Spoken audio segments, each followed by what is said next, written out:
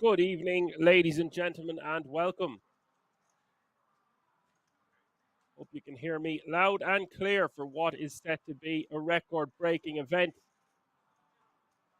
We are live from the King's Resort in Rosvedov, the King's Million, and it has not disappointed, obliterating the prize pool. These numbers on my screen don't lie. 7,558 entries in this one. Just incredible. You're all very well on this Sunday evening, wherever you are tuning in from, be it YouTube or Poker Room Kings on Twitch. 5.7 million in this prize pool. Winner going to walk away with a cool €200,000. Unbelievable, considering this is from a €250 buy-in. Bird dropping by to say hi. What's up? Flying by to say hi. Cards are in the air. Shama, good luck all in. €250 buy-in here, folks. You could win yourself €200,000. 504 players remaining right now. Suppose what's left to say, even though not many of you tuning in just yet, obviously a very busy Sunday. Did you miss me? I've been gone for a couple of weeks, but I have returned. It is your broadcaster, your pundit, your Irish pundit, Action Man Dan in the house. Yappa Snappa in the chat, straight off the bat. What's up, Yappa Snap, all the way from Dan Under. Shiley am I?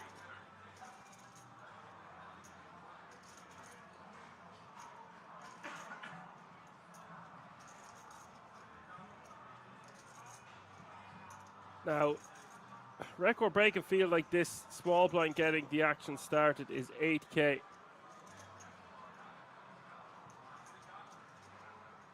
$16K is the big blind with a 16K running big blind ante. A lot of the players you will see remaining in this field probably not going to be pros. The cream does rise to the top, but there's a lot of entries in this one.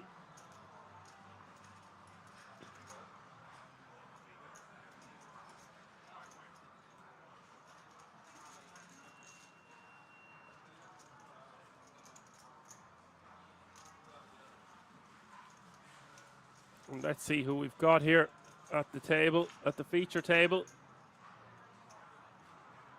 We have Daniel Rejk with almost 100 big blinds. Salvatore Leonetti with 93. Jakub Slemensky, 74 bigs. Apo with 62. AM with 53. Jan Niemier, probably butchering that pronunciation as is tradition. Going to get a few names wrong around here. Konstantin with 48 big blinds. Dimitro Dorish with 38 and Sajkinan with 35 big blinds. So a lot of playability in this one.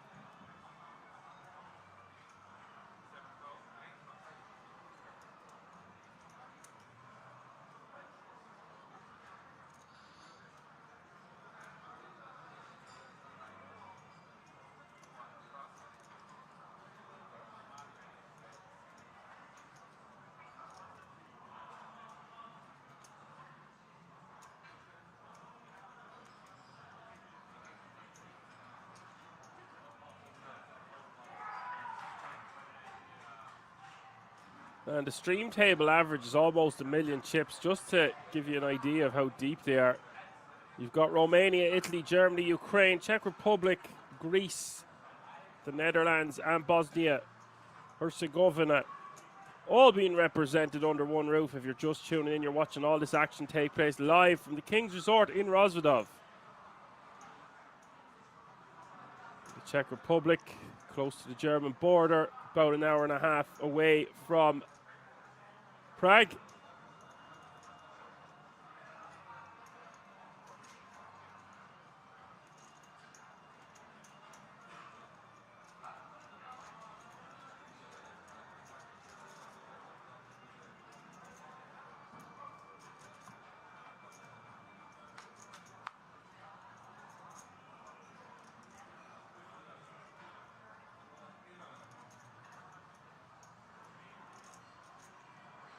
Yoda Code is in the house. What's up, Yoda Code? Yep, says, how are you, buddy? I've missed you. Oh, I was missing myself.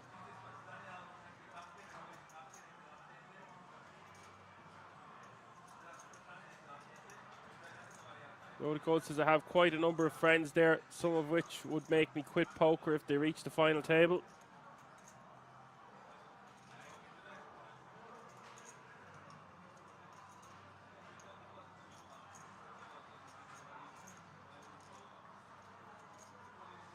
Got some action here. Jakob betting 60k. Constantine with a set of fours.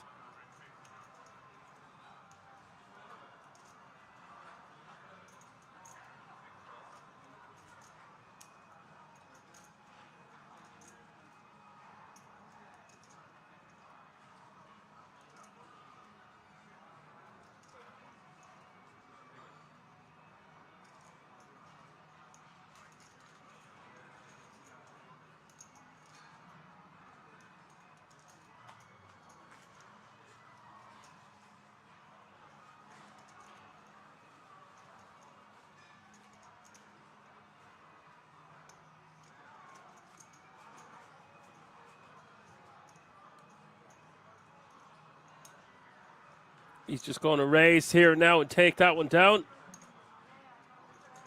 How have you been keeping, Bird? Hope you're well.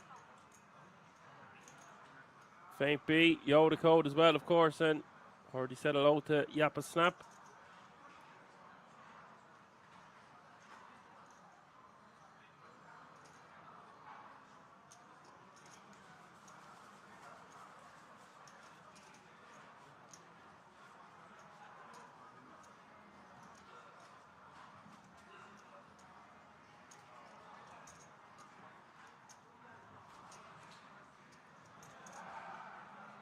Not often or ever anymore that I have a coffee at 7 o'clock in the evening, but we have many levels to go tonight.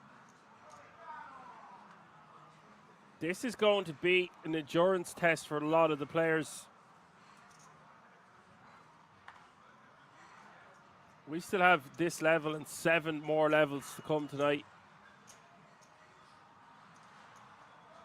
Seatbelts and airbags. We're in for a bumpy ride, and I'm all for it.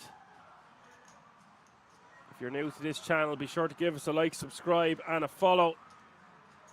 If you want to find out additional information about the resort itself, head over to the website, kingsresort.com.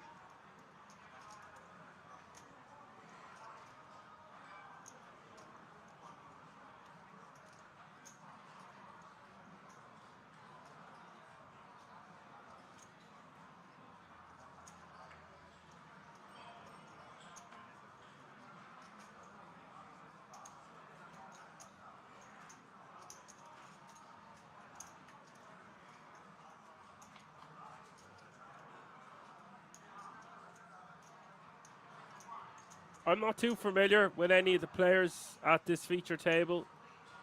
Feel free to chime in if you know anyone or to give your 2 cents. Every day is a learning day. Class is in session.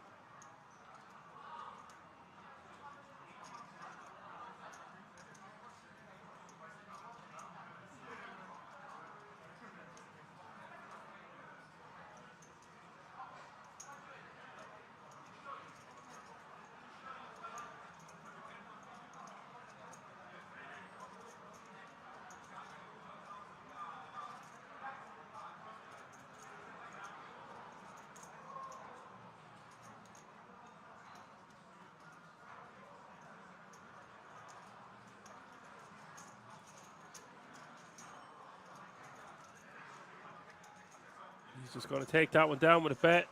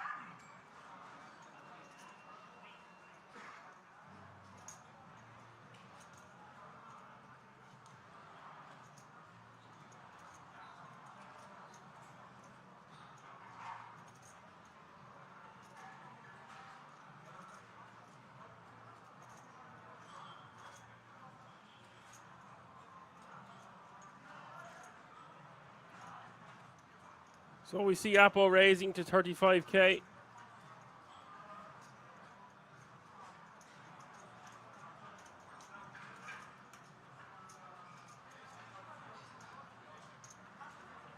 The ace-8 suited will take that one down. You're going to see a lot of raise and takes it.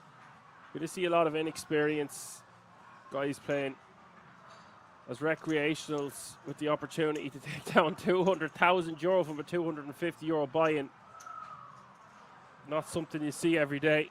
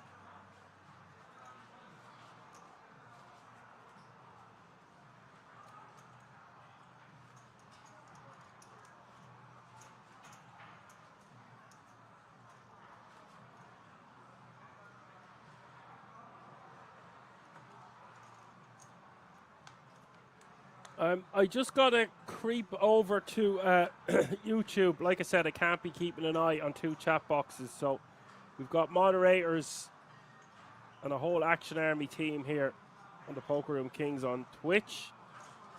But I do see BFit says, I've always enjoyed your commentary. Keep up the good work. Really, really appreciate that comment. Thank you very much.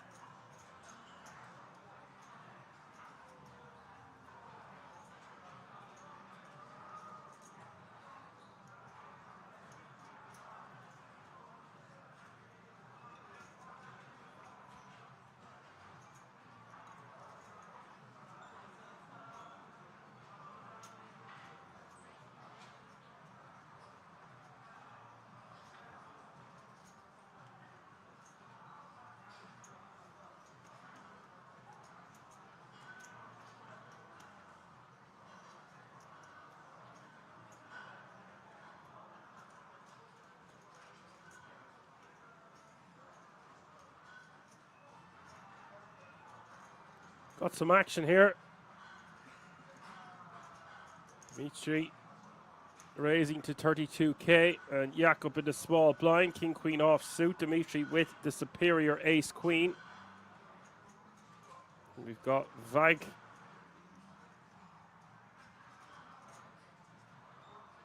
Sandwiched in between the two on the button, does have positional advantage.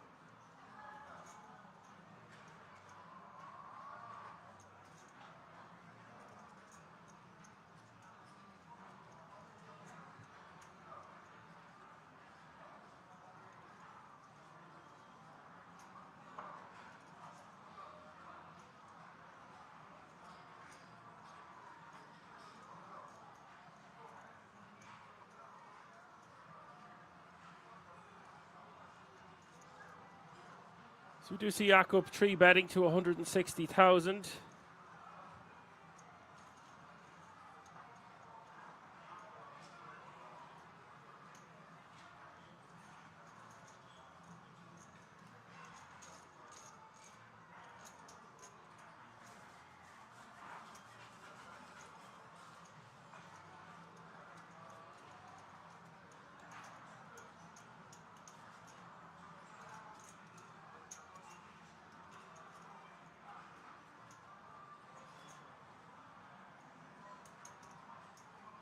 And that's going to do the job. Gets to take that one down.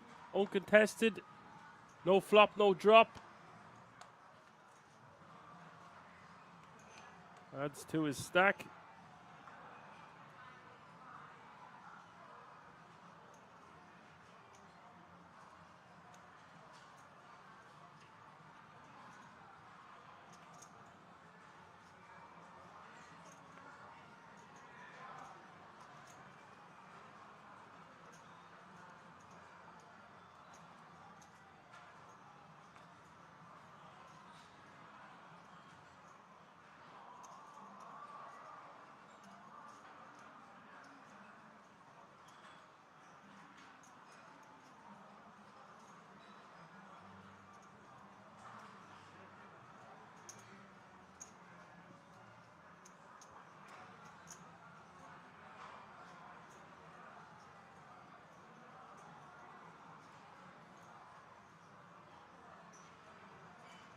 Daniel raising to 35k. He's got all the chips to do this with. Wouldn't recommend trying this one at home with the King Deuce offsuit. Looks like he's going to be a bit of a table bully. Don't mind it from the hijack. As long as it's not from early position, will be a bit. It's still a bit out there when we're unsuited, don't get me wrong, but it's not as bad. Just the button, the small and the big to get through. 480 players remaining now.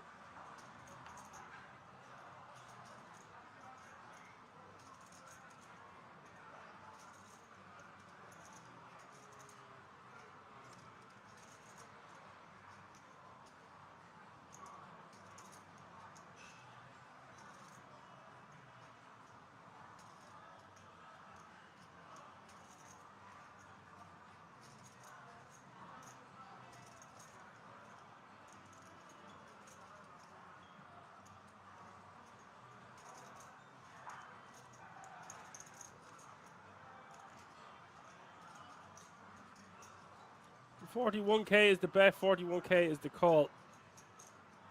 Juicy turn card, giving the ace 10 the straight. The nuts. It's a very draw heavy board now. Two flush draws out there, a lot of straight draws, two pair combinations and all that jazz. I ain't messing around here. I'm going to go betting. Going to bet here at least half the pot. That will set up a river jam.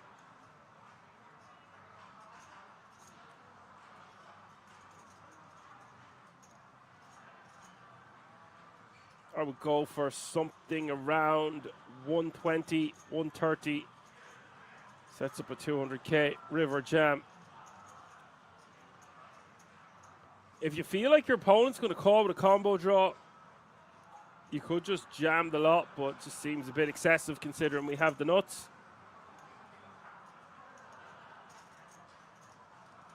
And he's gone for the exact sizing. I suggested 130k. He did have to make a liar out of me, however, because he made it 131,000. Take back that one, buddy.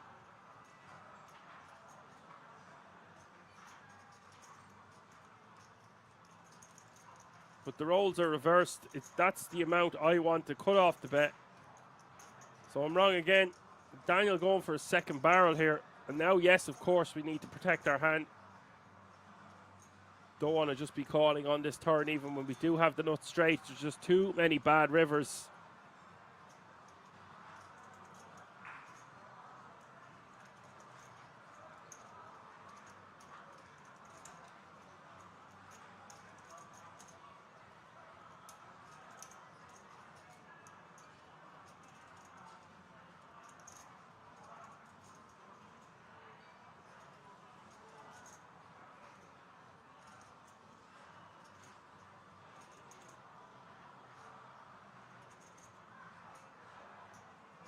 Now Daniel just has to let it go. Looks like Vag could have a lot of draws here, but with just a deuce kicker, he's going to be losing against too many hands already. And if he's not losing right here, right now, there's just going to be too many bad rivers. And this is the thing I'm always talking about on this channel, about compound mistakes. When you open with a deuce kicker, problems can occur, which is often the case.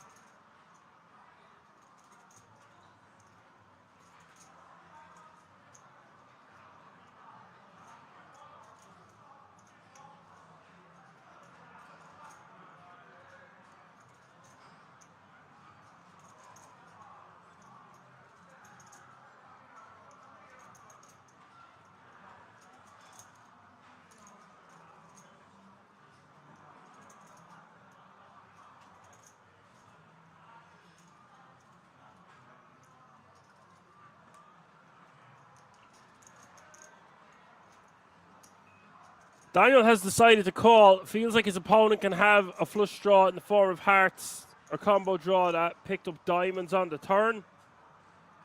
I don't like this call from Daniel. He is getting a decent price when you break it down, but he's just not going to be ahead enough of the time to make it a profitable call.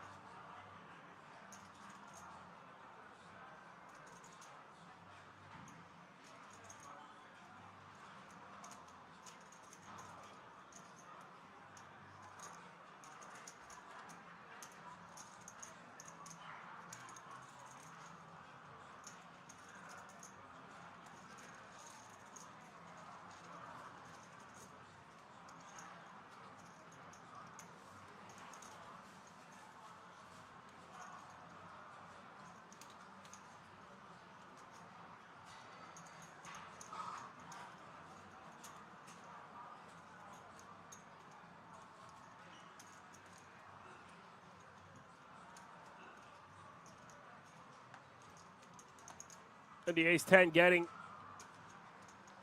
the call of the century there, really, on the turn. Taking down a gigantic pot.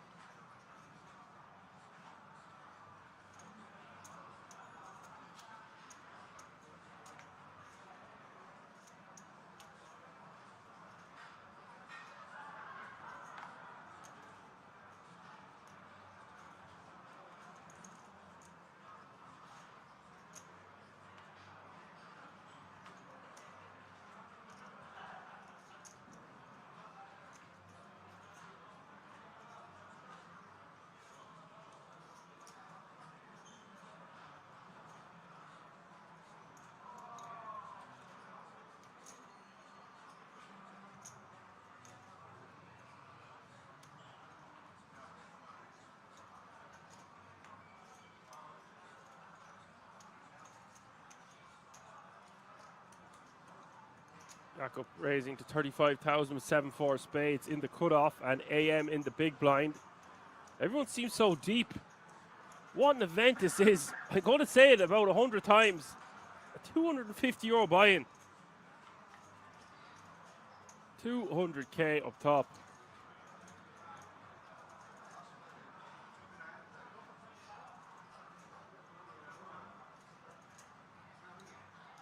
Just insane value. Take my lunch money.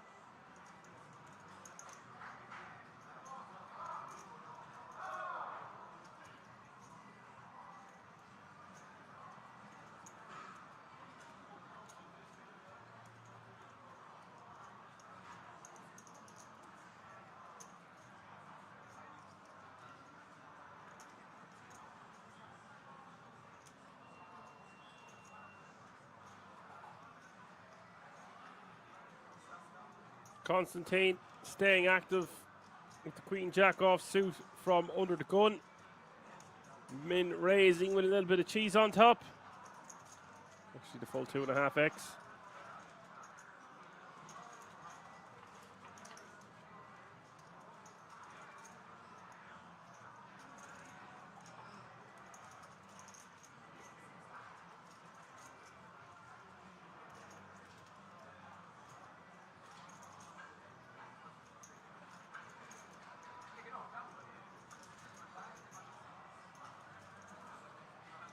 $55k is the bet from Constantine. I don't really like betting with the Queen Jack here. This is a board that smacks the big blind's perceived defending range more so than the opening range from under the gun. Yes, of course, we will have all the overpairs. Salvatore has flopped straights, combo draws, two pairs, you name it. And Vag is hanging around with good shot, straight draw, backdoor flush draw.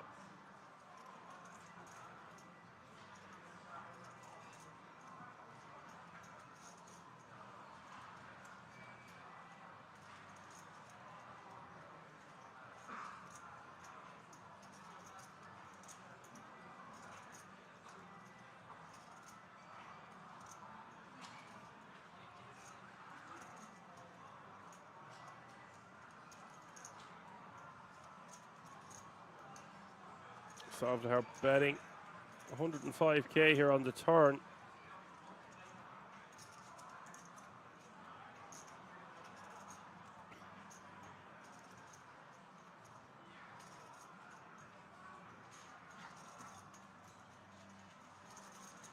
Gets the job done. Very interesting lead there for Salvatore. Really repping a very strong hand at that point. Like I said, that's his board.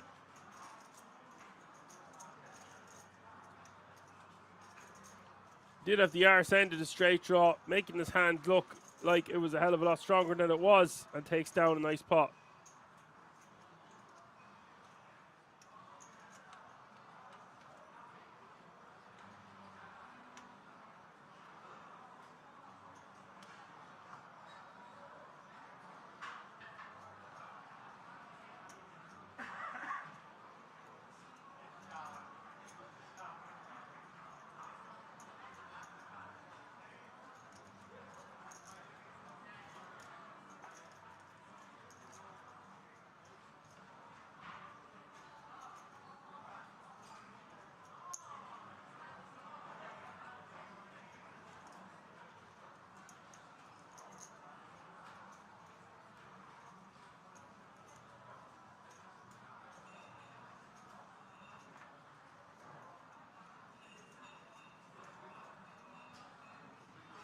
You can see in the background there, Amazing graphics, King's production team going above and beyond week in, week out, 24/7 for the viewers at home.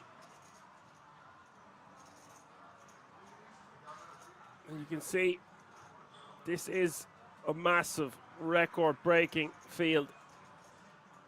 Never have we ever had 7,558 runners in one tournament at King's. So feast your eyes on greatness. Records have been obliterated.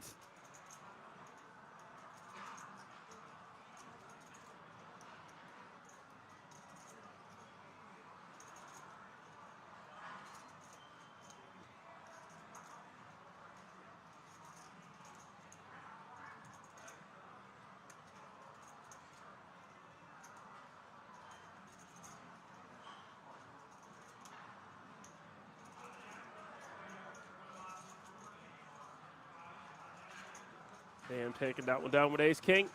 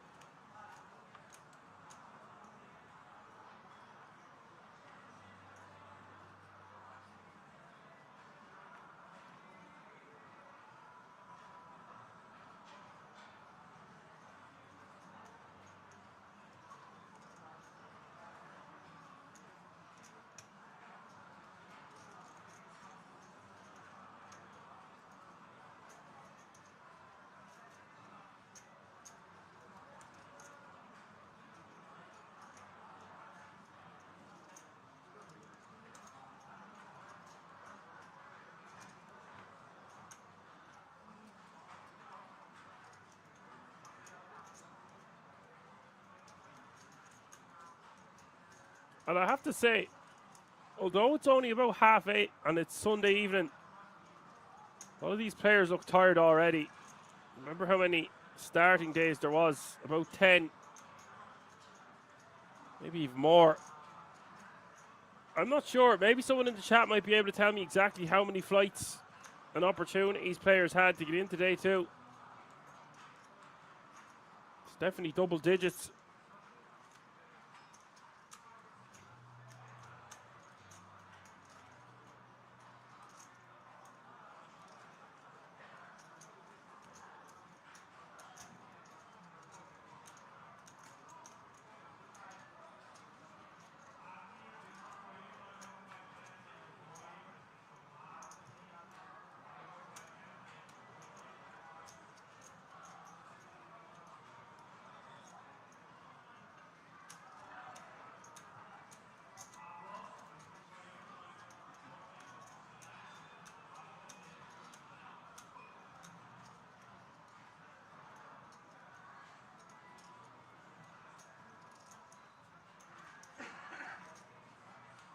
Jan will bet one big blind and take it down with his trips.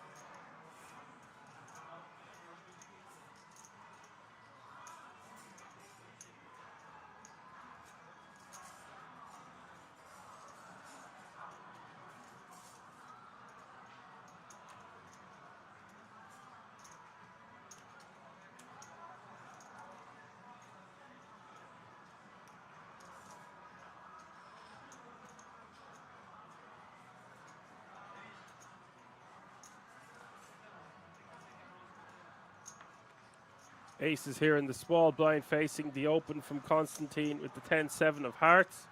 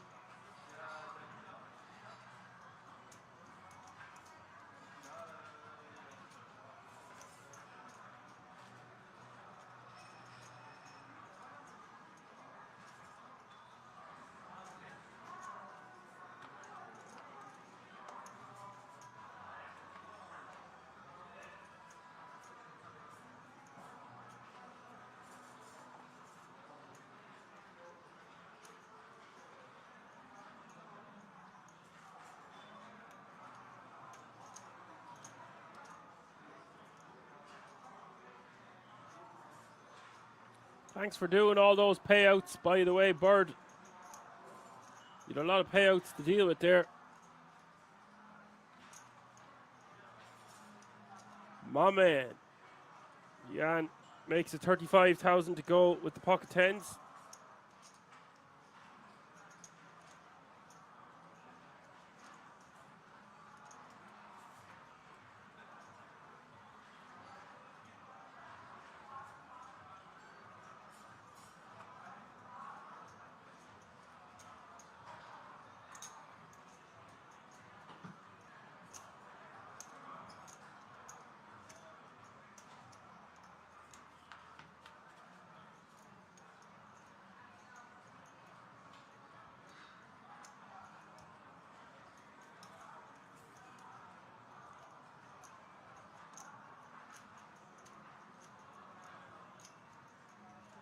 Big blind defends with the queen nine of diamonds and the flop is ace king six.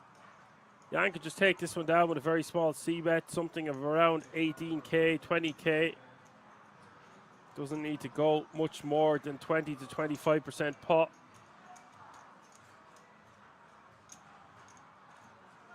Does decide to check it back. Checking back's also totally fine, by the way. Pot control, you are in position.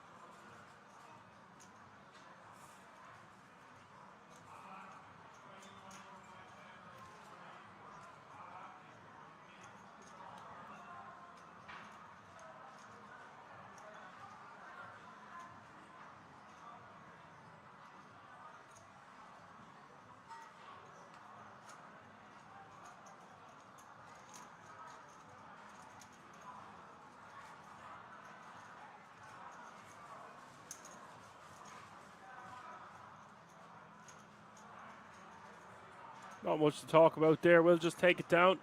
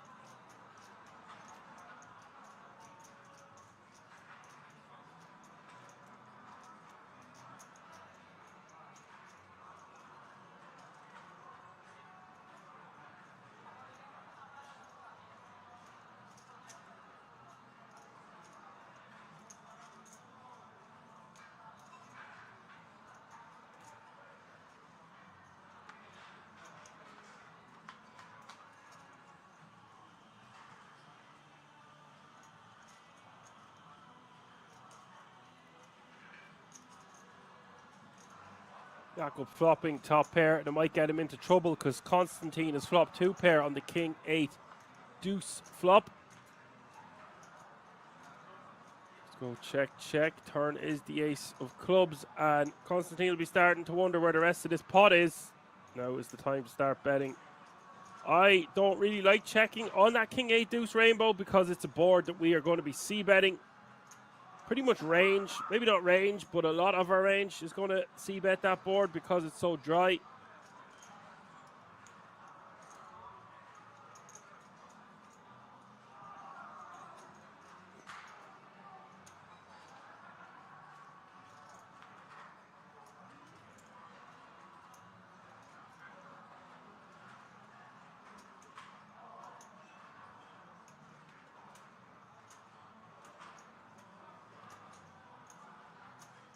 $174k in the pot now as the 4 of hearts rolls off on the river.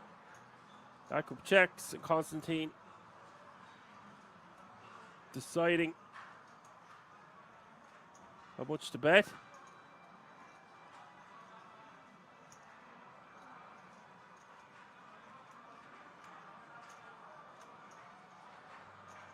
If I want to get paid by a hand like the one Jakob has, probably go about 70k here. 80k. He's gone for 81. I like this sizing.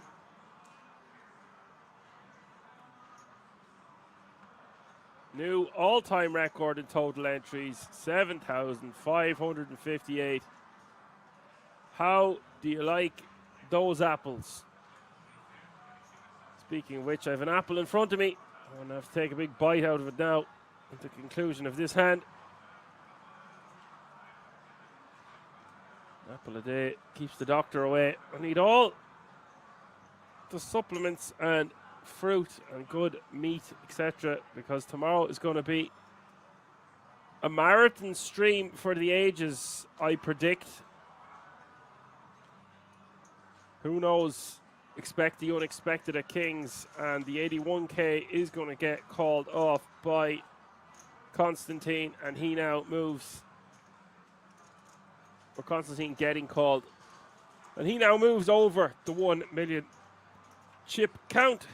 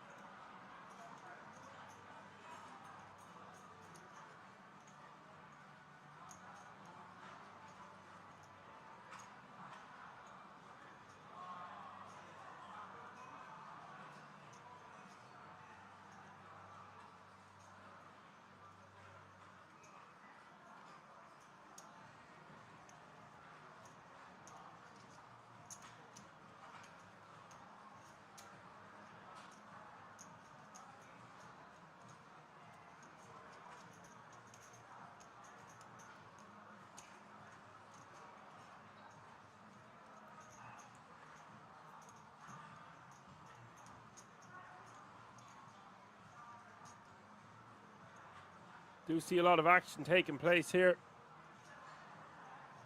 Daniel calling with the 6-4 spades. Salvatore's in there with 3-4 diamonds. Apo, Queen 9 suited, the original razor from under the gun. Vaj is going to call.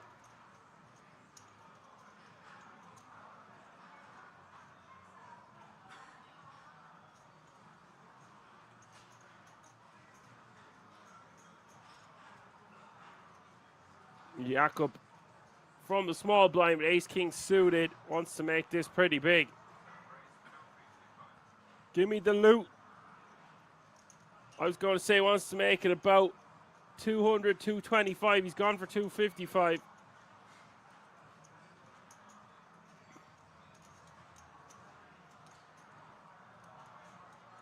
Don't let your eyes deceive you. There is 6 hands involved here. That's what you get it. Jan with pocket 10s in the big decision here, because it looks like a perfect squeezing opportunity from Jakob in the small blind with a hand that doesn't have to be quite as strong as ace-king suited. We can see he's got the goods. Jan decides he's going to have to let it go. Against a very aggro player, I wouldn't have even been shocked to see an all in there. But in a tourney like this, you've battled through over 7,000 entries so far. Don't want to get that spot wrong. Jakob's 3-bet looking quite strong because it is a very large sizing. But like I said, it's an awesome opportunity to take down a lot of dead money.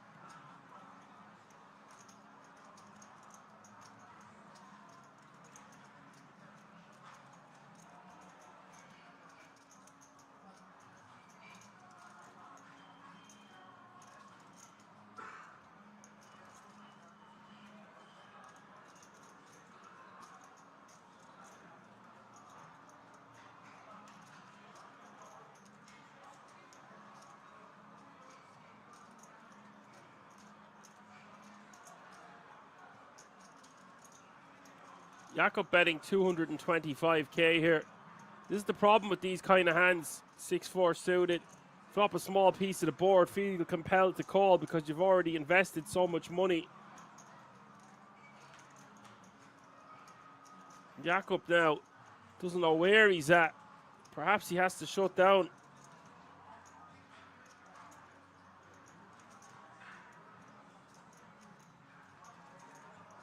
I don't even think there's any perhaps about it. It now becomes Daniel's board. Jakob forced to check. Daniel checks behind very quickly. And the river rolls off as the Queen of Spades. Now if Jakob checks again, Daniel has to know that he cannot win this pot unless he bluffs. The issue is Jakob now gets there with ace queen, so he is going to get hands like it really just is going to be ace king suited, ace king offsuit. Maybe some king 10 in there from time to time.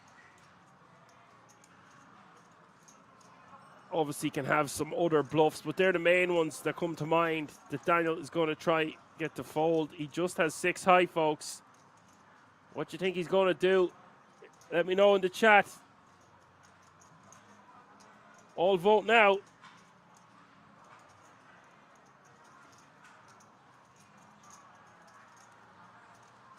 He just can't not bet this, and if he's going to bet, he needs to put on maximum amount of pressure here. I don't want to see a small sizing.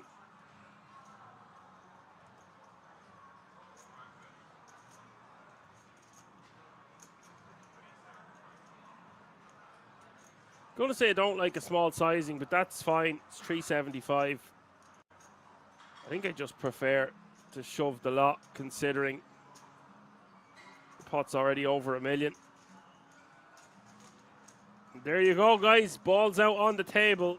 Daniel finding a very unconventional way to take that one down with a huge bluff. Game on. Boom goes the dynamite.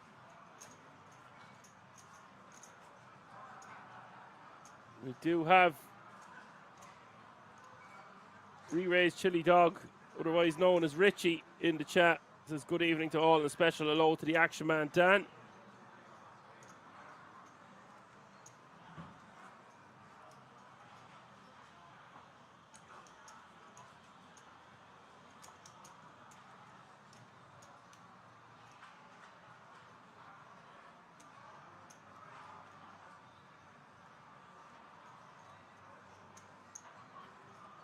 Apocalypse is in the house. What's up, buddy? Says I already edited all the commands this afternoon. We have comms on a Sunday. What witchcraft is this?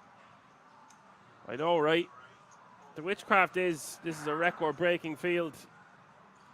Never have we ever had 7,558 entries in a tournament at Kings. Feast your eyes on that prize pool. Over 1.5 million. Smashing the hole off the guarantee.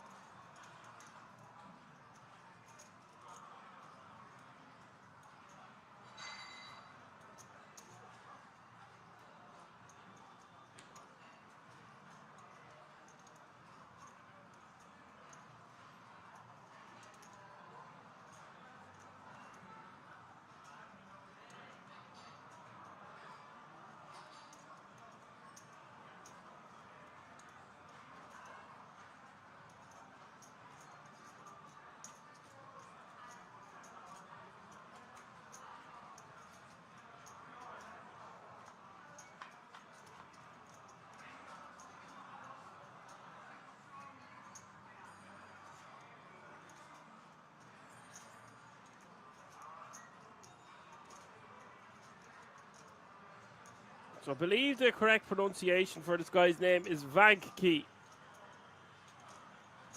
Final answer. Or at least that's what Google has told me.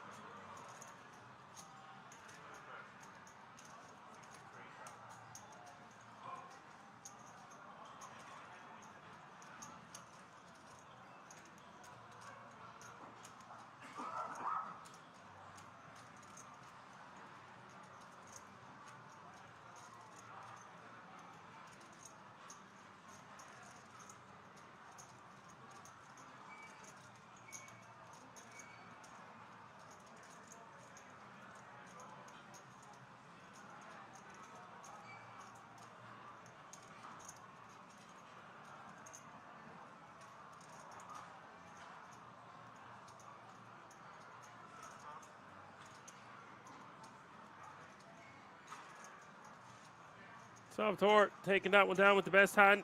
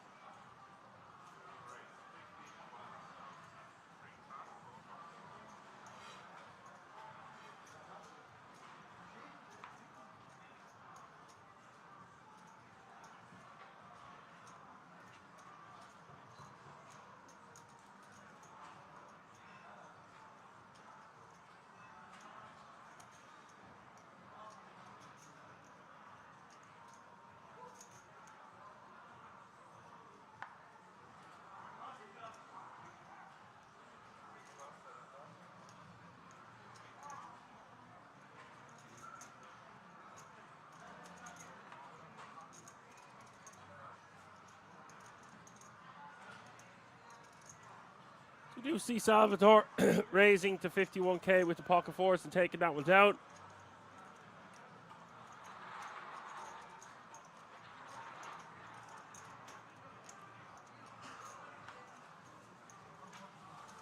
Walker says, good evening, Dan and chat. Hope you're all doing well. I feel like poker has completely left my life recently. I had the opposite problem, been getting to play a decent amount online. Was going all right. Swings and roundabouts. Ups and downs, smiles and frowns. A wise man who happens to be my father once said to me, any day you break even is a good day.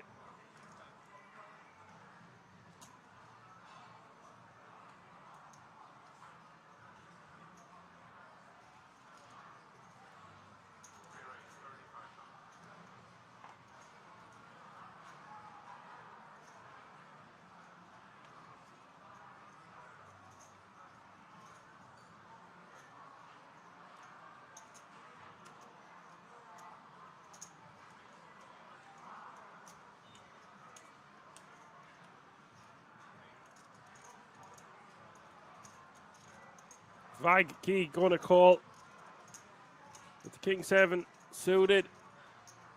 Nice to have you with us, Apocalypse. You are going to be spoiled for action the next 2 days because we have some marathon streams coming up.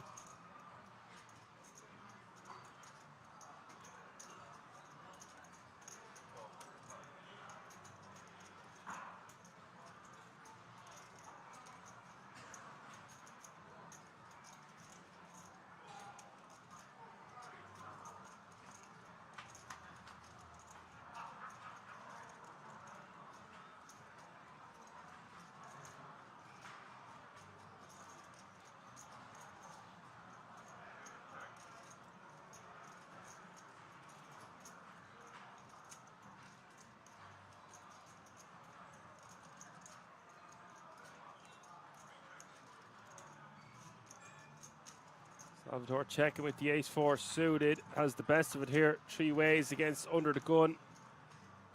Vagki calling. I'm not the biggest fan of this call with the King 7 suited. We'll be alright from time to time.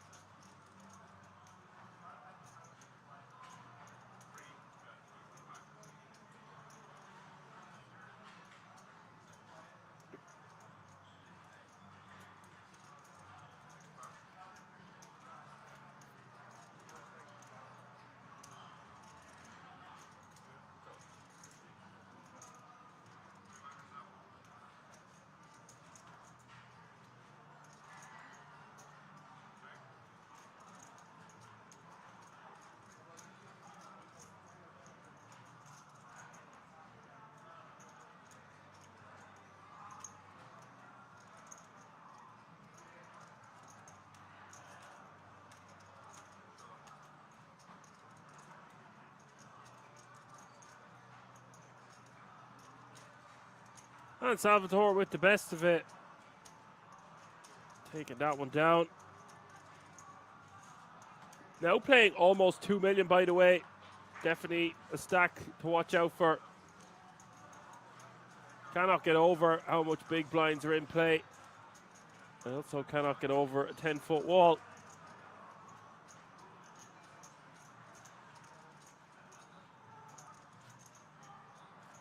So this is level 17, possibly. Well, the blinds go up now in a moment. 10k will be the small blind, 20k as the big blind. With a 20k running big blind ante, that's 10, 20, 20. And they have indeed gone up. Look at the average stack, 740k, almost 750,000. Close to 40 big blinds.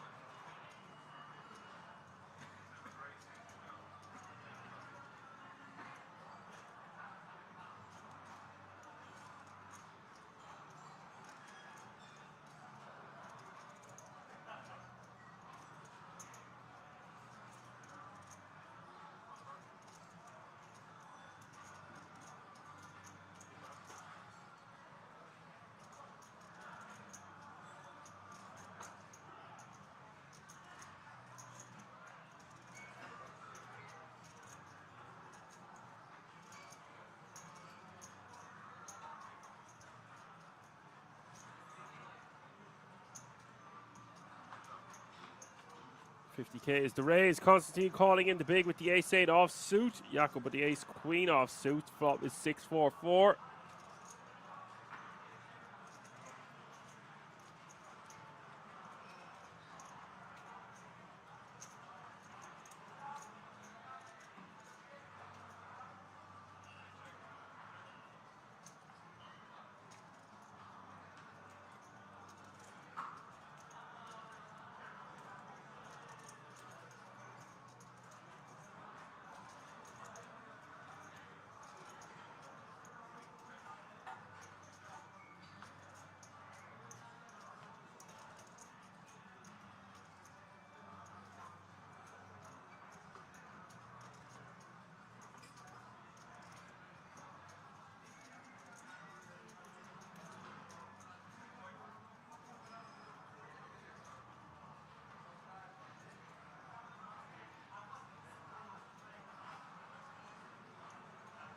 Jakob going to take this one down, a showdown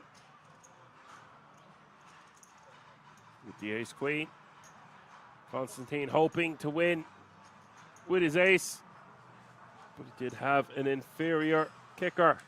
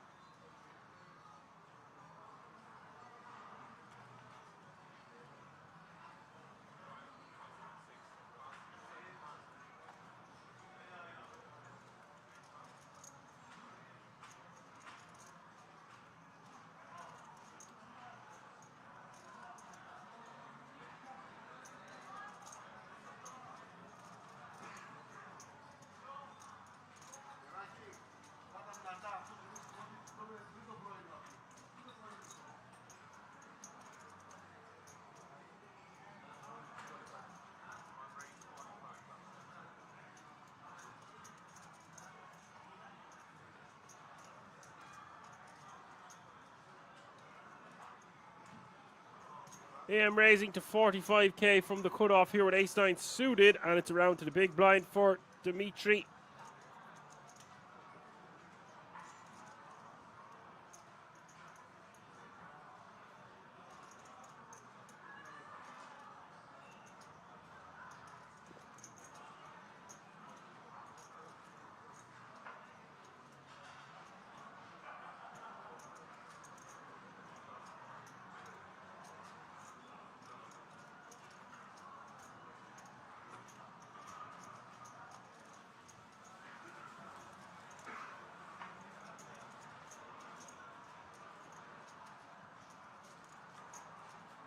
We'll take that one down. Not much to speak about that there either. There will be a lot of hands. Actually wonder which that highlight hand that was from the 6-4 suited. I want to save that one for later, but there'll be a lot of hands you're going to see just raise and take it. The pressure really is on. The opportunity to come back tomorrow to play for €200,000 from a €250 buy-in. If you're just tuning in, you're watching day 2 of the €250 Kings Million No Limit Hold'em main event live from the Kings Resort in Rosvedov.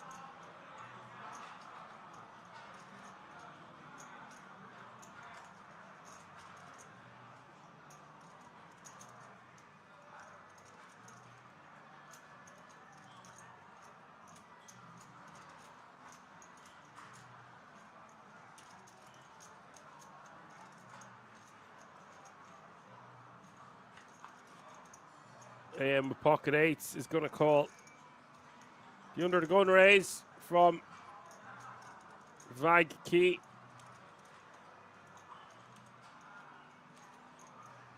See the flop going check, check. I'm not the biggest fan of raising with deuces here into a full table, by the way.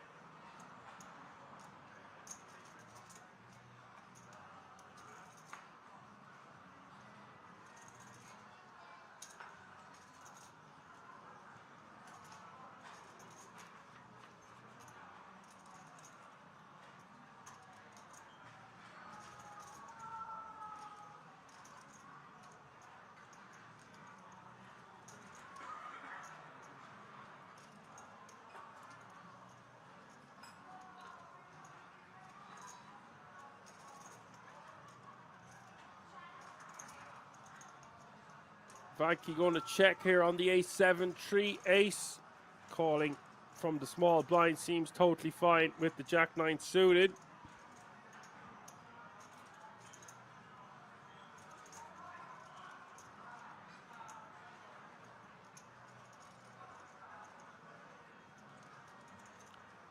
Daniel bets 36k.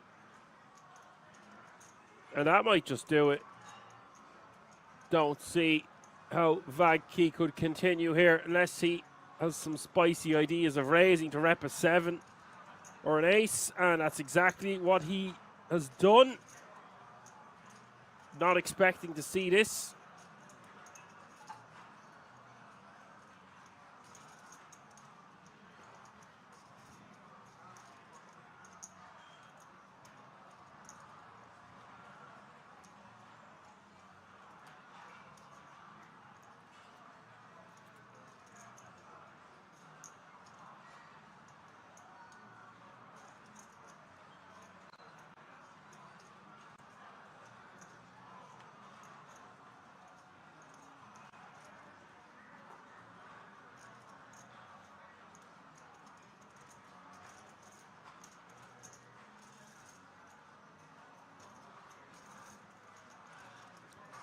Poker says, honestly, Dan, other than this stream, I haven't watched, played, or talked about poker in so long.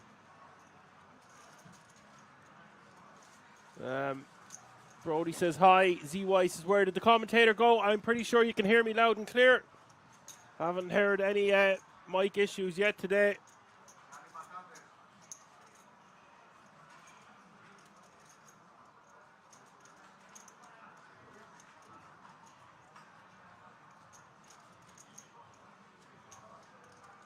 I was eating a very, very large apple there.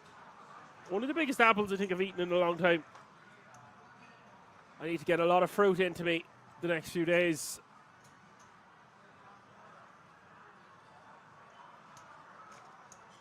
Loads of extra energy. I'm still doing this diet, folks. Very little carbs. Basically no sugars. The odd square of chocolate. And it takes its toll. And it looks like we could have somewhere in the region of a 17-hour stream tomorrow. That's all I can say at this time. You got to stay ready so you don't have to get ready. Salvatore with the ace-queen offsuit.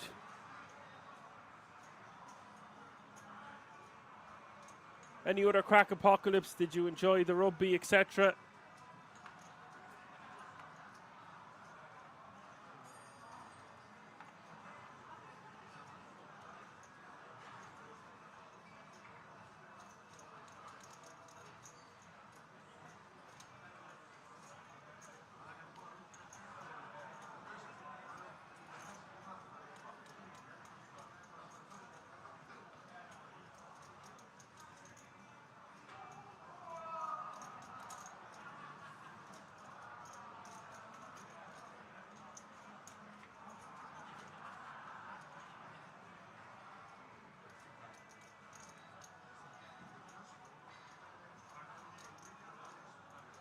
$5-7-4 is the flop. Jan flopping a flush here. Big blind against under the gun +2. We could see some action because Salvatore not going to be going anywhere with the ace of hearts.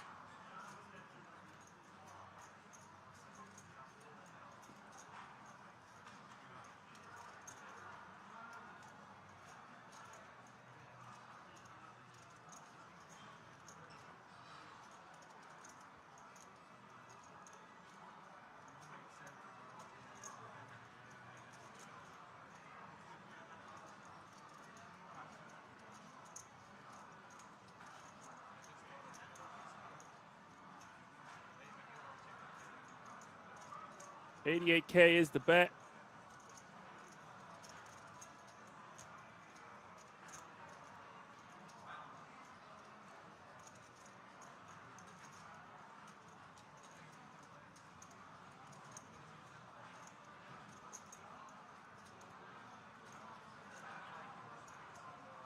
Now I'm going to raise to 2-3-5.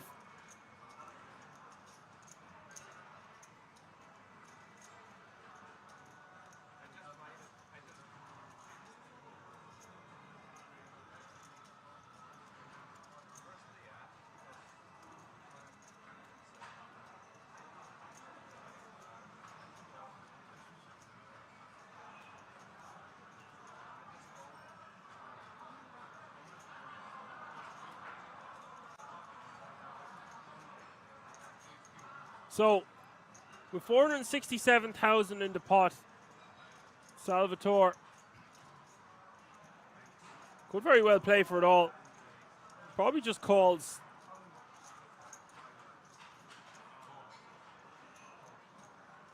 No, he probably doesn't just call. Moves all in. This is one of the biggest pots we've seen of the day so far by a landslide. 1.656 million in this pot. That's just shy of 83 big blinds. And you can see Jan way out in the lead, but it ain't over yet. And there's the 8 of spades.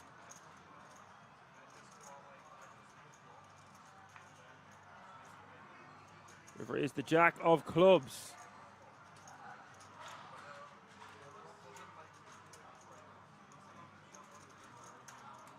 Jan with a huge double up. Salvatore taking a hit. Could have just called there. But he does have enough flush draw.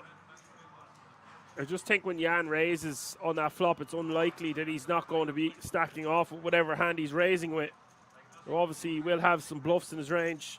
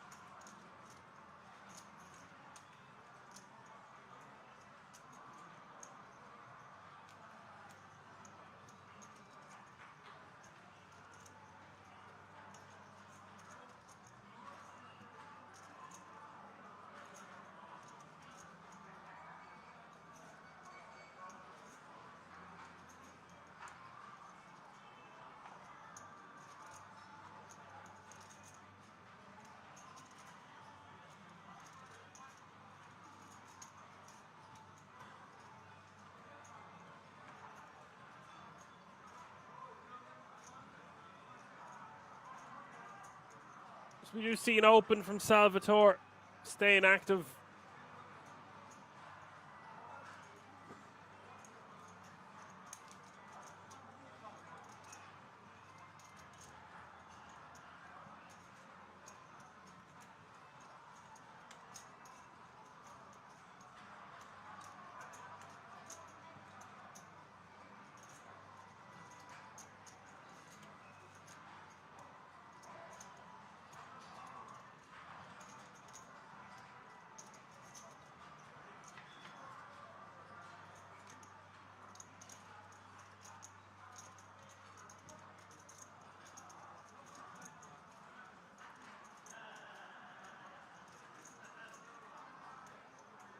This is the problem playing hands like King 3 suited. He has flop best.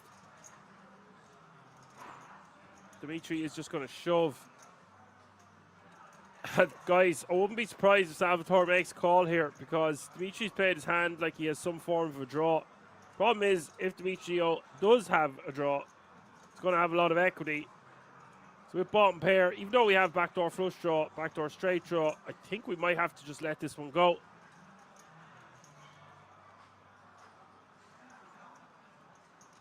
Goes fold.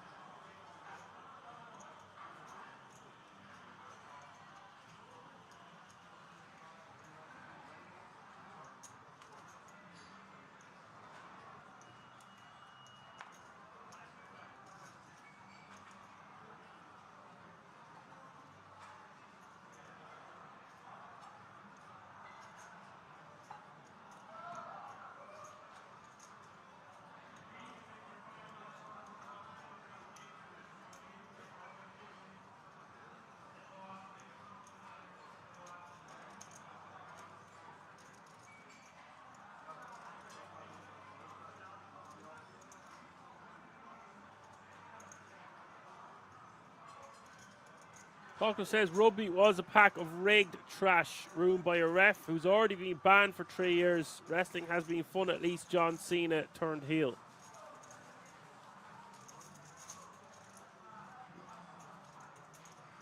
We should get the wrestlers then, Apocalypse, to swap with the rugby players and see what carnage ensues.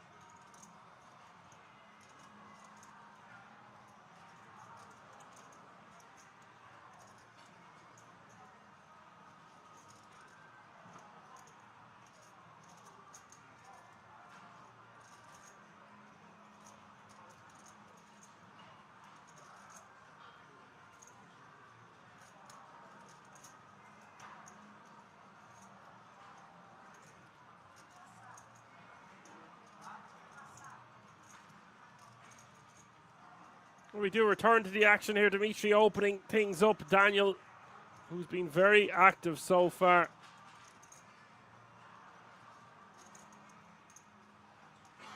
Three betting to 105. Allowing Apo to shove over the top.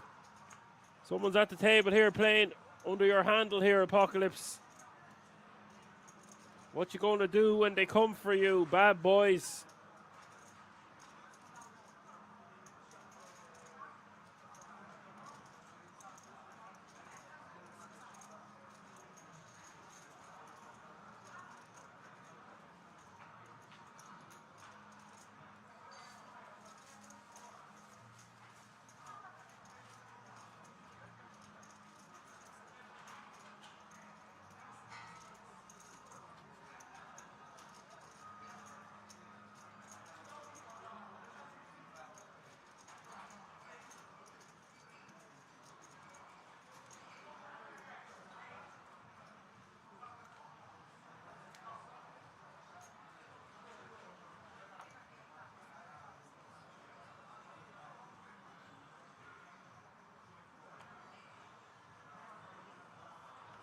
We will take that one down with a 4-bet rip as 370 players remaining now.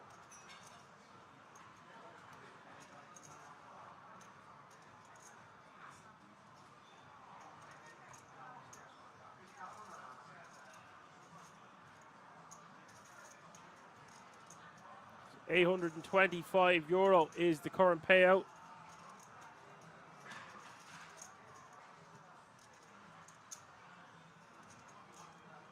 Fucking saying it, happy to see that blank ref face Braun Breaker in a match. WrestleMania this year is late. Easter weekend, but starting to look good. Cody versus heel Cena will be incredible. You've 2 years on the kid, barely even legal age for poker. Barely legal.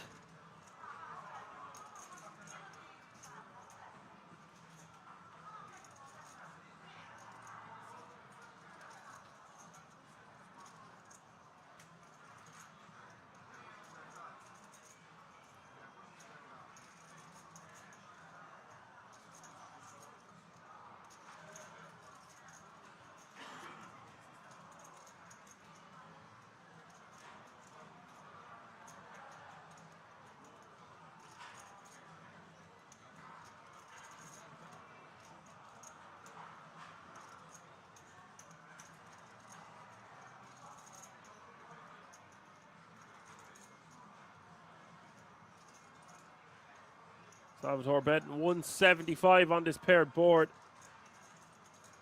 And with pocket fives. Gonna have the best hand the majority of the time here. Problem is, a lot of bad turns and rivers. So we might just see him give up the fives right here, right now. Just not a great spot. He's out of position.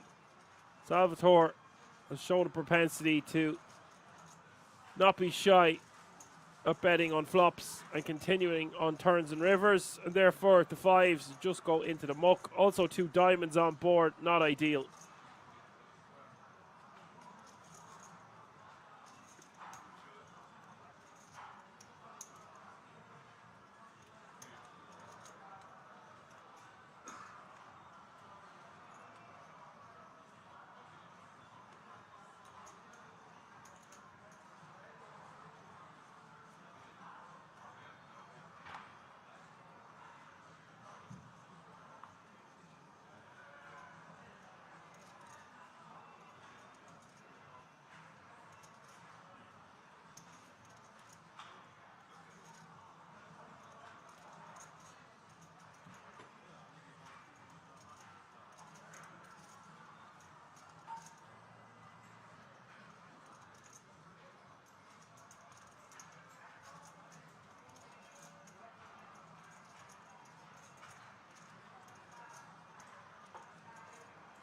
AM with the deuces in the hijack.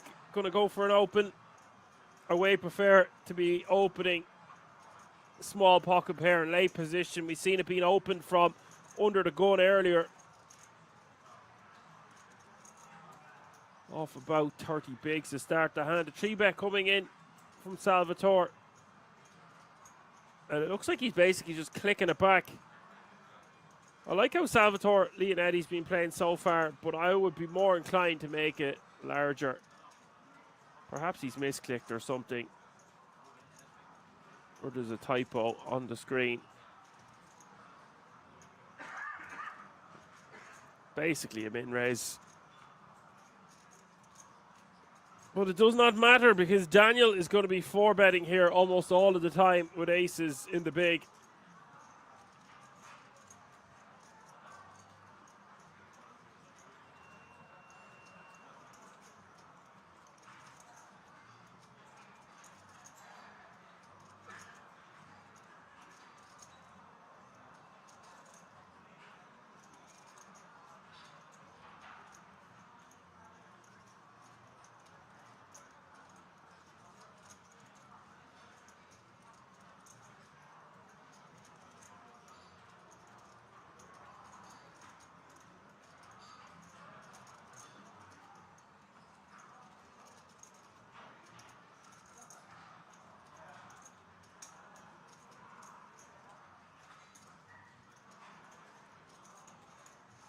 Salvatore has other intentions, and because he's made it so small pre, and Daniel's 4-bet, not the largest, he doesn't have to go too large there with the aces.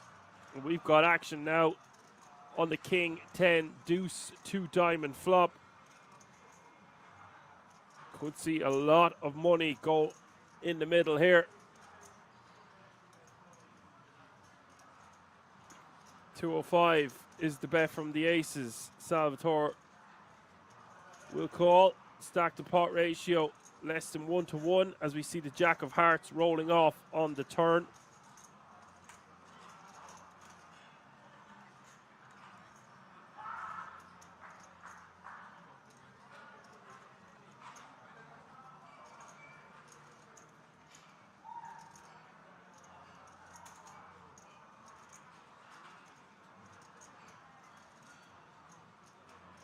And Salvatore has gone for it here on the turn.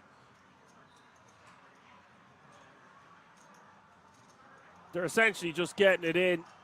Salvatore feeling like he's got too much equity. And look at the size of this pot, guys. 2.5 million in the middle. River is the 10 of clubs, and I was enjoying watching this guy play. You live by the sword, you die by it. And Daniel is going to be overwhelming chip leader at this feature now.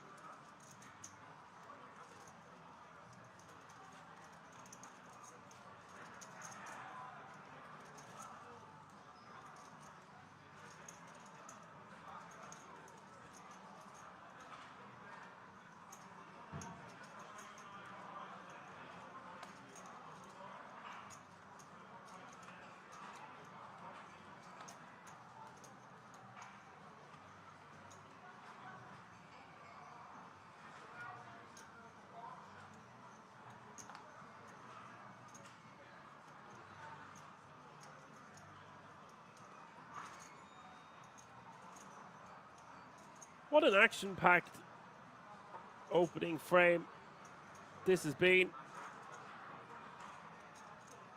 really large, spicy hands. Hope you're enjoying the show. Things are just heating up.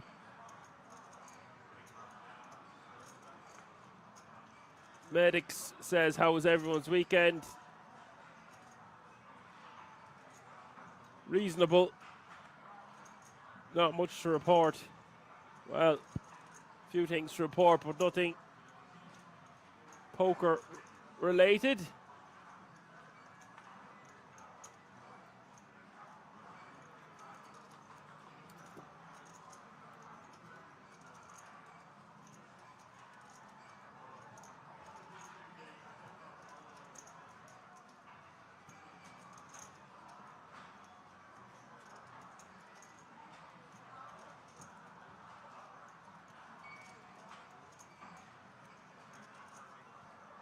And that actually reminds me, did anyone watch the UFC last night?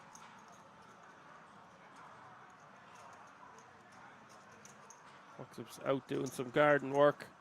I had a swim. Nice one. Apple betting 35k here. Vagki gonna call, of course. Turn is the 5 of spades.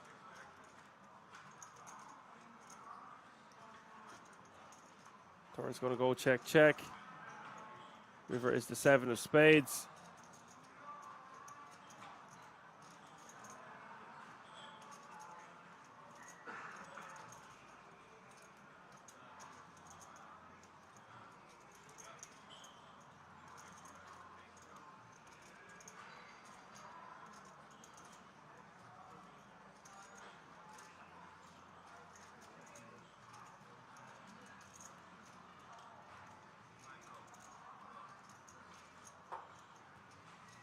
Incredible for a €250 buy-in, by the way. That we're playing 1 hour blinds.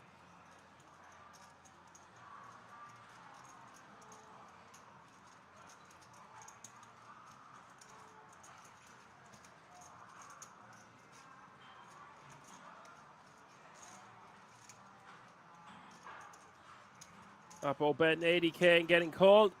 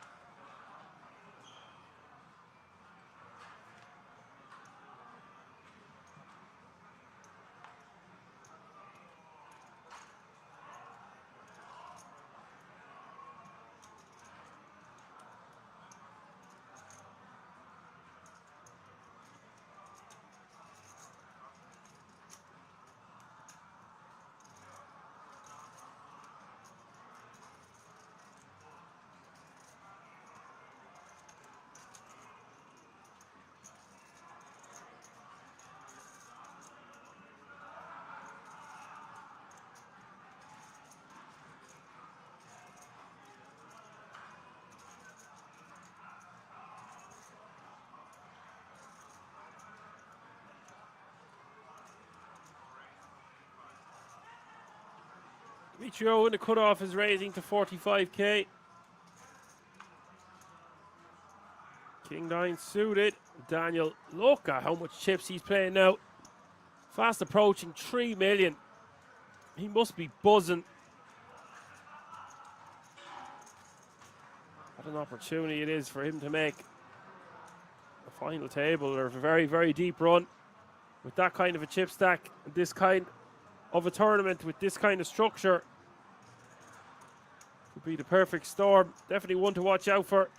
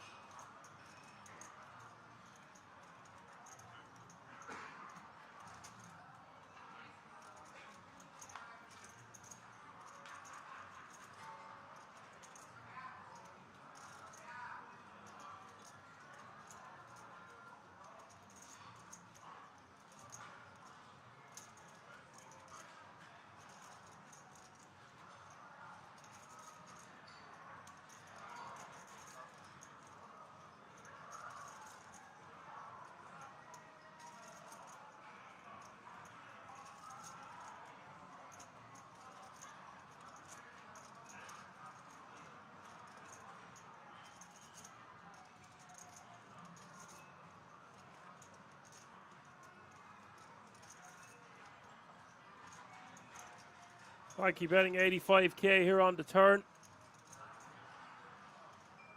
Tough for the cut-off to continue, even though he does pick up a pair and does have a straight draw. It's pretty disciplined lay down there from Demetrio, but with two spades out there, two overcards, just decides it's not worth it and puts it in the muck.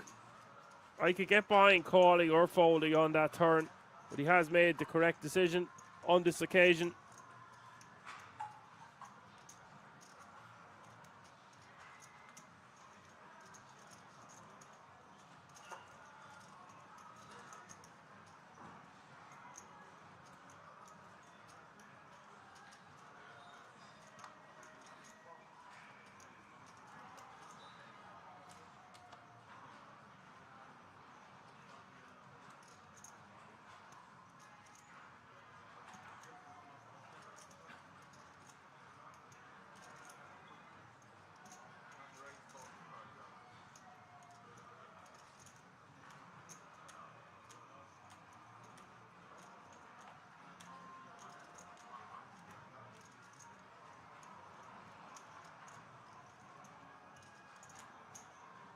Classic rock is your ambience on this Sunday evening.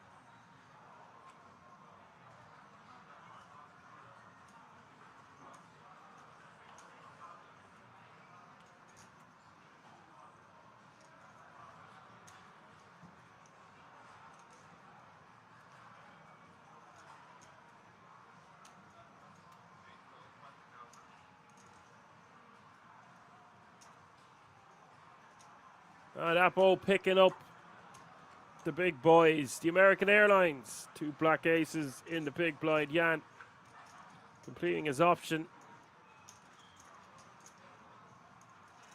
with the ace deuce off suit.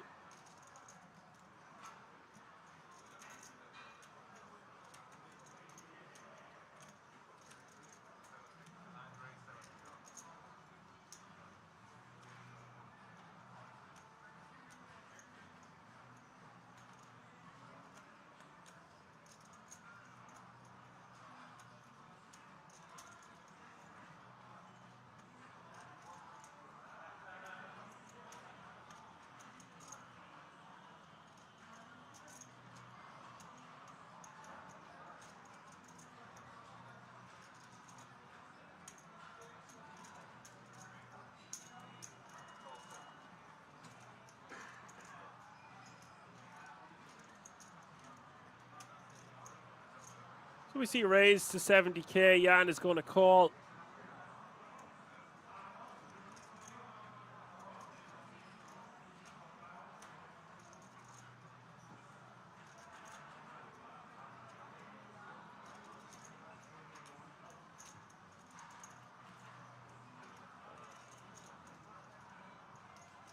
King 6-5 is the flop. Jan does have backdoor flush draw, backdoor straight draw. His ace high could be good right here, right now. We can see that that's clearly not the case.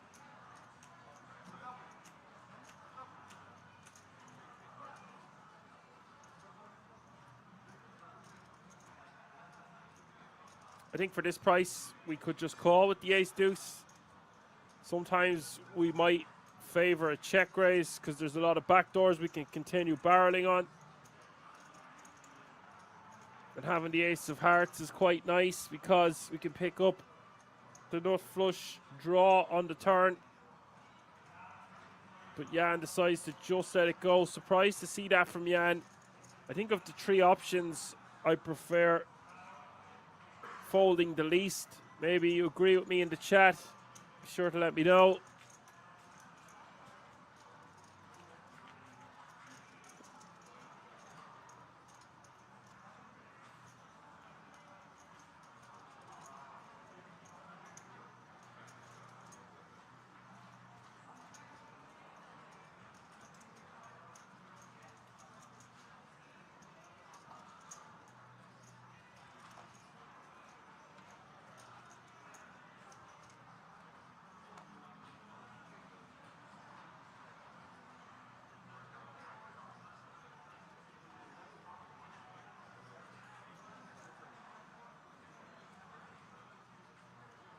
I am not a real fish. Didier, my main man. Didier B, what's up? Says call there. Yes, just tuned in. Great to have you with us. Love some of your insights. I hope you're keeping well.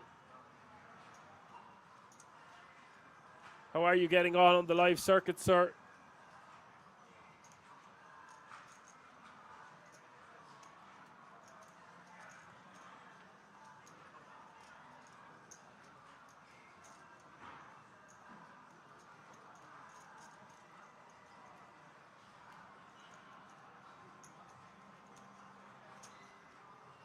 Didier says he'd love to join me again at some point. That's no problem. There are many opportunities on the horizon.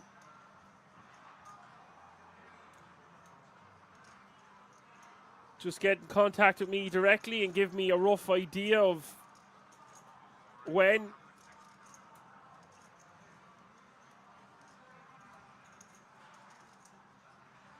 A time and a date.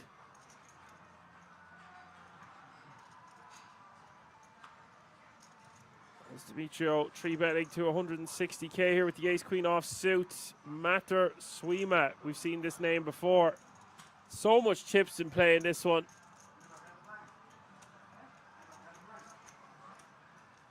It says hopefully from April.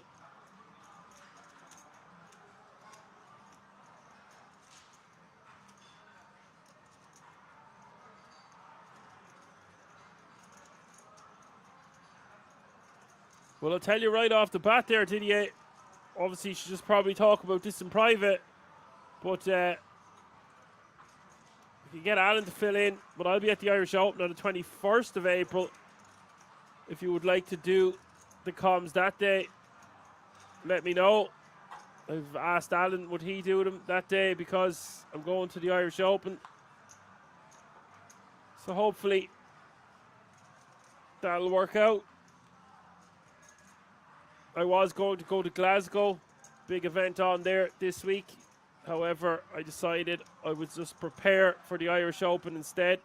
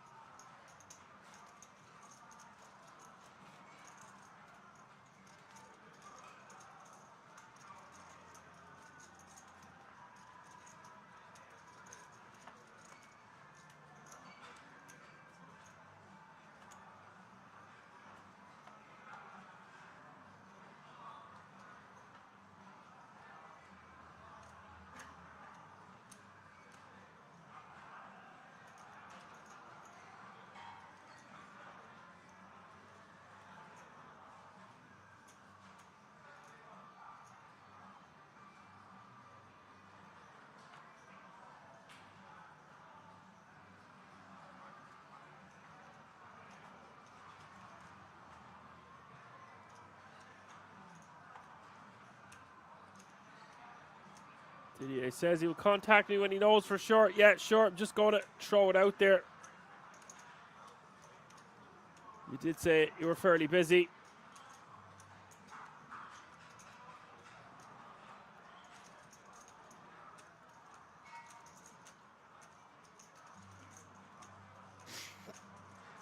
We will have 2 more hands before the break. We'll be going on a break for the guts of 20 minutes.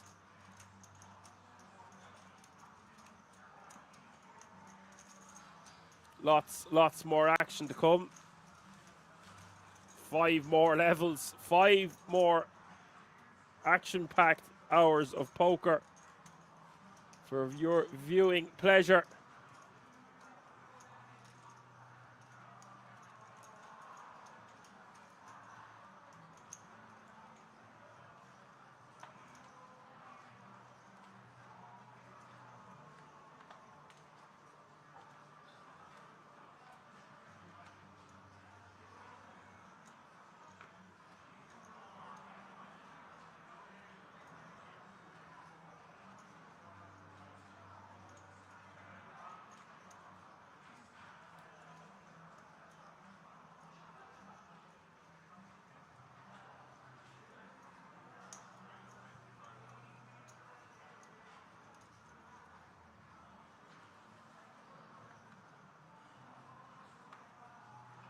So this is the last hand before the break, and Daniel raising to 55k, ace 6 suited. Vanke with kings. 2 black kings, 3 betting to 155.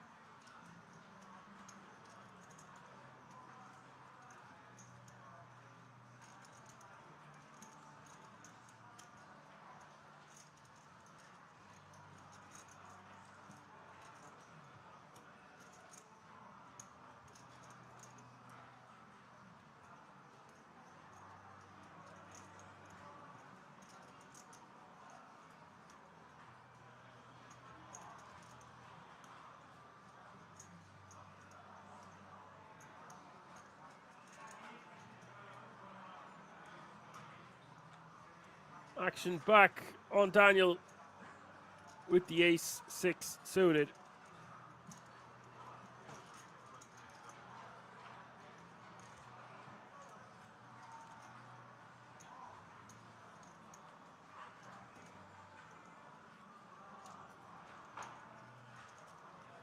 Decides to call, which is interesting, considering he opened from under the gun and got 3 bet from under the gun plus 2. Does flop a pair, backdoor flush draw.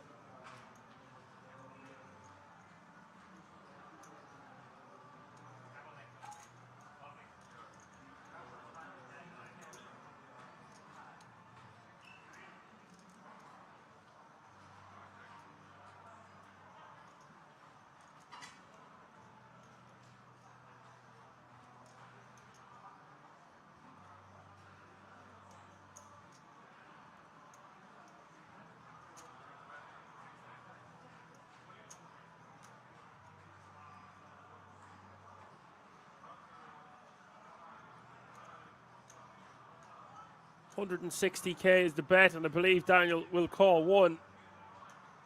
This pot getting bloated now, however. I don't see Daniel just getting away from this on the flop.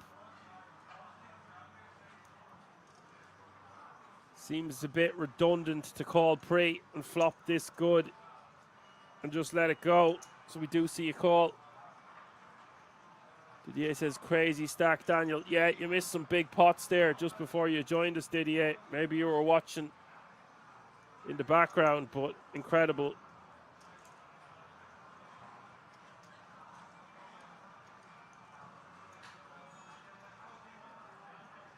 Turn is the 9 of clubs, and Vanky stacked pot ratio less than 1-to-1 here. Sometimes we just jam. There are some bad rivers. Sometimes we might size down here and bet like 200k. What do you think here, Didier? Bet small to set up a river jam or just go for it? I think it nearly looks... Does it look stronger to bet half your stack? I don't know. I think it nearly looks stronger betting half your stack. Is he betting 250 and folding for 339 behind? Does he have a hand like King 10? I think he's going to be pretty capped and pretty nutted in that exact spot. We'll take down a nice pot before the break. Okay, folks, we're going on break for the guts of 20 minutes. I hope you're enjoying the show. Lots more action to come. Don't go anywhere. We're going to keep it right here. See you all in a few moments.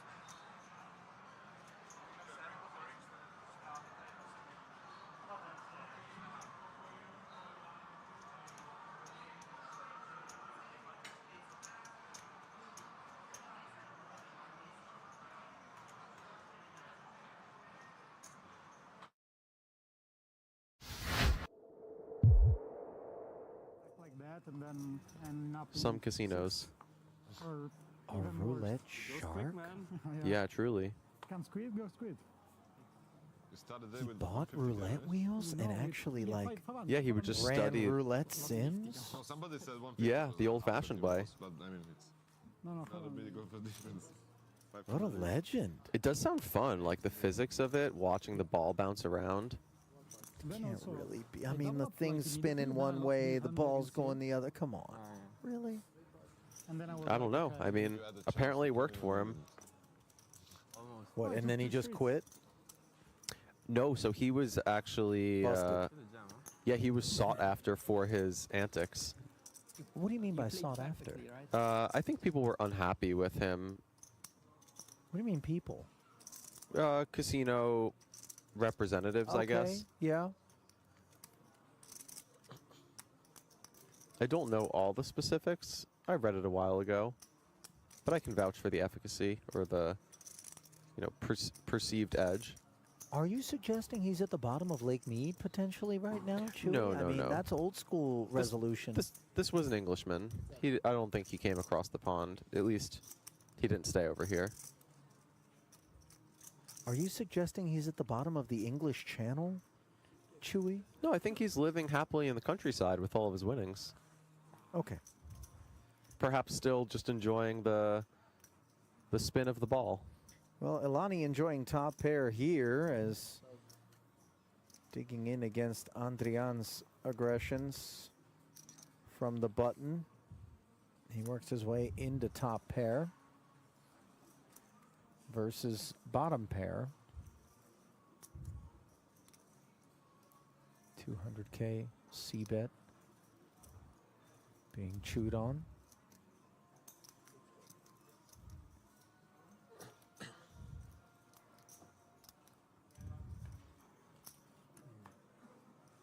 Oh my.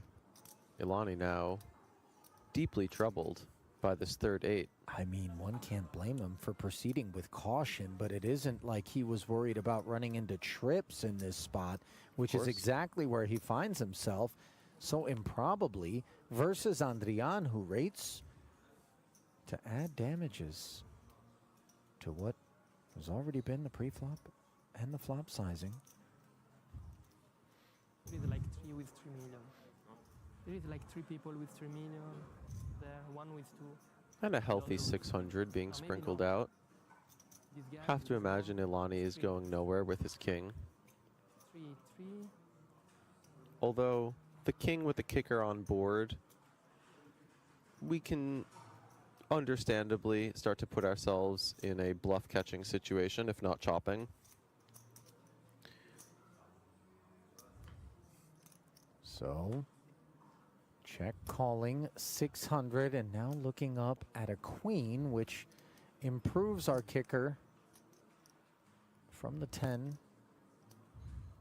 North a couple of clicks, but really uncomfortable potential sizings could greet Ilani on this river. What are we thinking? 1.5, 1.6? 1.8 maybe? Yeah. Yeah, this is tough. Where we're at. 2/3-ish. 1.8. So for Ilani at this point, he really has to dig deep to figure out what are the kinds of hands that Andrian could be bluffing with, and how likely is it that he has those hands. The 6 could potentially interfere with some of those straight draws that we're firing away, and he does get away from it pretty quickly. Nicely done.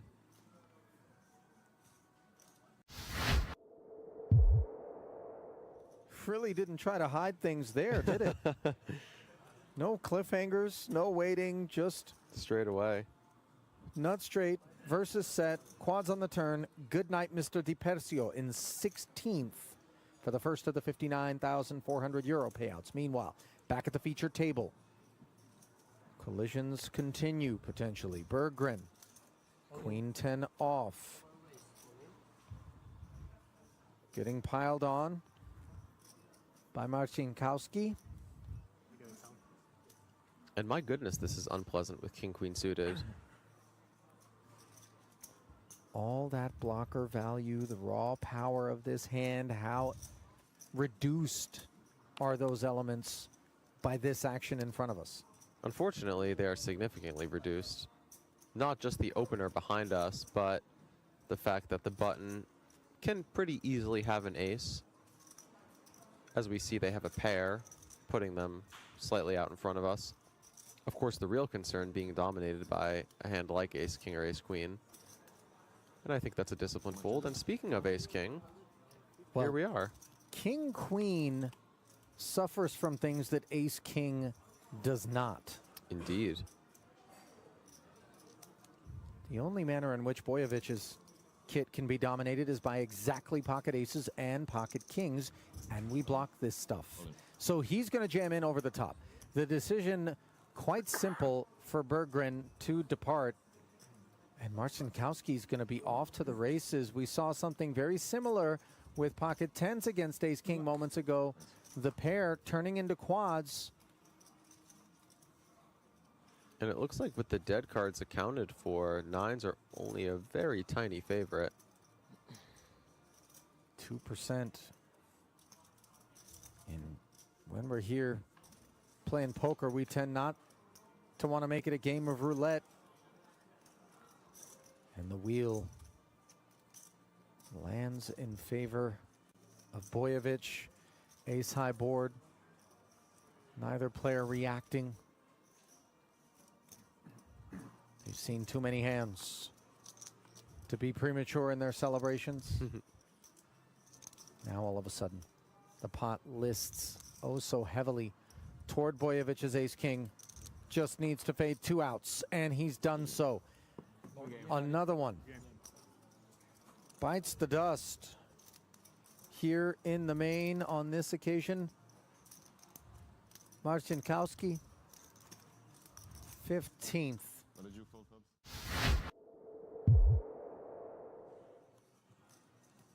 Well, the rubber's meeting the road right now. Yes, it is. Current on-tap payout, 48,700 euros. It's going to stay that way for the next 3 visits to the desk. And then a not at all insignificant jump of, let's call it 11,000 euros, 59,400. Band begins at 15th place on down to 12th. 11th and 10th will be worth 74,000 apiece, and then the final table, 9th through 1st, and you'll see pay jumps with each elimination as Zidek 515. makes his bid to avoid being among the eliminated. King 7 suited. Button jam. And Tomasowski's even thinking it through with King Deuce suited. I like the fold, but How much is it's that? reasonable to think about it. Now Kamoshi 515,000. already big blind and big blind Annie invested. Yeah, just a 9 high. Like he's Suited, Chewy, interested. suited. I know. I see it. And spades are hot. Well, I'll tell you who's going to be hot. Zidek, if somehow this King 7 of hearts gets showered against 9-5 of spades. But no, with 5 to 42%. come, we're shy of a 3-2 favorite. It Yeah. isn't the biggest of margins. Indeed. Threats looming as Kamoshi has 2 clean cards. Oh, And that my. is a dirty flop. Queen 9-6, 1 heart. Kamoshi in front. King is better. Give him an 8 or a 10. Wow. Okay, that's Okay. What's nice? this is respectable. Two of clubs. 10 of hearts. No. 3 of No, hearts. so you settle. 9 of diamonds. Zidek picks up the flush draw. The gut shot. The king works as well. And instead, it's a 5 of diamonds. Thanks, man.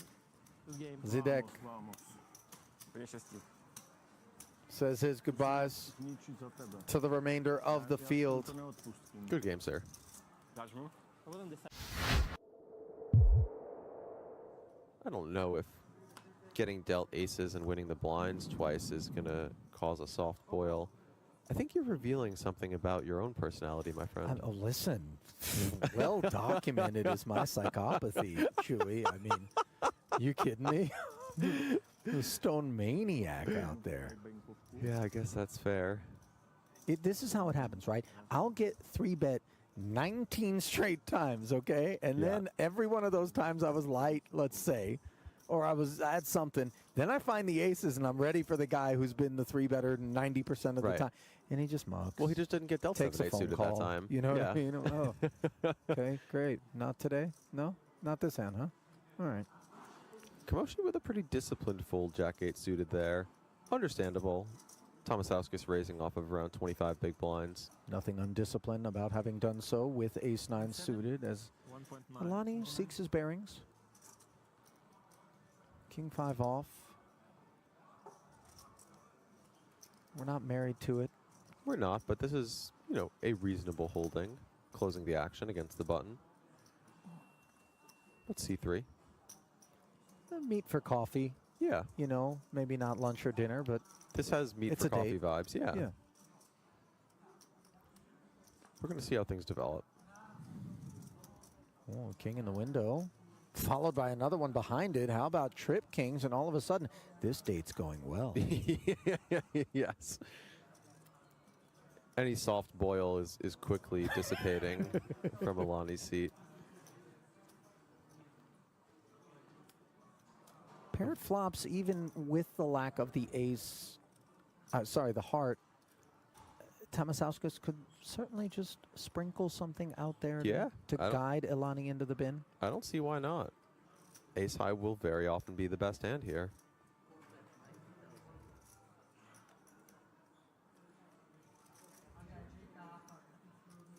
So now the question for Alani becomes, do we want to slow play or do we want to raise right now? And if I'm sitting in his shoes, I'm definitely raising. At least strongly, strongly considering it. And for Vlados, it becomes annoying. 260. It's not just the presence of the flush draw. It's also the fact that against that button range, you know, Alani could take plenty of hands, let's say 5, 6, 6, 7 with a club, queen of clubs with other side cards. I mean, even just front door flush draws could Right. potentially Right, yeah. take the aggressive approach. It doesn't have to be a semi. Absolutely. He beats all the flush draws and then all of those bluffs. Not to mention some diamonds, right? 4, 5 of diamonds. These Sure. are all plausible holdings as well.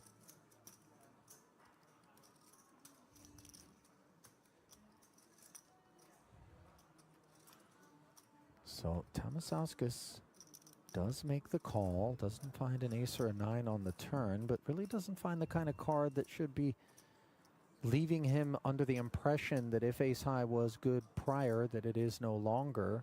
And we'll see whether or not a price is laid with these trip kings by Elani that could keep the Lithuanian interested. Yeah. You know, I wouldn't mind a check. And it would sort of do a nice job of mimicking the way that he played his bluff earlier by letting the turn check through and then making a very large river bet. But this is, of course, understandable.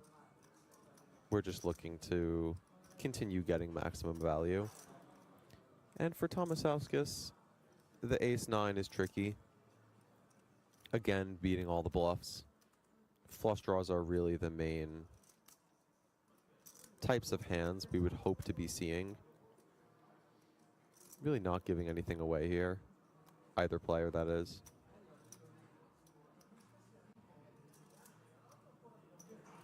And he understandably sticks around. There are plenty of hands that he does beat. And it really is only the king that he's behind. Of course, we see that Elani has that, and Tomasauskas is drawing dead. Yeah, we kind of remove 3x from the equation as played. Yeah. Clubs do arrive, however, on the end. Unfortunately for Tomasauskas, though, Chewy, Yeah. it's in the form of a 9. So kings and 9s nut kick. Yeah. This is tricky. I actually wonder how Elani will play this. Yeah, Certainly, he unblocks clubs too. yeah, he has to be weary of Tomasauskas having a flush draw. And I think these are the situations that, you know, really kind of above the rim players. Oh, wow, okay, he just puts out 100. Well, that's certainly going to get called. Deeply downsized. Yeah. So much so that maybe... No, ace-9 turning itself into a bluff would just be so absurd. Here. No, he's definitely not going to turn it into a bluff. But he could think his man has an 8 somehow. I think he'll just call, but crazier things have happened. Imagine a value raise, and he gets a fold. That would be really tremendous. The trouble, of course, is that Elani understands how inviting his river sizing is to a raise. Of course. So he needs to account for that. Yes, I don't necessarily think that will happen. I was just reaching for wild outcomes. He bet the 100 so quickly. It's an interesting situation. Yeah, begrudgingly, Tomasauskas flings the call in there, and perhaps the road less traveled, but embarked upon to considerable profit by Elani. Yeah.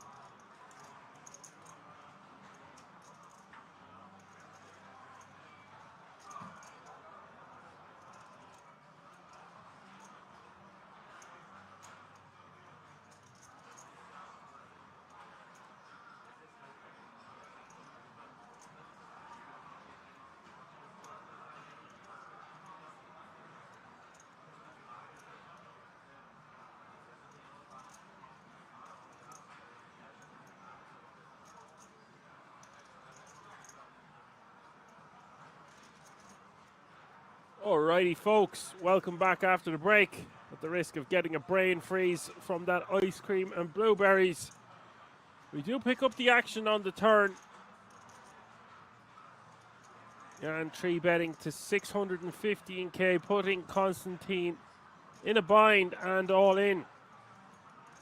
Yeah, and with the straight, of course, on the 8-9-5 deuce board.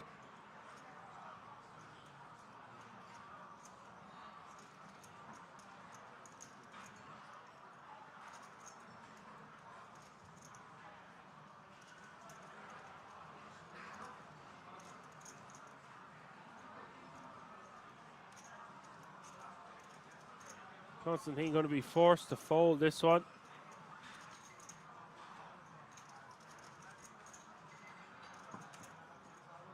Jan wins a nice pot. Not messing around, playing almost 80 big blinds now. Welcome back, folks. If you're just tuning in, my name is Action Man Dan, your Irish pundit broadcaster for the duration of this event.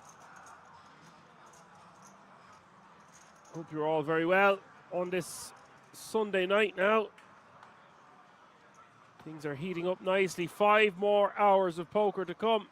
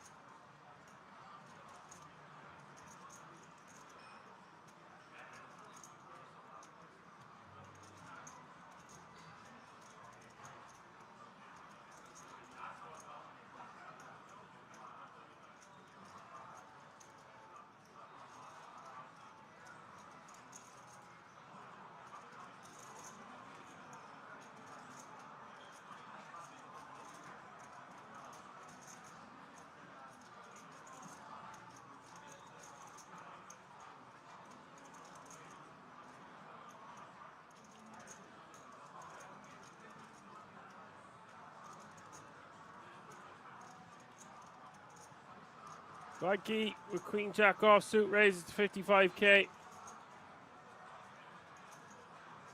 from under the gun. Mitro's going to call with the 4s from the small blind, and Daniel going to come along for the ride with 7-3 suited in the big.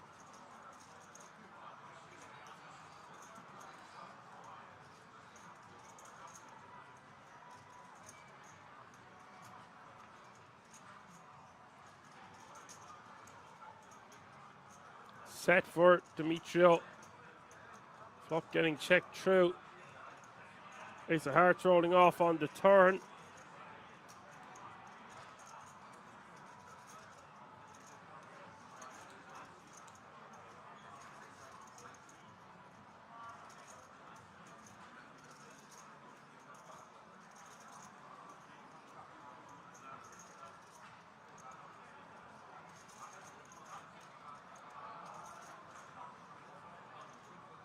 Frankie betting 80k.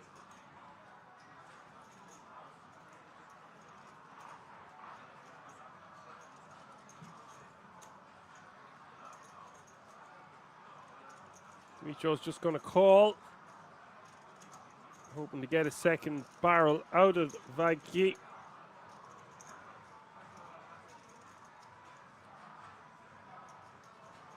And it looks like it's going to work. Super unlikely that Vagki has a 5 in his hand. Does Demetrio go for the lot now? Hearts miss, spades miss. Maybe Vagki can have a hand like ace 3 or ace deuce. Could have ace 5 suited, of course.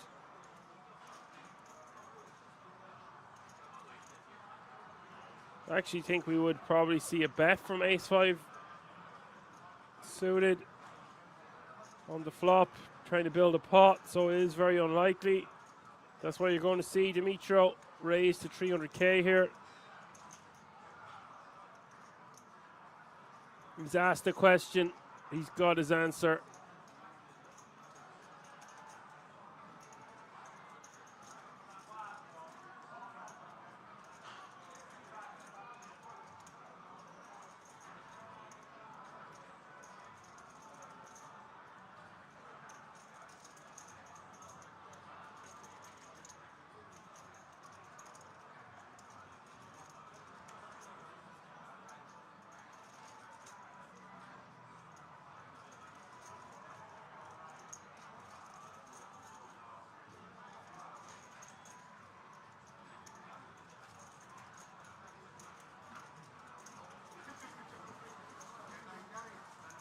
Joe wins a nice pot and is now playing over 1 million.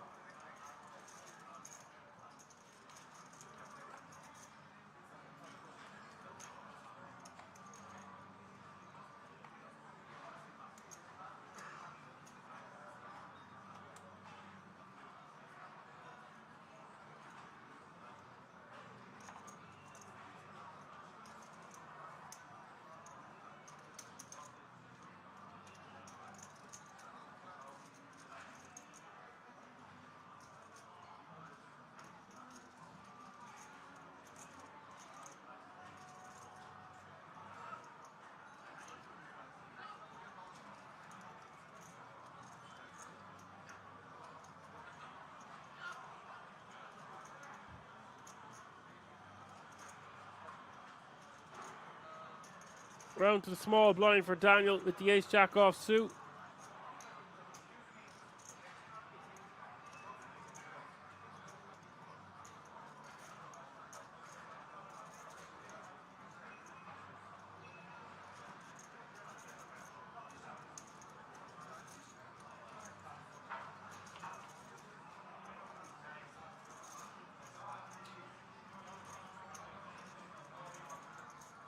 Release 4 deuces, the flop.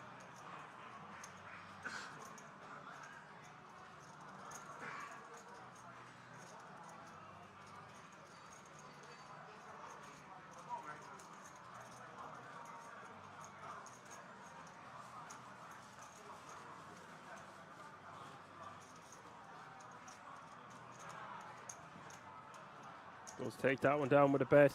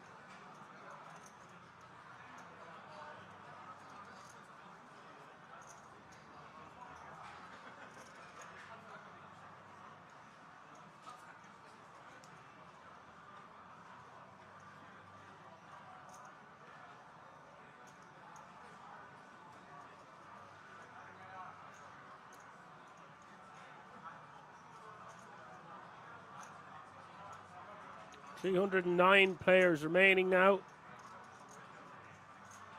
See Minor Meister saying let's go. Average stack getting dangerously close to 1 million. Testament to how great these structures are. Still a 40 big blind average stack. €250 buy-in. This is the €250 Kings Million No Limit Hold'em main event.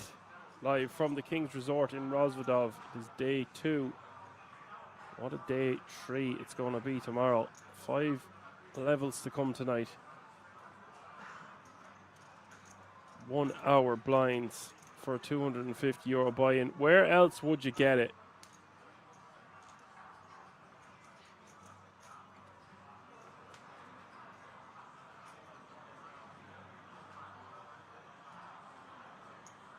No pay jumps to worry about for a while. €825 is the current payout.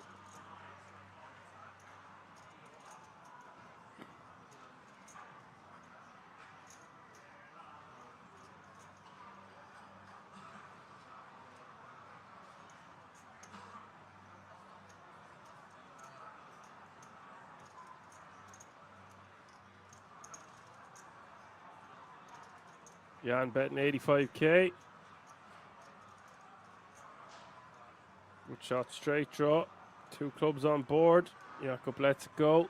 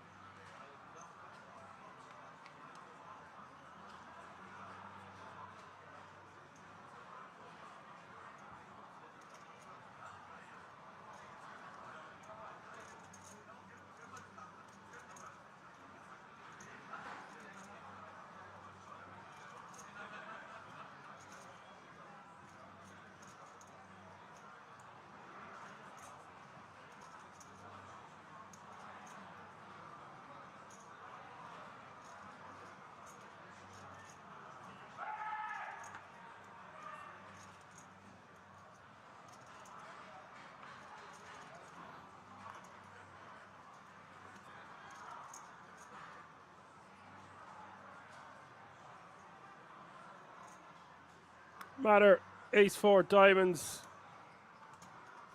A matter, baby. What's the matter, baby? Nothing. What's the matter with you? Okay, I'll get me coat. We have seen Matter Swima get some results of kings here before. One of the only notables as I can see here at the feature. Viking with ace 7 of hearts. King 9-8 is the flop. Matter with the nut flush draw.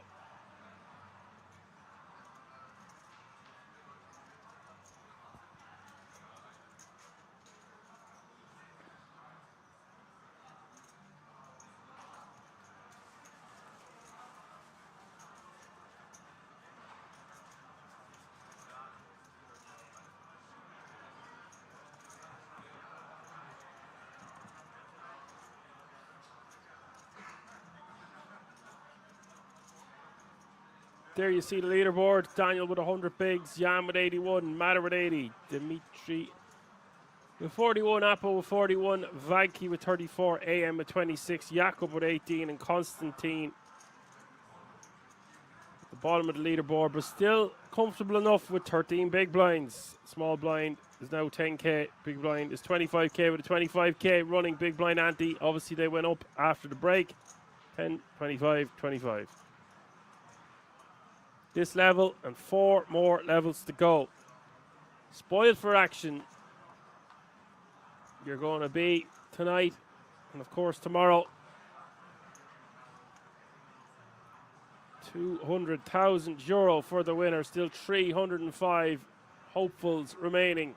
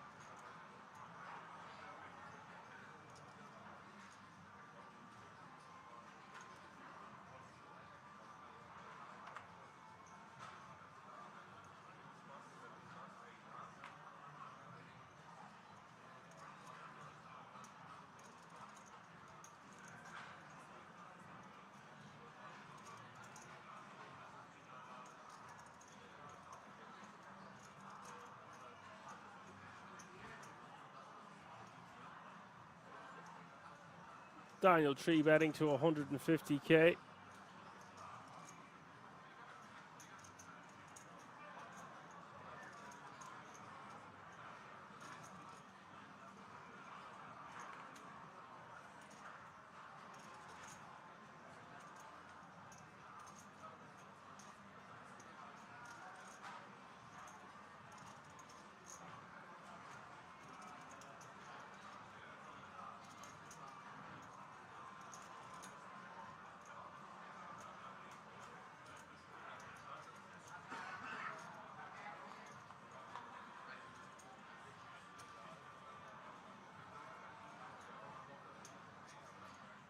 Set for Dimitri.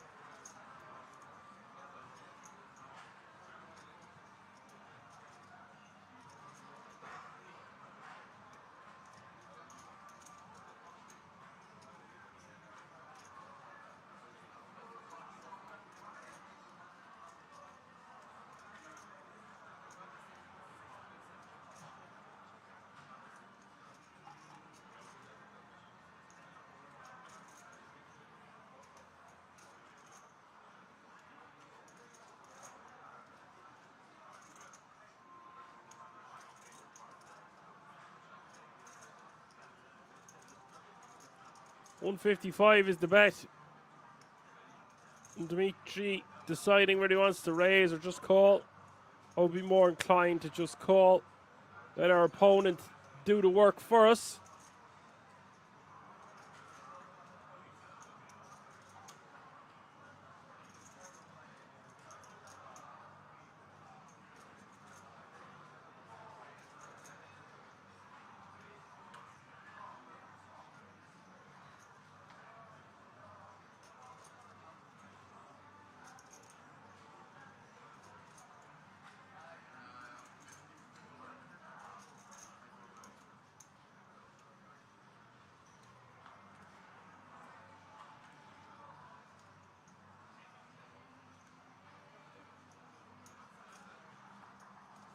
Queen of Diamonds rolls off. Interesting choice now for Daniel to continue firing or just give up. Does have ace high with a little bit of showdown value.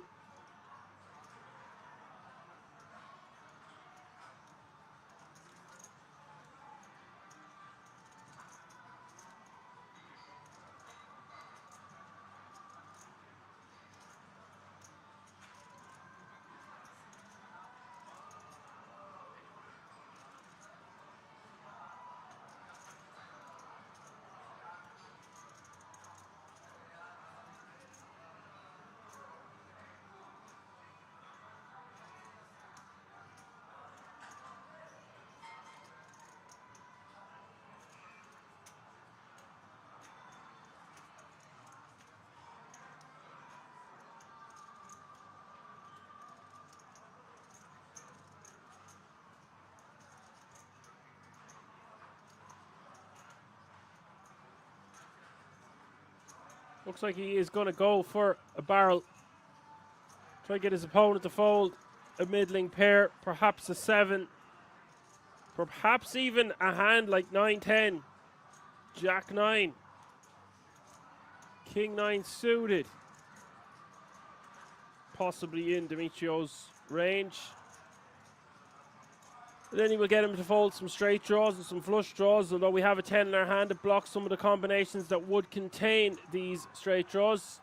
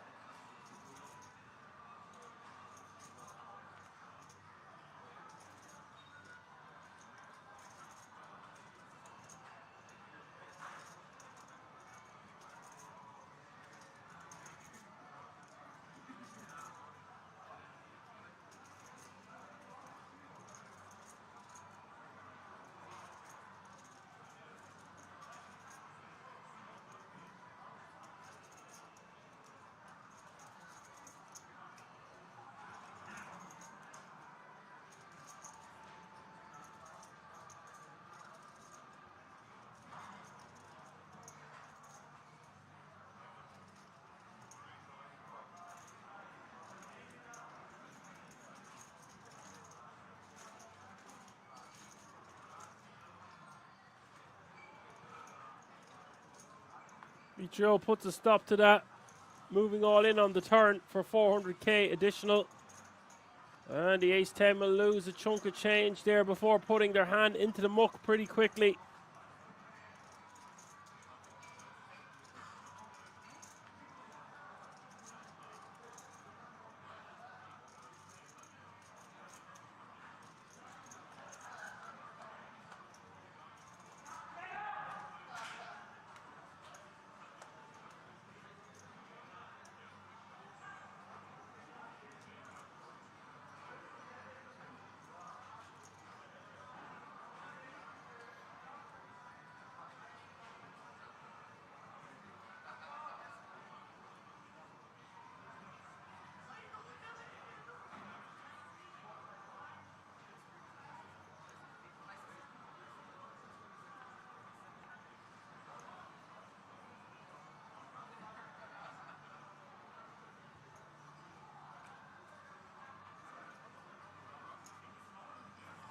Club says he's back.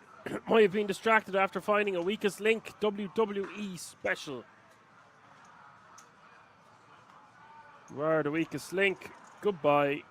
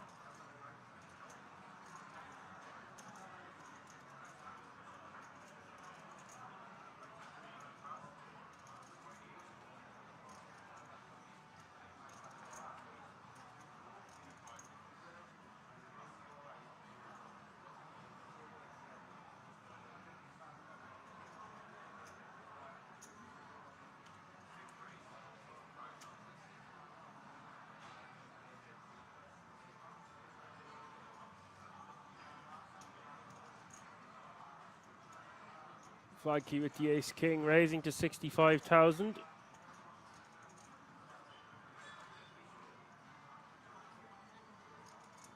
Basically mid position here with the ace king of diamonds. 2.6 bigs he makes it. Off just under 35 bigs to start the hand. Jakob in the hijack. Looks like he is going to move all in. Don't love it, don't hate it. I think I prefer to just see a call there. This will work the majority of the time, but when we are called, we are very often going to be dominated. Vikey not going to be folding here, and we're going to be watching a big pot. It's Jakob who's going to have 22% equity to remain in this tournament.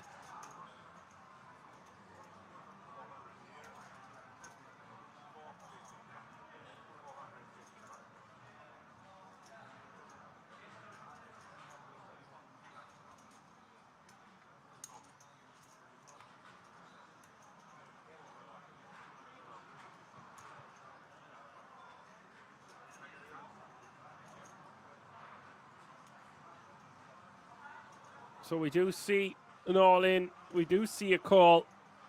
Almost $1 million in this pot. And Vagki, almost a 4-1 favourite.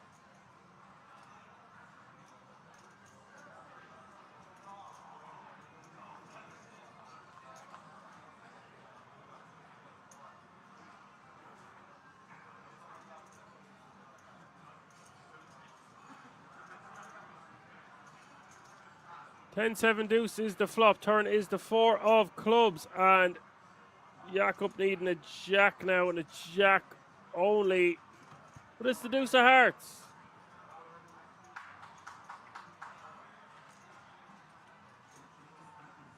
Mikey will take that one down.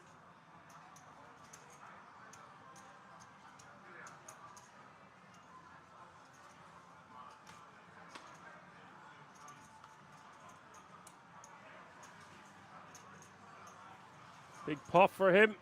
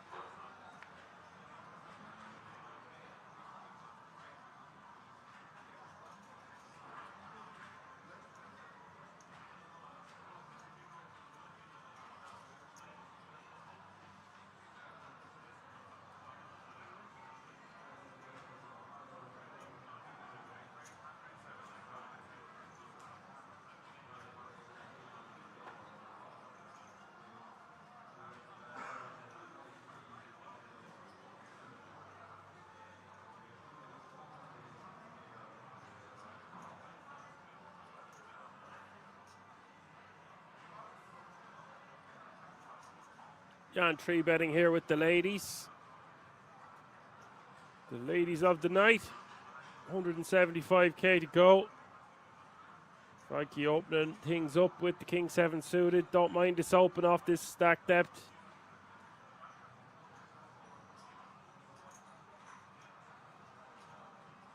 He's got the chips to put them to work.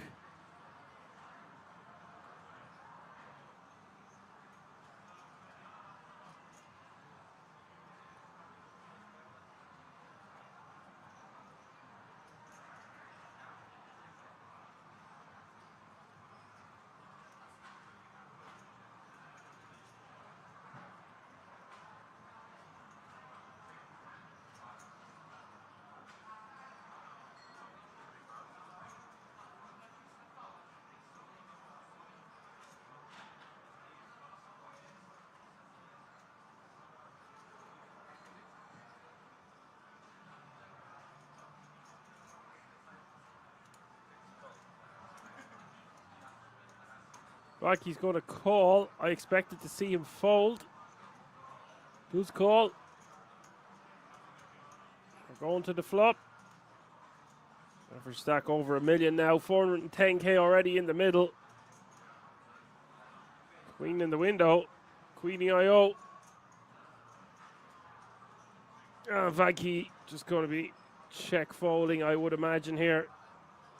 Perhaps Jan checks back.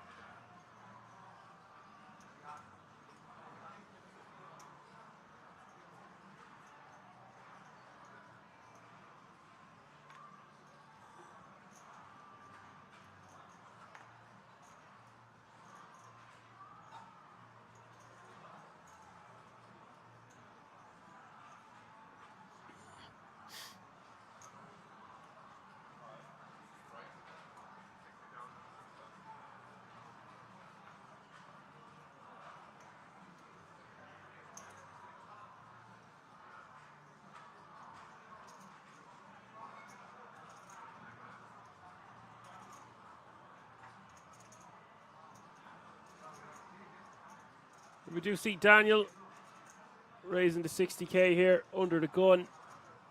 Queens, set of queens taking that one down. Could have opted to check back on the flop, but no harm in trying to build a pot from the get-go.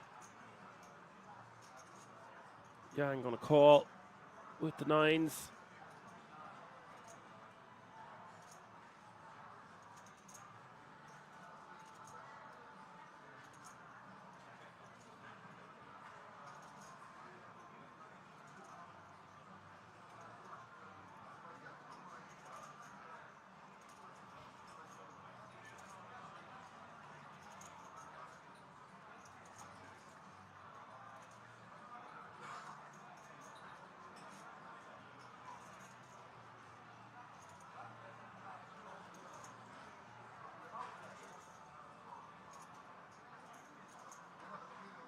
So the nines are just going to call.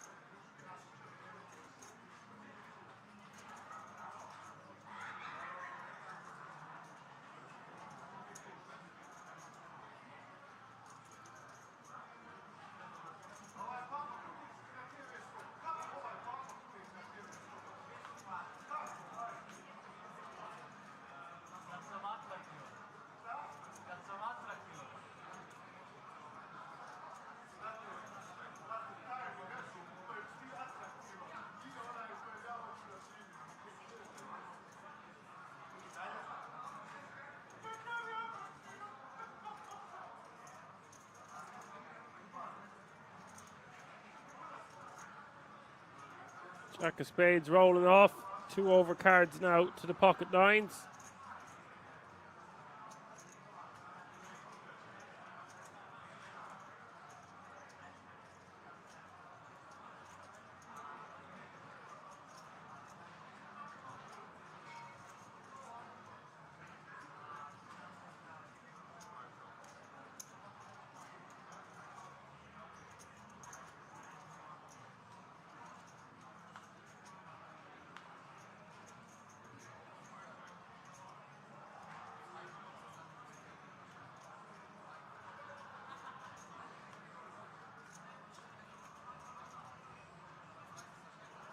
Jan getting the showdown.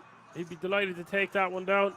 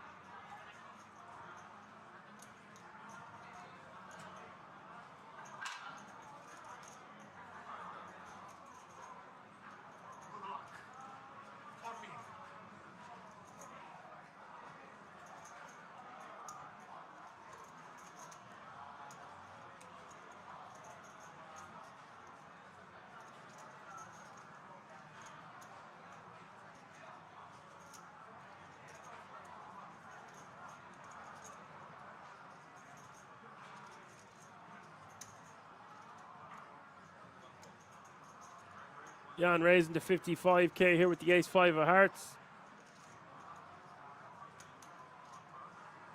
Slim Shady looking for a list of remaining players. You get a start of day chip counts. I'm not sure if you're going to get an update.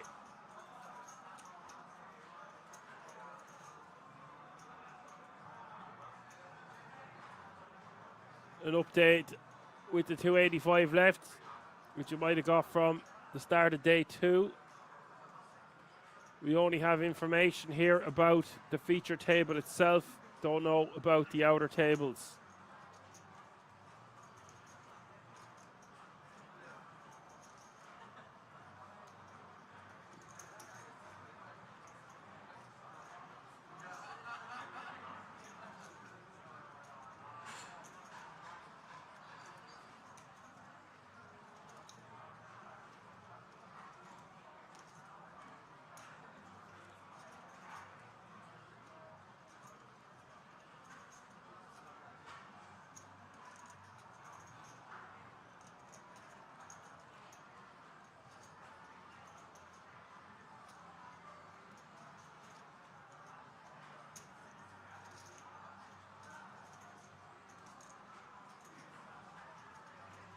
Rapo 3 betting to 140.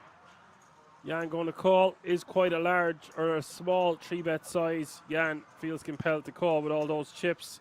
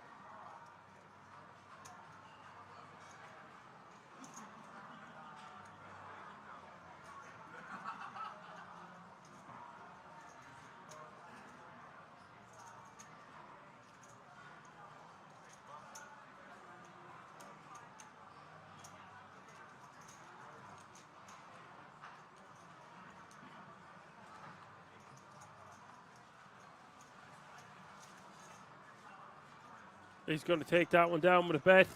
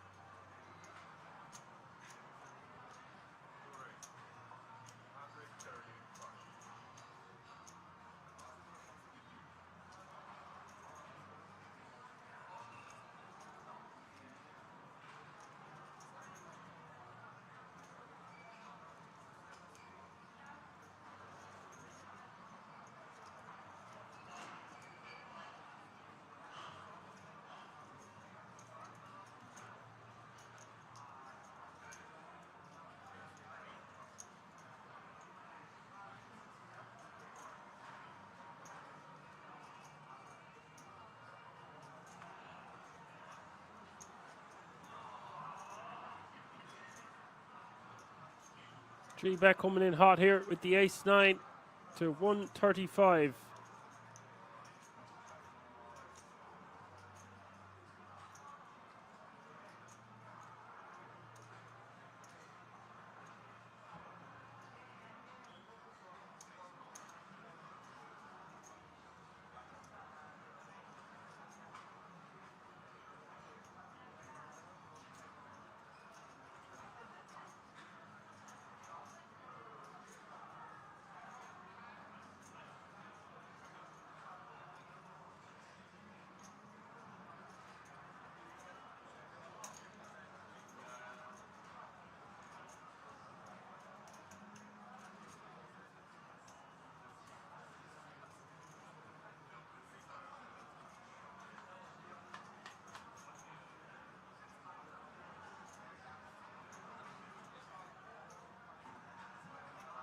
Vikey flopping a set.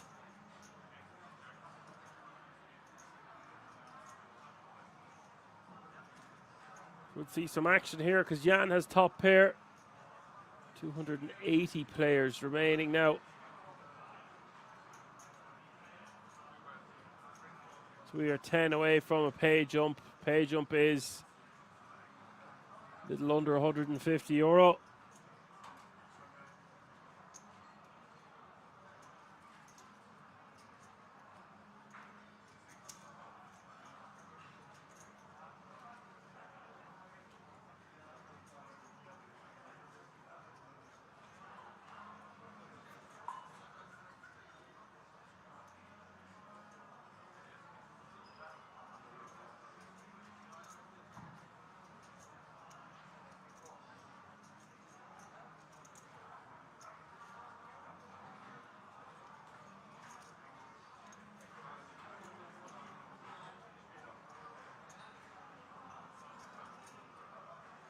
$140K is the bet. Vikey's just going to call. Gets a gin turn card to get external value because Matter now has top pair. Does he decide to bet here again or pot control? I think against Vikey's range, you can get value from a 10, straight draw, flush draw.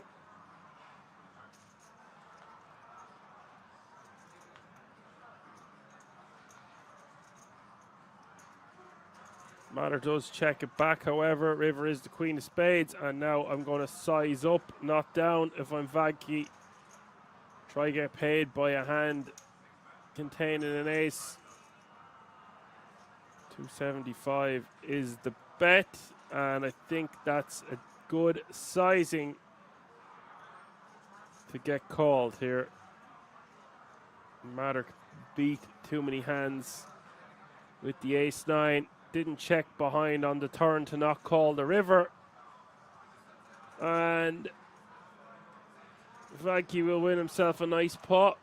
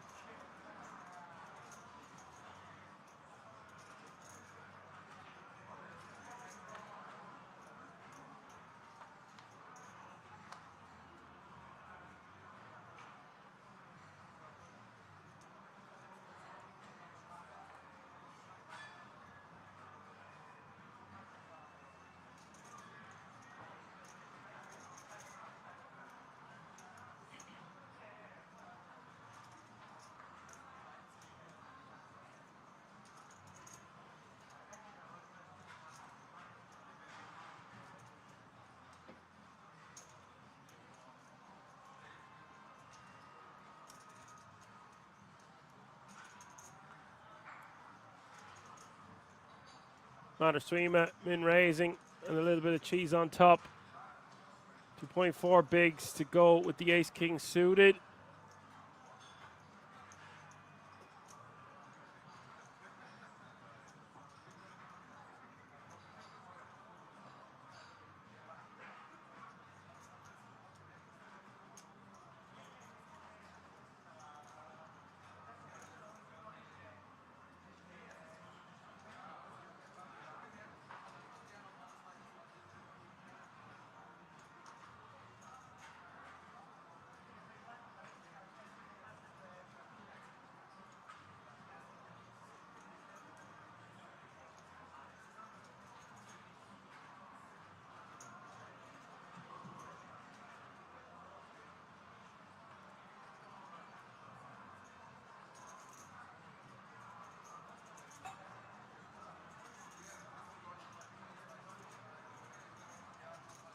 Real Rusty says 9-8 suited. Please fold, my bro.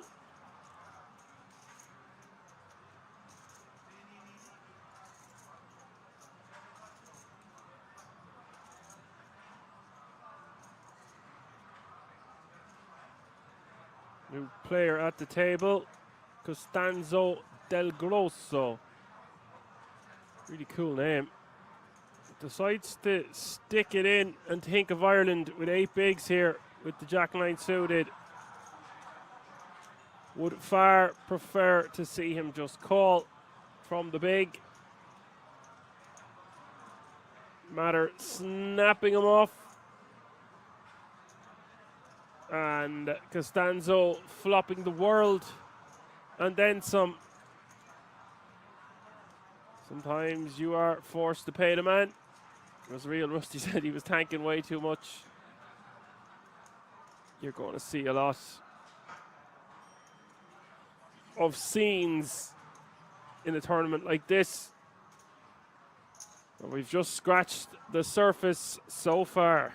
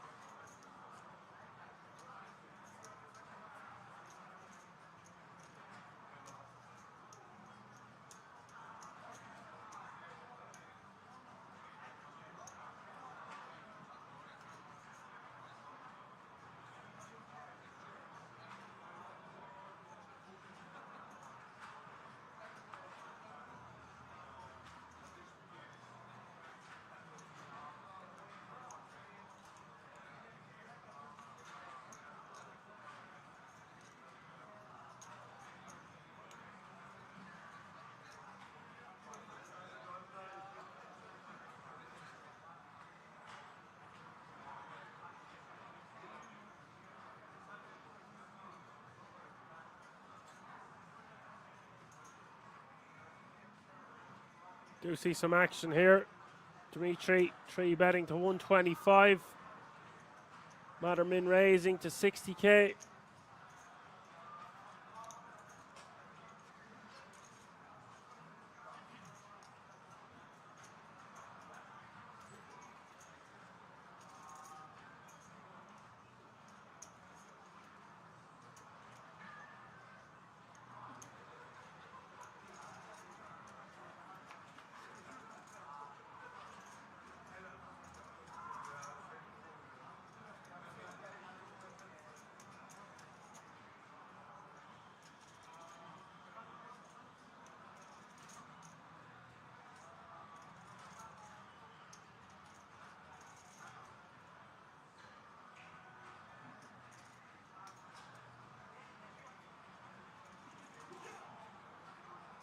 Matterben 175 here with a set of jacks on the turn on the Jack 8 King 3 board.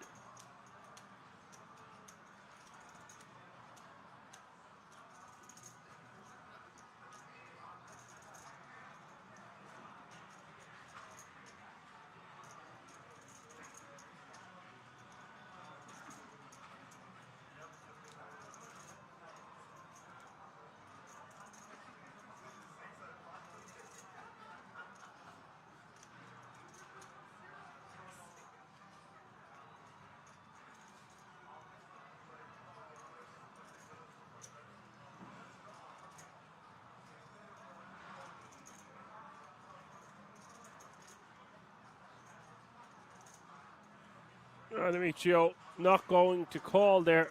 I actually thought we might see him call a second bet. Can't hit the nuts on the river. An ace or queen might be good. Ace high might just be good. And it's for a relatively small sizing compared to the pot. Does decide to just let it go.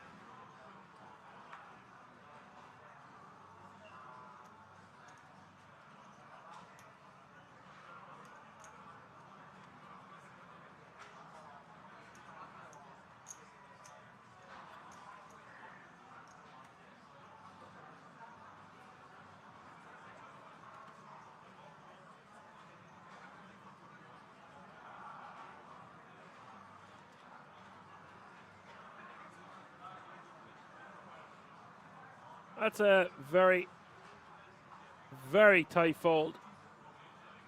With 14 bigs or so on the button, ace-7 offsuit, you would expect to see a min raise at the very least. Maybe just a shove. I think I prefer shove, considering you're shoving into Yan and Apo. Anything up to about 15 bigs there seems fine as a jam. Sometimes you're going to have some raised calls, sometimes we're going to have some raised folds, and the rest of our range we want to just use as a jam. Would be my go-to strategy. Although there are many ways to skin a cat. Or is it to skin a sheep? I didn't mean to say cat at all. At least I didn't say dog.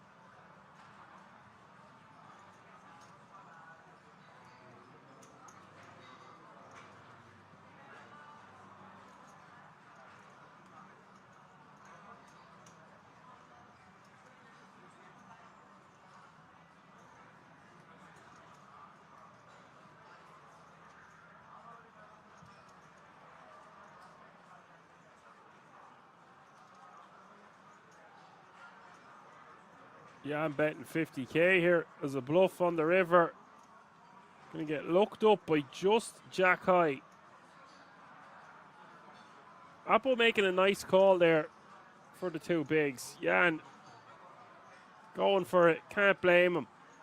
Sometimes you might get Jack High to fold there, but unlikely. He's repping a king high type holding, and I don't see him having an ace in that spot. Maybe if he did have an ace, he would go for value, but it's unlikely. So therefore, the big blind correctly putting it all together and making decent call there with just Jack High. Other players will put their hand in the muck most likely. As Apocalypse asked me, have the RSPCA been to take away my dog yet? No. The weather has changed now, so the dog is getting more walks, and I've been eating loads and loads of red meat. Tomahawks, turkey legs. I know turkey legs aren't red meat, by the way, but you get the drift. Chicken bones. So the dog is spoilt with all those juicy meat bones. Not that I believe in much meat on the bone. Not at all.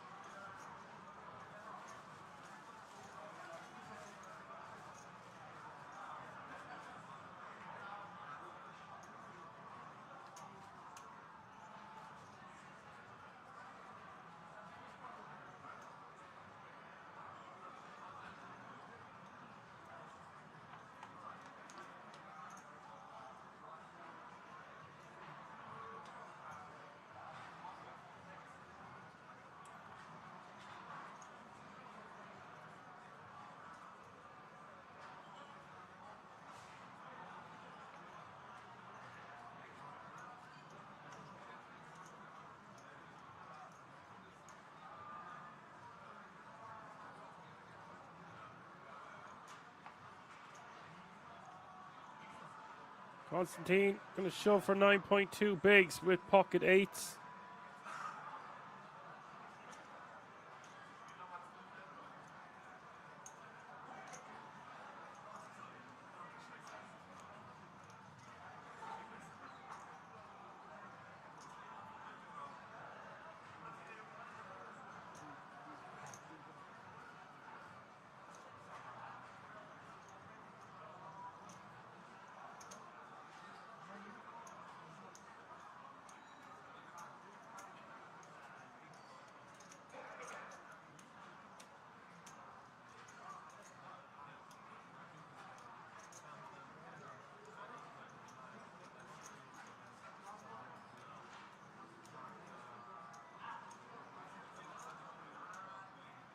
Don't matter in the big blind.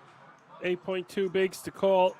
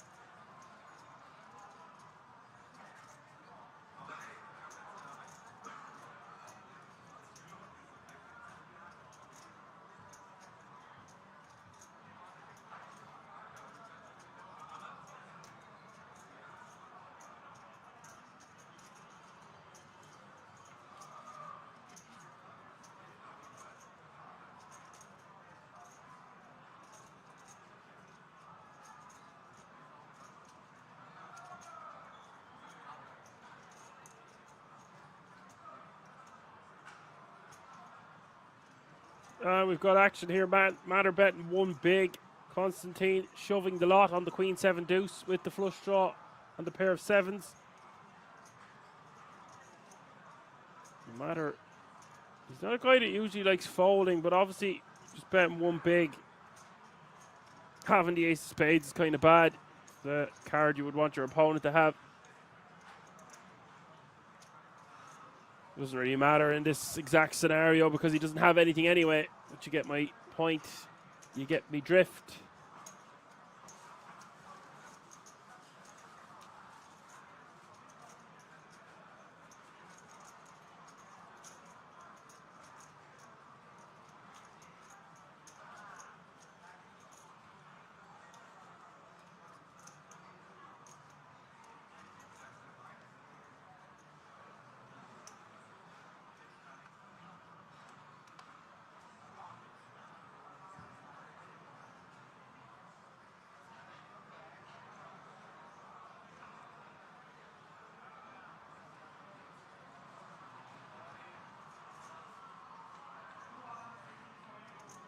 So 261 players remaining now.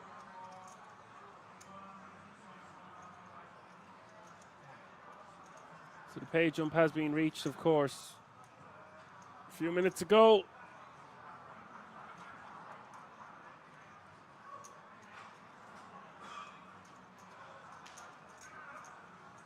So current payout now, guys, is €965, getting close to 1K.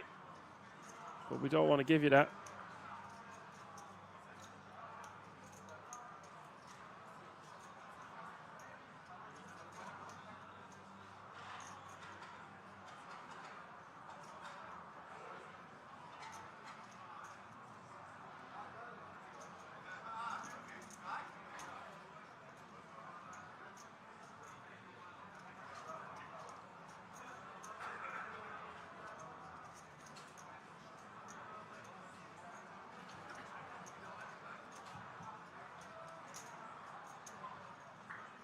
Constantine completing. Coach says, we'd love to give you the next check, which is worth €1,110. Yeah, I used to love Chris Tarrant. Who doesn't like Who Wants to Be a Millionaire? What a show.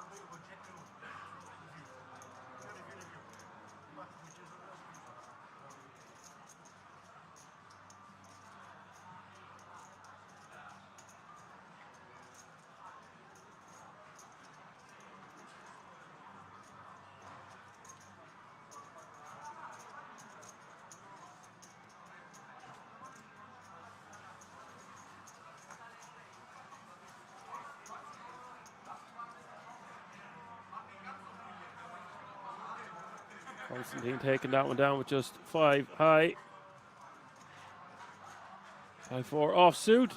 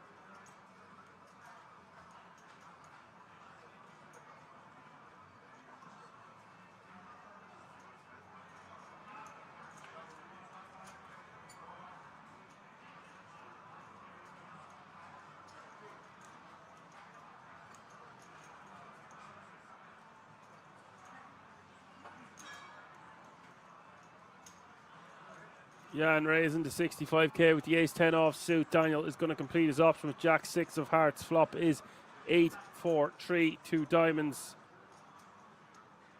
Blinds are now 15k small blind, 30k big blind with a 30k running big blind ante. That's 15, 30, 30.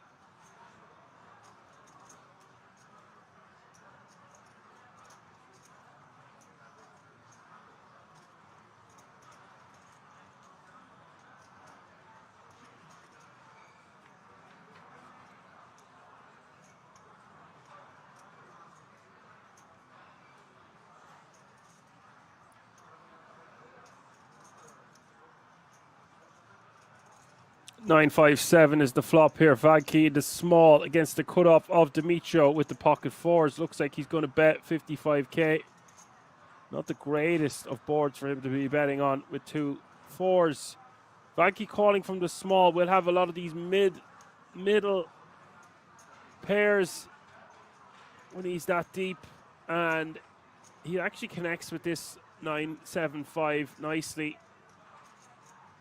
That's where you're going to see him raise to 135 to try to get additional value with his top pair, top kicker. Micho just going to be forced to let his hand go.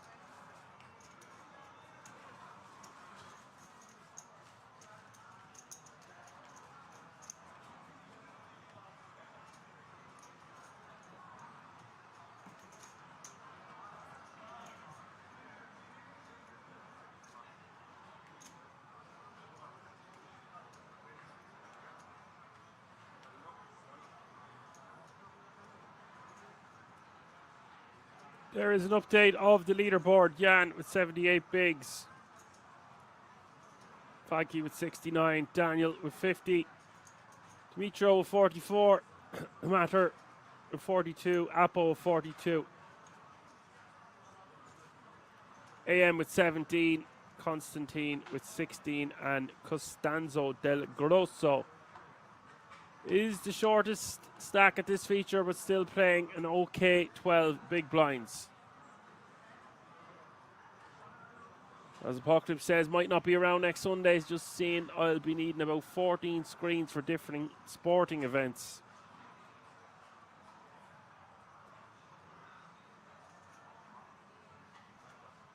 There's a lot going on, all right.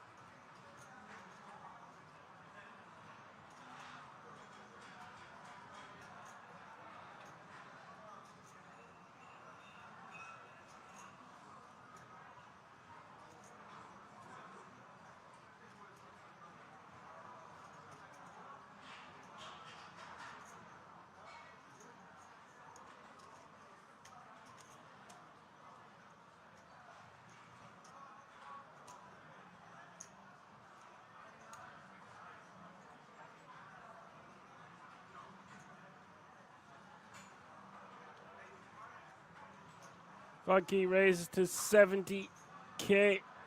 Ace 4 off suit.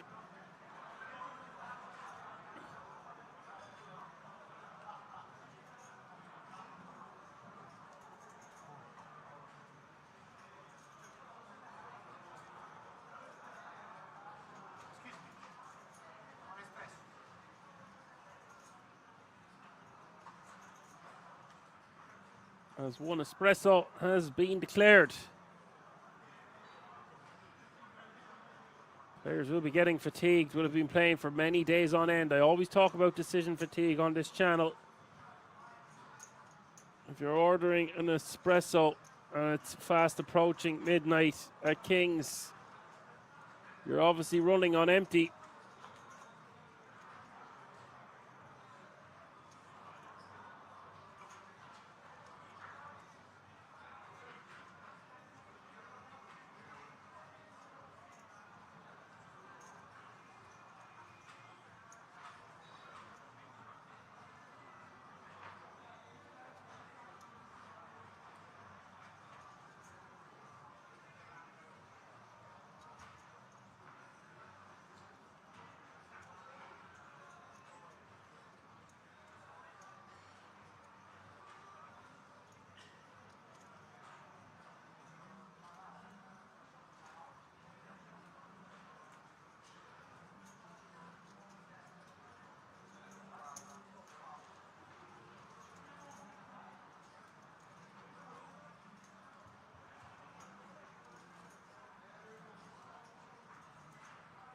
King 3-5 here. Vadke is going to bet with the ace 4. Jan calling.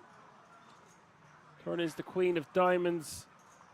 Jan checks. Vadke quickly checking back, and the river is the king of diamonds.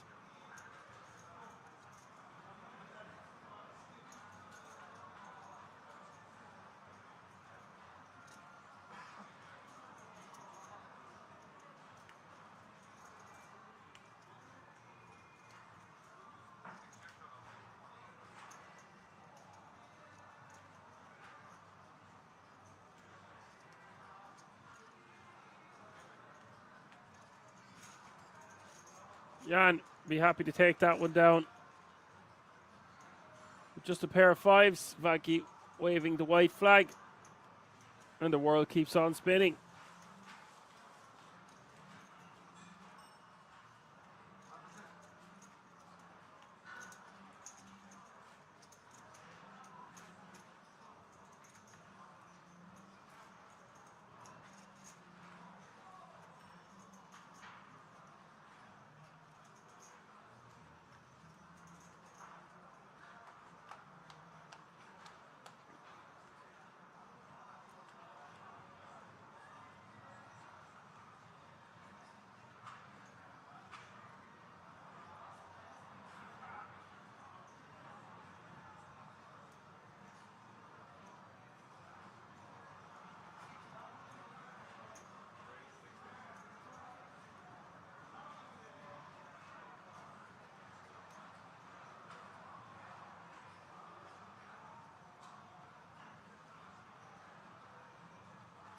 Yeah, I'm raising to 60k from under the gun here off 17 bigs to start the hand.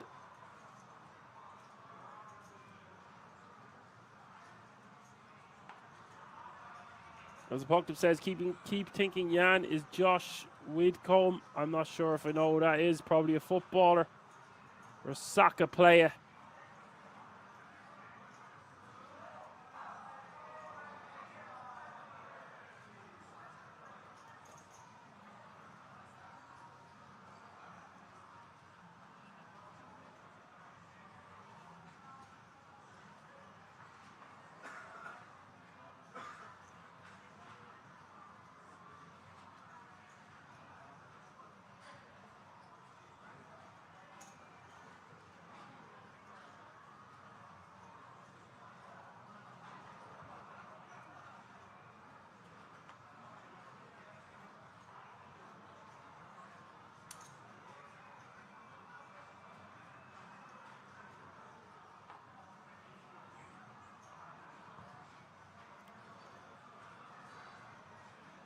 Puck's comedian, he's on the last leg, although there's been trashed for a couple of years. Oh, I actually do know him.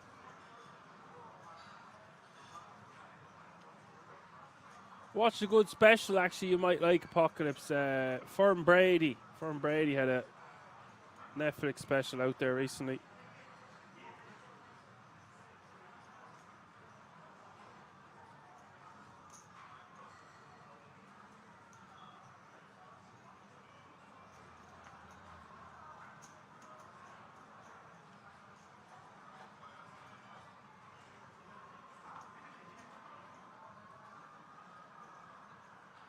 She's a female comedian from Scotland, Apocalypse. She's pretty funny. King 10 Deuce is the flop, top pair for AM.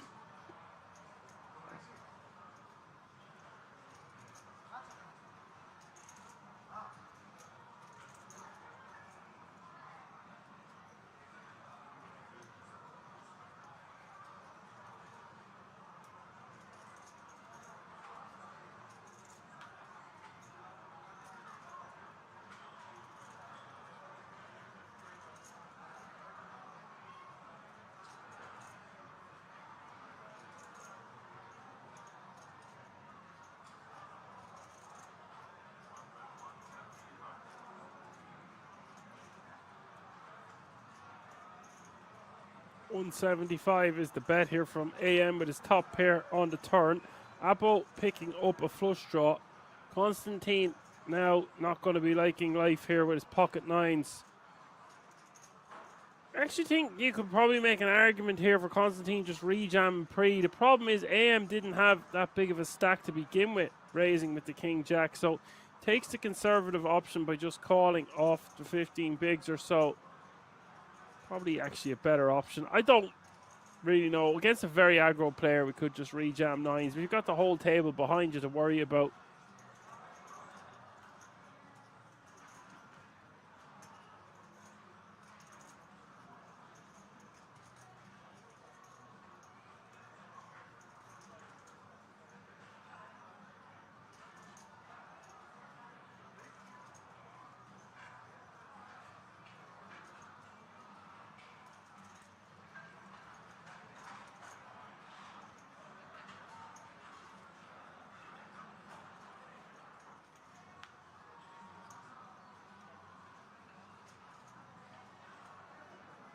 Rappo hits a flush on the river.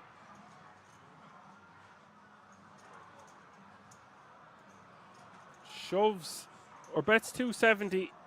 Yeah, basically shoving. AM only has 270 behind.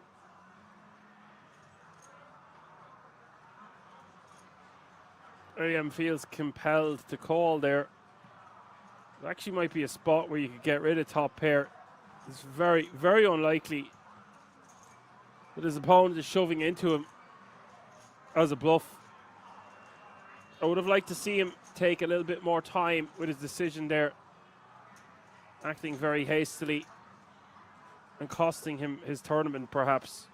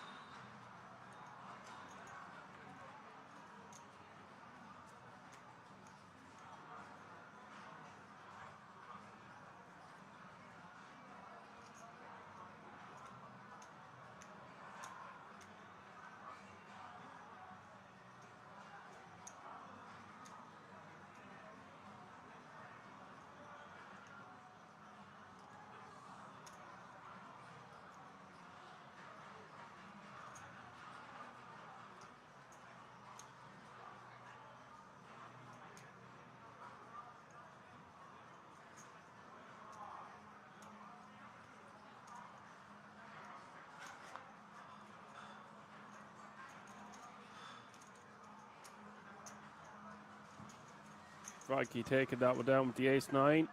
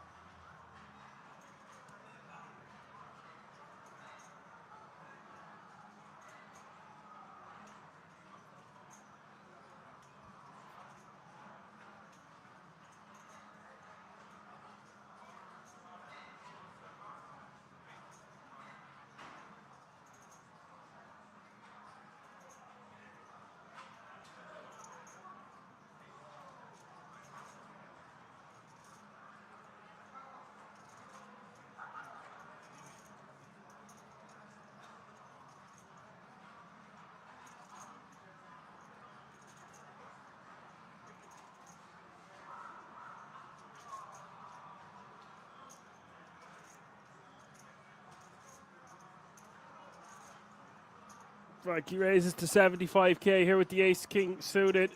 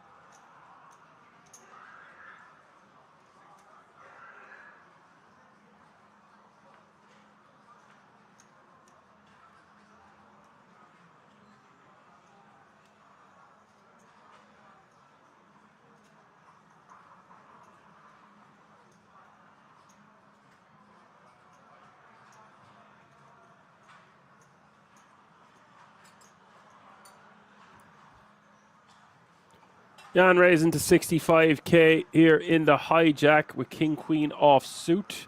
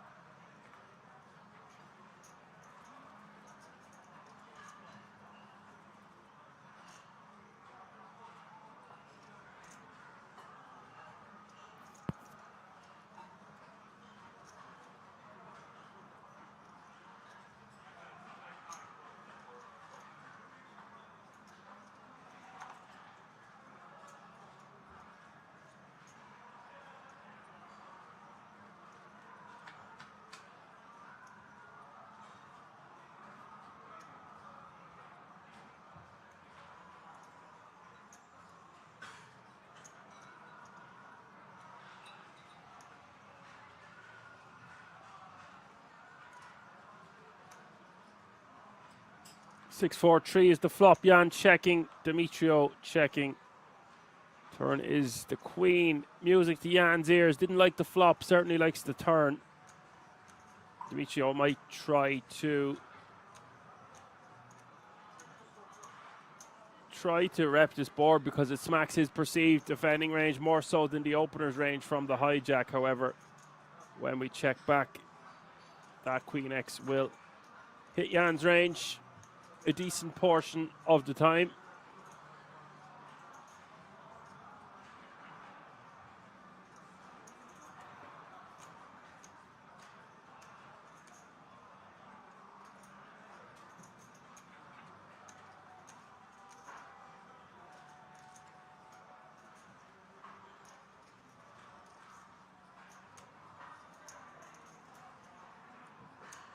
$90k is the bet, and Jan wants to turn up the heat.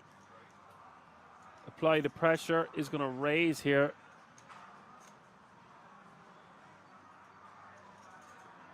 Don't mind raising here to try get value from straight draw, flush draw. Sometimes Demetrio will have a very strong hand here, is the counter argument to that. And that perhaps we keep all the bluffs in, so we just want to call.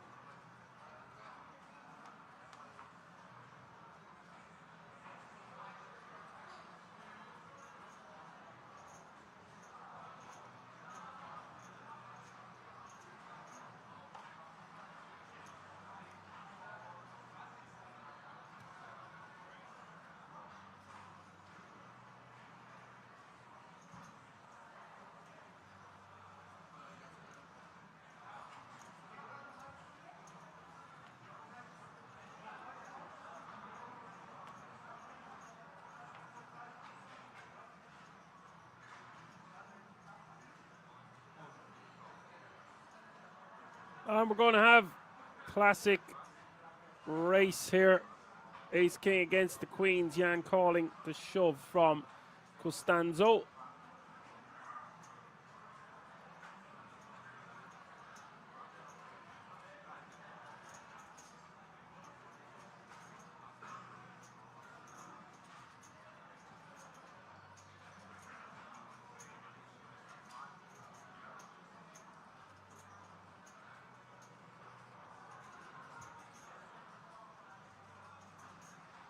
So we do see an all in and a call.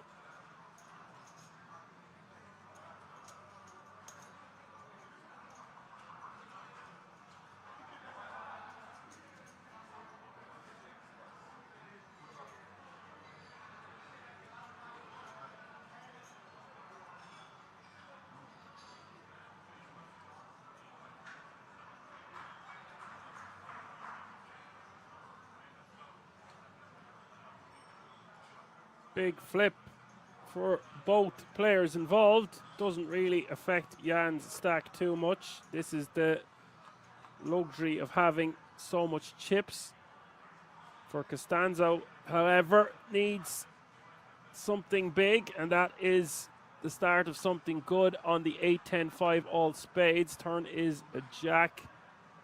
Ace King still with 27% equity as we hit the river, but it is a brick.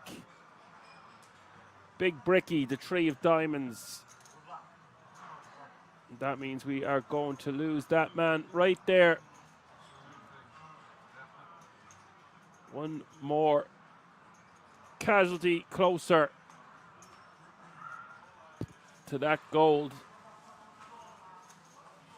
If you're just tuning in late, it's about to hit midnight at Kings. You're watching day 2 of this record-breaking field.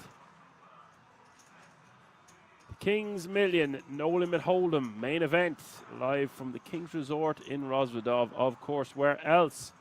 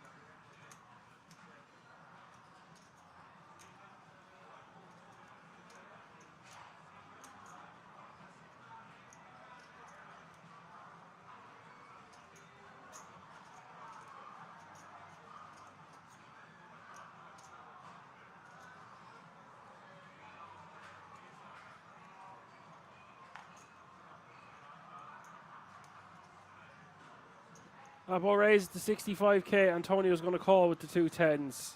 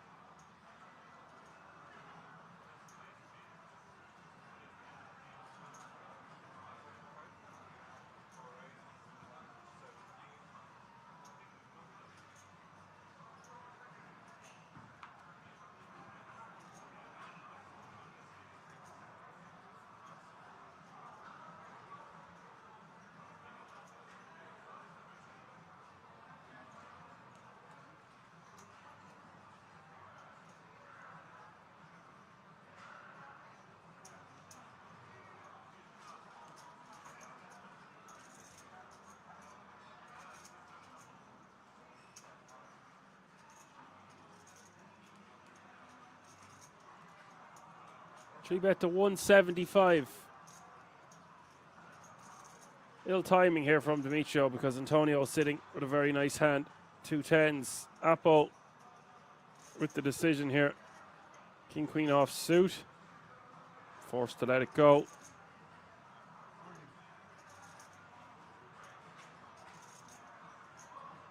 And that's just a massive rip. No messing around. Right back at you. All you can eat.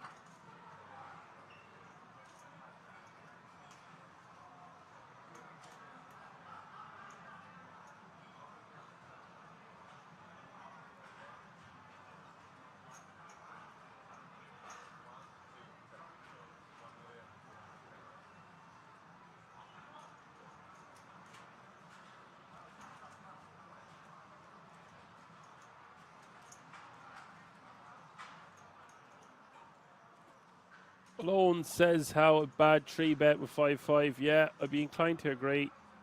Not a great spot. Just call is your go-to move there with the 2-5s. Obviously going to be releasing now that Antonio is 4-bet him, just saving face.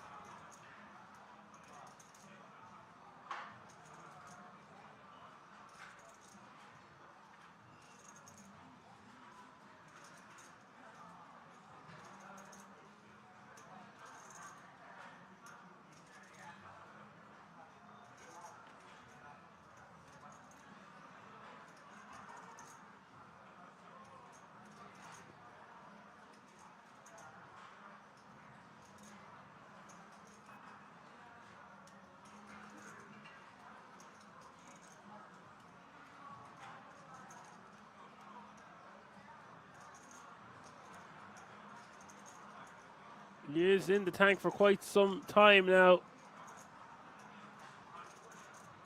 The opposite of Hollywood.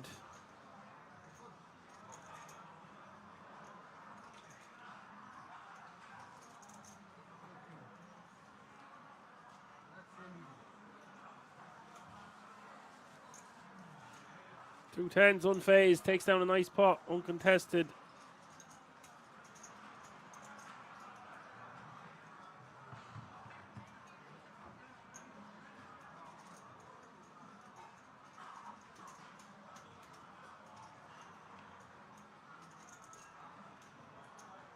So if you're enjoying the show, we still have 3 more hours of poker to come after this level. So just 3 more hands left before the break.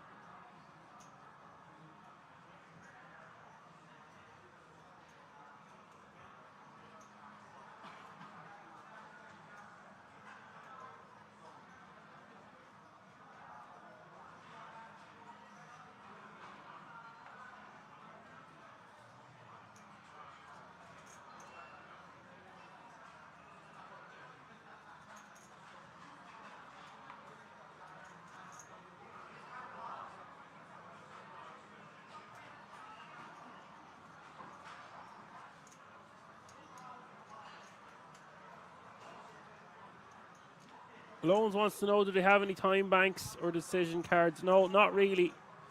There is some tournaments that they use time bank cards in Kings.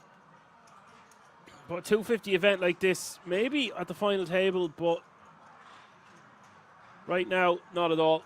But thank you for your question. Nice to have you with us.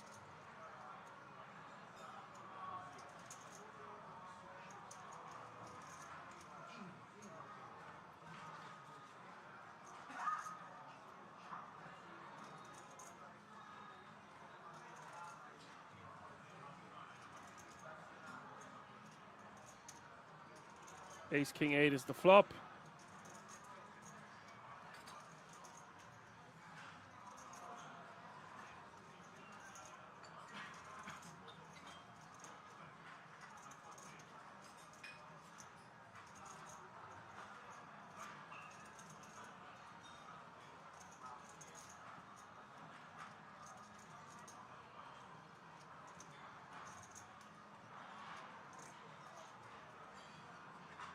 Michio, happy to take that one down. He's had a swingy level or two.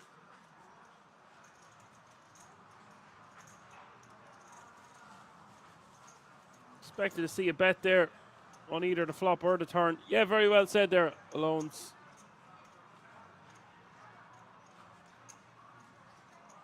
Don't think he was going to get any more value anyway.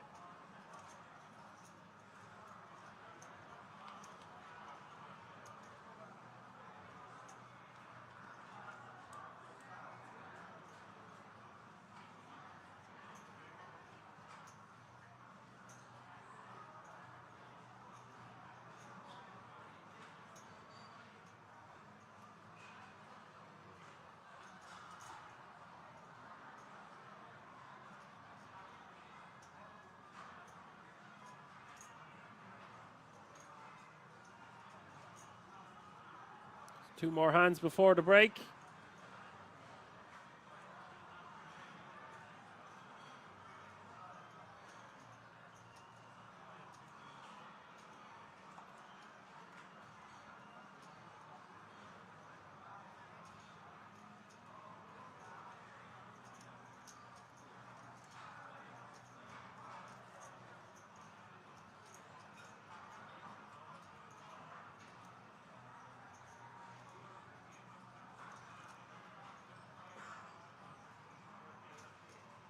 Daniel raising to 75k here with ace queen suited.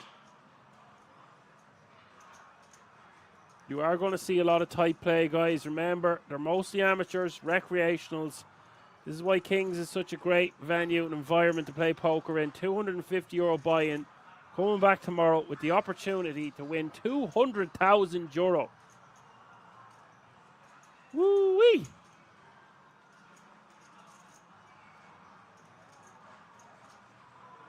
ECW King says, am I really hearing Dan on a day two? We are.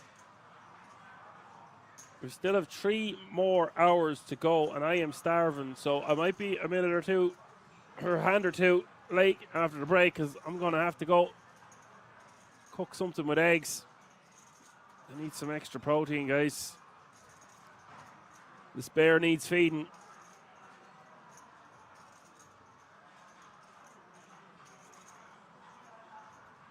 Yeah, I'm AI generated. Actually, do you know what? That would be great right now, Bert. I could have a robot do my voice, but then I'd be out of a job, wouldn't I?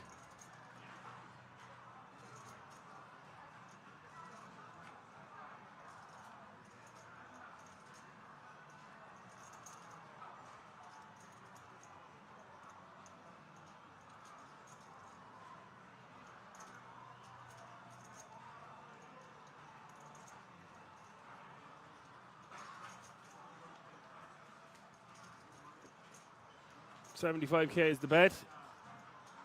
75k is the call.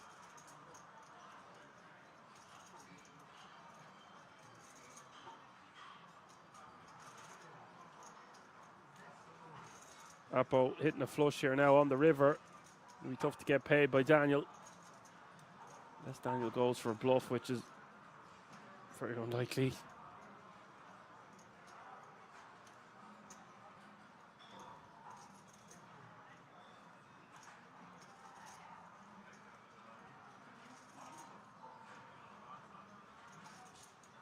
Nice to have you with us, CCW King. I hope you're keeping well.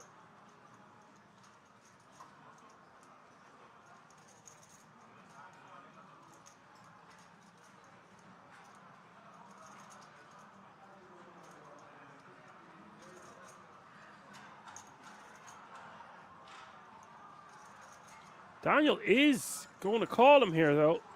A non-believer. And I don't really like that call from Daniel. Just way too many hands to beat him. Wasn't expecting to see a call there at all. Didn't even bet small. It was maybe not on the larger side, but certainly not a blocker bet.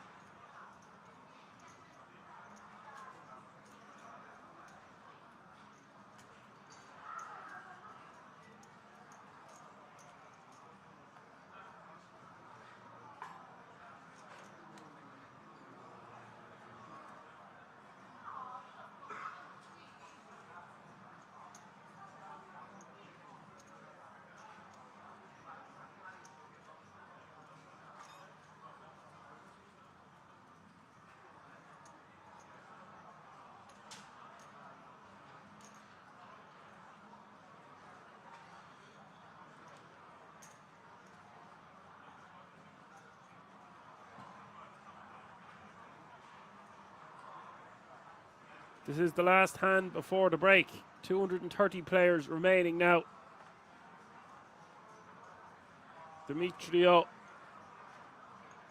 been raising, and look at this. Jan, who's had a very successful 4 hours at this feature table, now finds himself with aces.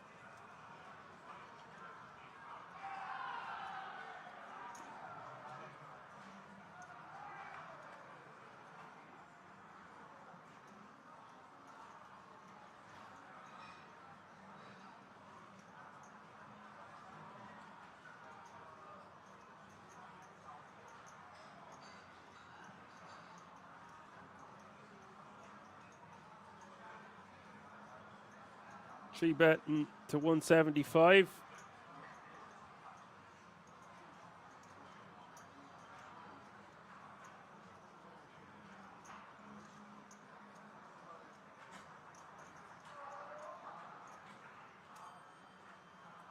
Demetrio, when they're almost 40 bigs deep here, probably just going to call with the tens, considering he raised from under the gun +1.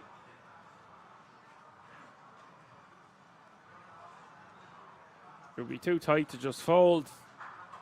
If there was a bit of more of a dynamic going on between the two, could understand a 4-bet rip of sorts, but I think the play is to just call here for this sizing.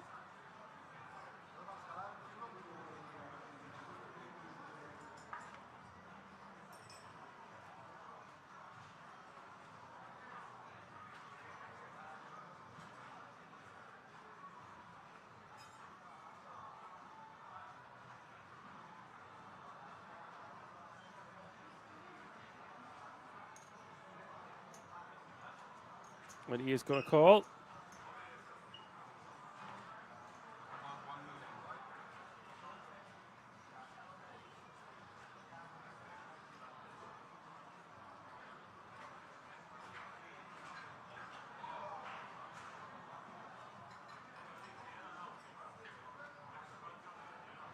Set of aces now.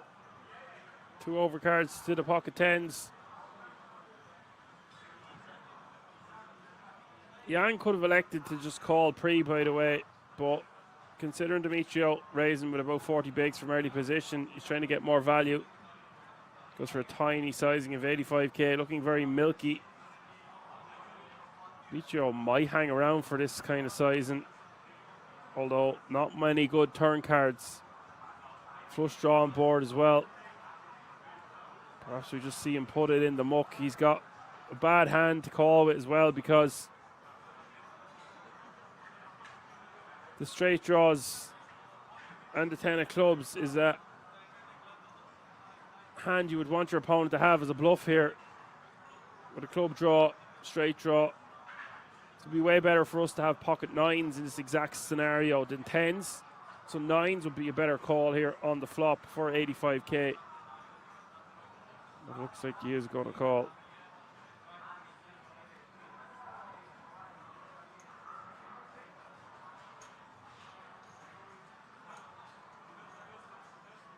And he will call. Oh, wow. Oh, wow. What a turn card. The 10 of spades rolling off. Now, of course, King Queen is out there, possibly for both players. But I don't see any way. Demetrio ain't going busting out.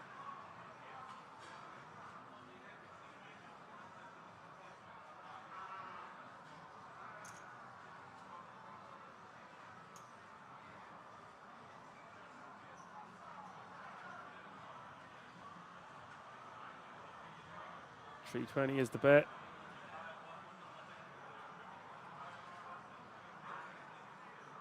Now, I think we just move all in because we need to protect our hands.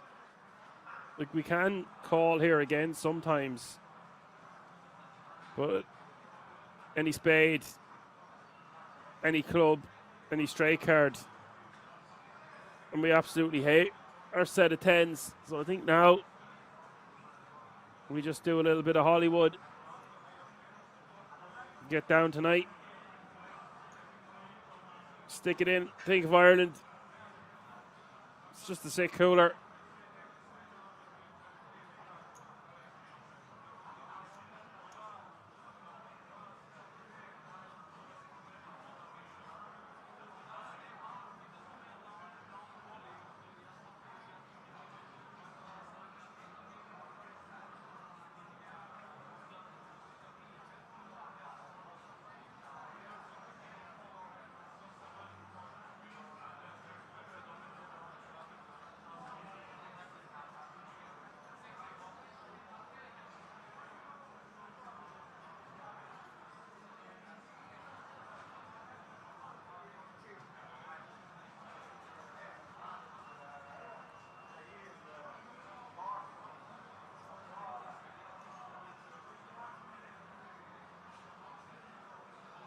Does move all in.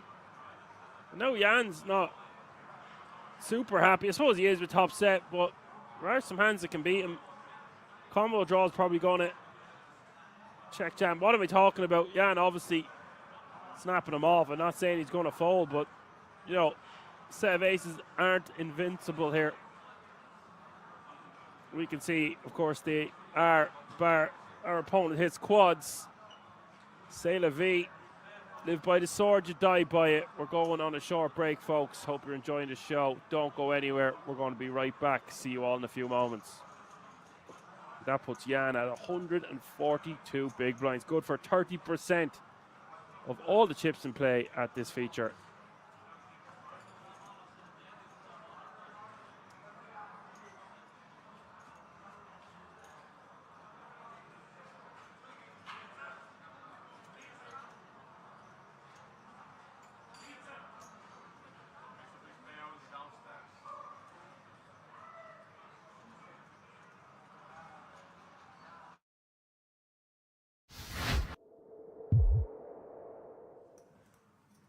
Deeb is always outspoken, never one to bite his lip, and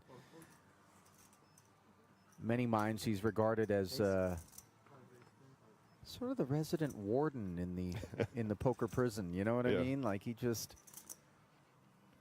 likes to fact check people, make sure stories check out. I feel like half the community find him to be a hero, and the other half think he's a heel. So it's maybe just depends if you're on the receiving end of one of his depends if you've done anything wrong. Exposés. The less skeletons you have in your closet, the better off you are if you're on Sean's radar. That is true. Meanwhile, Ace-8 suited once more has presented itself, this time to the other Hungarian, Kolozar. His 25K open is flatted by the chip leader's pocket sevens, and that's mindful of the position from which the raise came. Madani in the cutoff, flatting King Deuce of Hearts, however, Justin, and now Karlik mulls over from the small with King Jack of Spades. Yeah, suited hand on the button, plenty of chips. Not gonna get yourself, not gonna get yourself in too much trouble, but at the same time, it's gonna be tough to win a nice sized pot with King Deuce here. Ooh, all right. Nice to be able to close the action and not be concerned about anything happening behind us if we're Dietrich fast with these 2 9s in the big blind. Carlik did call as well. Family pot, and Queen Jack 9 is damp. We've got bottom set. We've got a couple of gut shot straight draws, one of which has a pair of jacks to go with it. All we needed was a second diamond out there to really make things spicy. It might come. I don't think anyone's going to be betting this flop, so... Well, Madani does have himself a king high flush draw to go with his gutter, but that is really wet texture. Yeah, if you bet this, you're okay playing for stacks if you lead this flop, I think. Well, 30K There we go. into 137 isn't exactly screaming.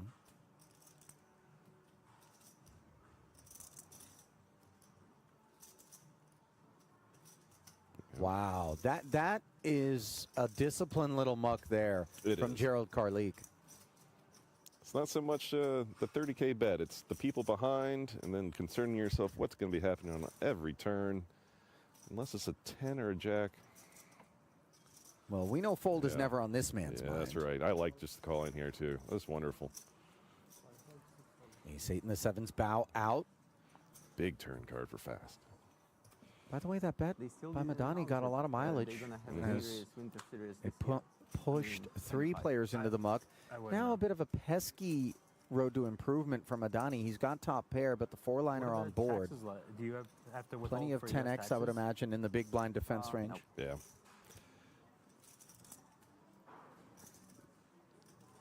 For it not being a heart, that's a pretty good card from Madani to not put any more money on. He gets showdown value. And expenses the flight. Like, it's not, you're not going to crush it there. You can enjoy yourself. Oh, he's going for it again. Yeah, You have to go. I used to play like one series there 2 years ago or something like this. It was fun, yeah. 80K this time into the 197, and I gotta say, I'm a bit surprised to see it, but perhaps he anticipates that Fast would be more inclined to lead had he made the king high straight here, just given the face-up nature of it, and that leaves him merging. Yeah, I think that's very fair. I think he might be trying to get the showdown, but I also think if he gets called here, he might realize that his hand's no good anymore, and he might turn into a bluff. But I think he might just be trying to get a showdown with top pair, just trying to get some value from some other queen X's or other flush draws. It is, of course, troublesome as we see the board failing to pair on the river. Fast has the best hand, doesn't know it. To have hearts ourselves if we're Madani, because really that's the kit we'd like to assign across the way. And so the shutdown on the end, and the 9s are able to get face up for free. That's why the bet on the turn is kind of nice. If you know if you check back the turn and Fast were to lead out 100K and you would consider calling, you know, maybe it's sometimes just better to bet 80K yourself. On a stack of his depth. I had noticed, like when we were panning around to other tables, I didn't see a whole lot of like tiny stacks out there. So maybe he feels some pressure to build a stack a little bit, but I think he's just exploiting the deeb and the over opening of Olszewski as well.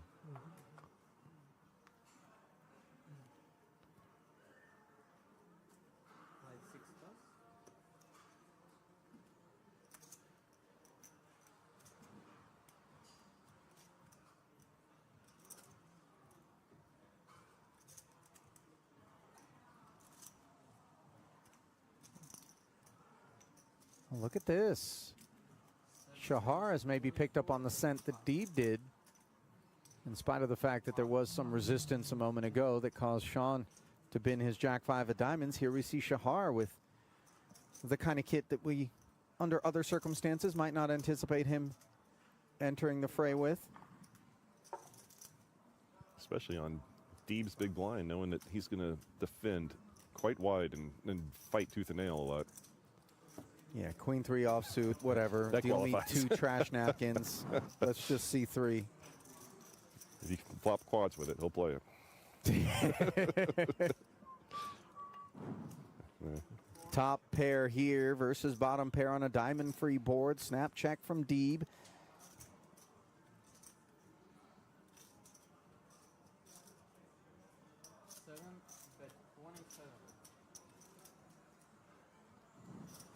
27,000, the follow-through sizing.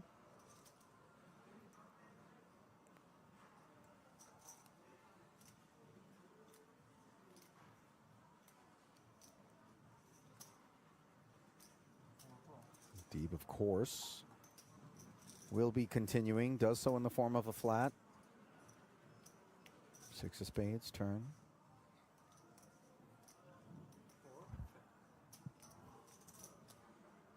Sean, quite content to knuckle over and see what the opener has in mind.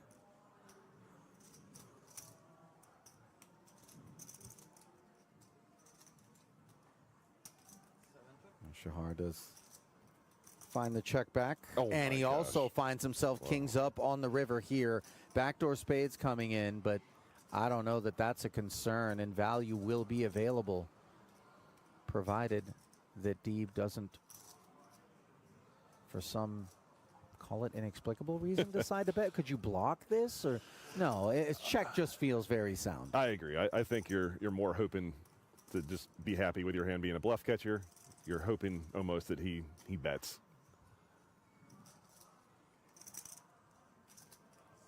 This should be called fairly quickly from Deeb, my guess.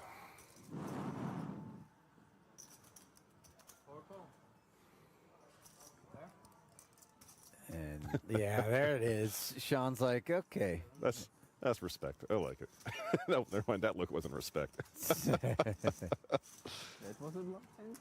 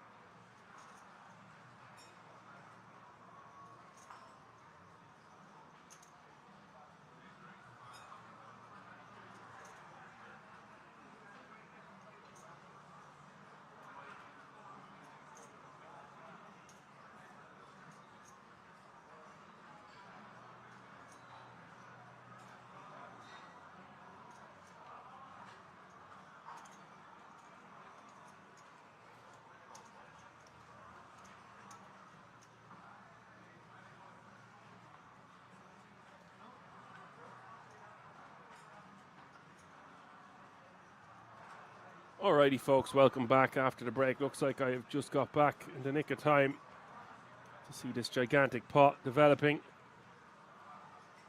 I don't know why Vagke is jamming this river. Shouldn't have too much 5x the way this is played out.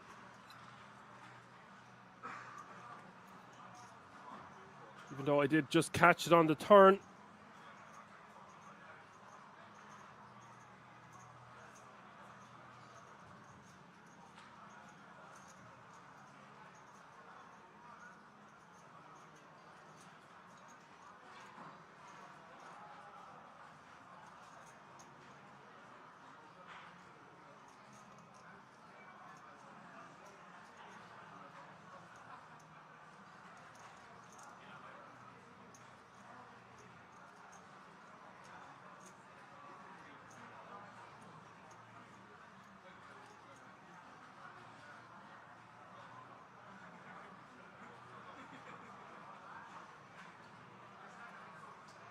Just seemed quite unbelievable that you could have a big hand in that spot. I think he decided to shove into it. And Jan, obviously, with a tough decision, but when you break it down, don't think he's going to be folding there. And now Jan finds himself playing 6 million in chips. How do you like those apples? If you're just tuning in, it's after midnight now, day 2 of the €250 Kings Million. Nolan Ilma Hold'em main event, live from the King's Resort in Rosvedov. We have 3 hours left of poker. Lots more action to come. 3 is the magic number, folks. What an exciting time for these remaining players. And that man right there, 6 million. What a time to be alive.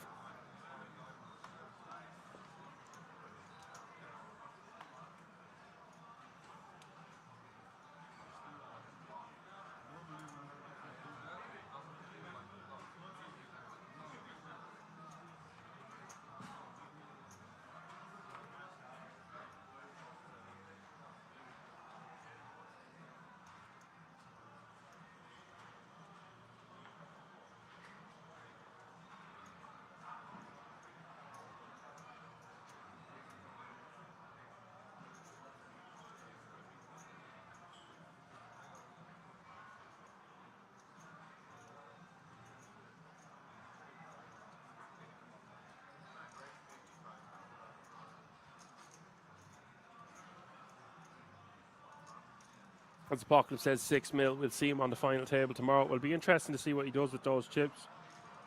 That's 150 big blinds. Blinds are 20k small blind, 40k big blind, but a 40k running big blind ante, that's 20, 40, 40.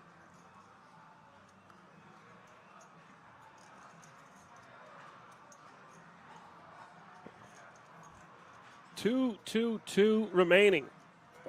Chaz Money Poker says they play until 3 a.m. Correct and right.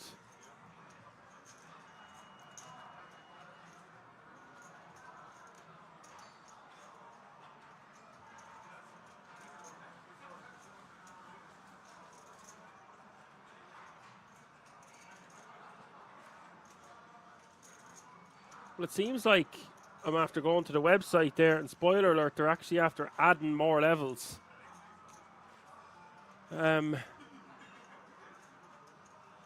Which means there's another 5 hours of poker tonight. Wow. That's new information.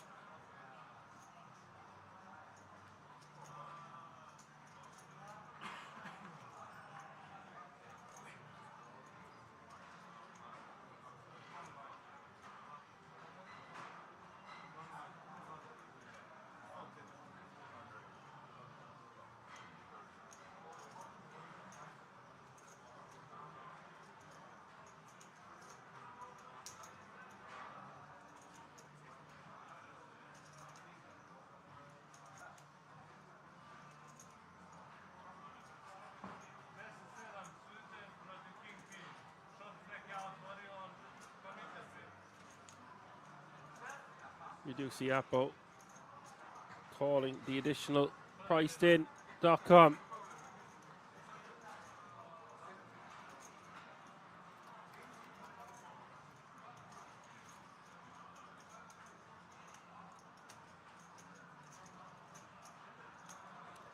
Eight, 8-4 is the flop, 2 spades. Turn is the 7 of clubs. Pretty good board for Apple. Looks like we might have one more elimination.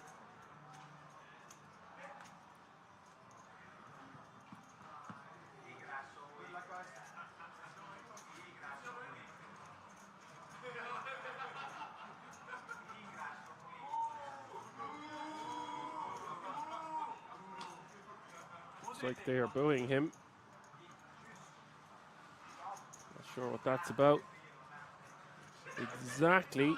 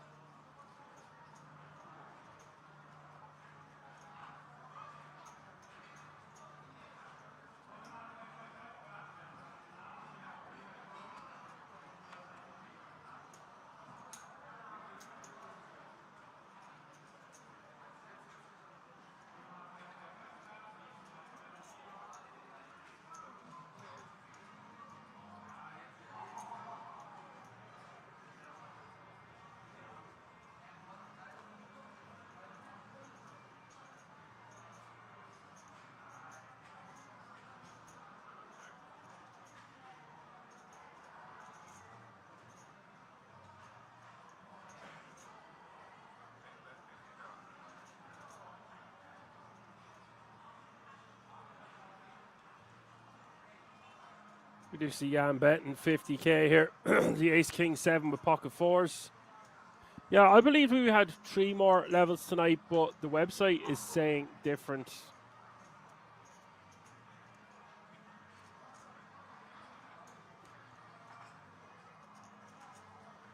When you break it down, it kind of makes sense considering we are only live for 5 hours. Seems way longer. Sometimes it flies and sometimes it doesn't. It is what it is. We stay ready so we don't have to get ready. Isn't that right, class? All in favor say aye.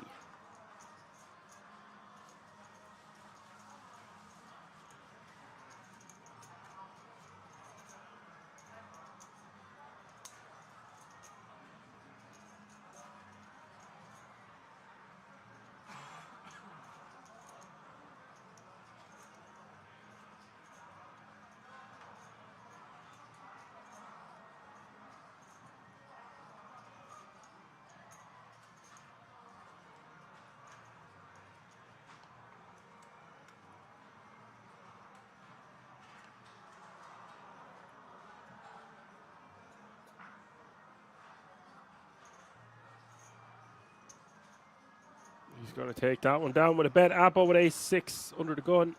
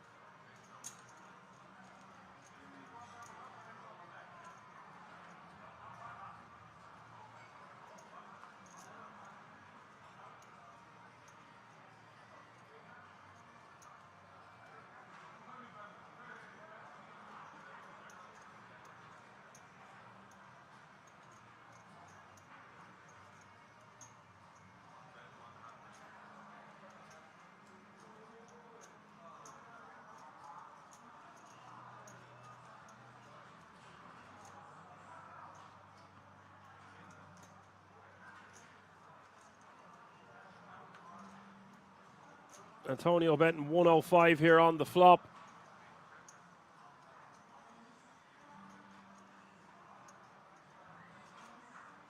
Don't mind him opening his hand pre, although he doesn't have heaps of chips.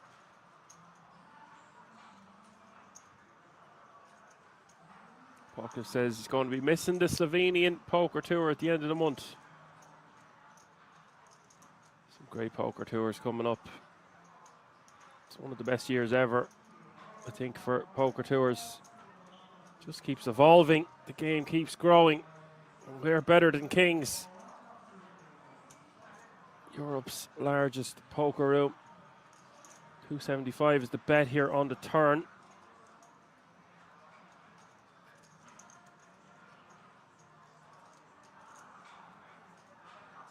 And Jan is just going to get out of the way. Not much he can do there, I don't think so.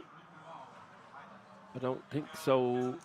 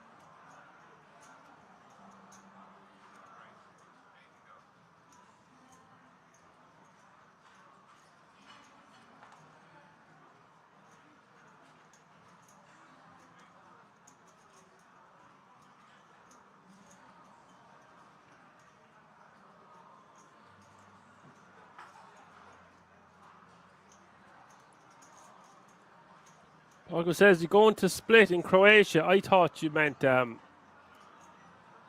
after splitting up. It was either there or Florence, and Laurie won. Yeah, very nice.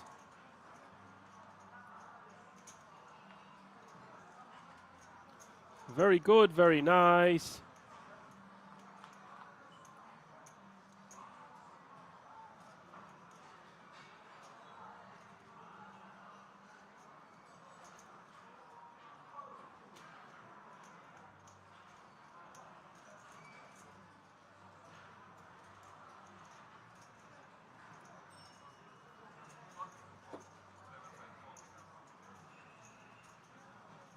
Yeah, you don't want to split and split.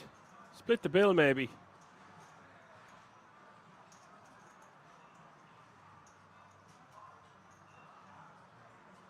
$40K.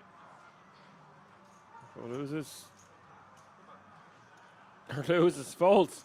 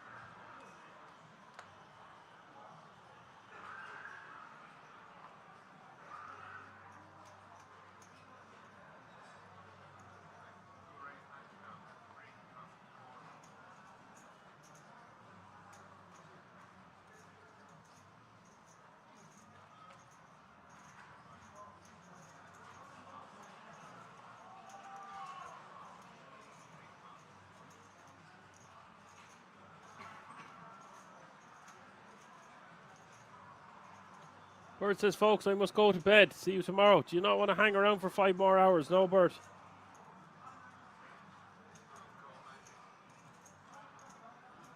Come on, man. Hello, Eb. Thanks a million for your help. Talk to you tomorrow. Fly away.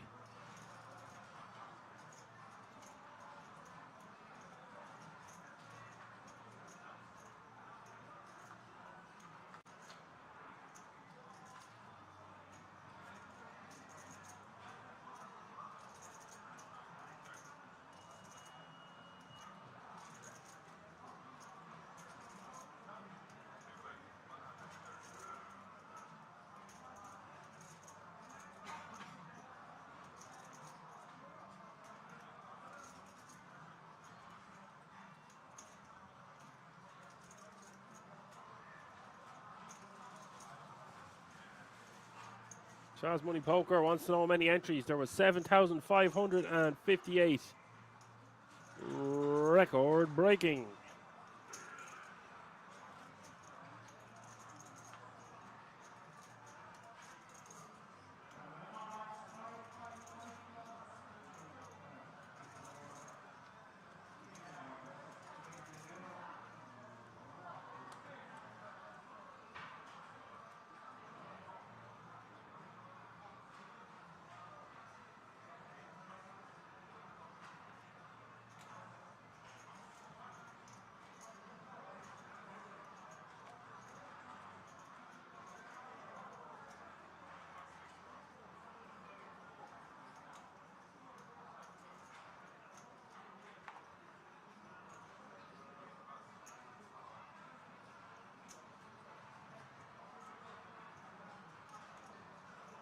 You might want to brew a pot of coffee, folks, because this one is going to go on for quite some time tonight.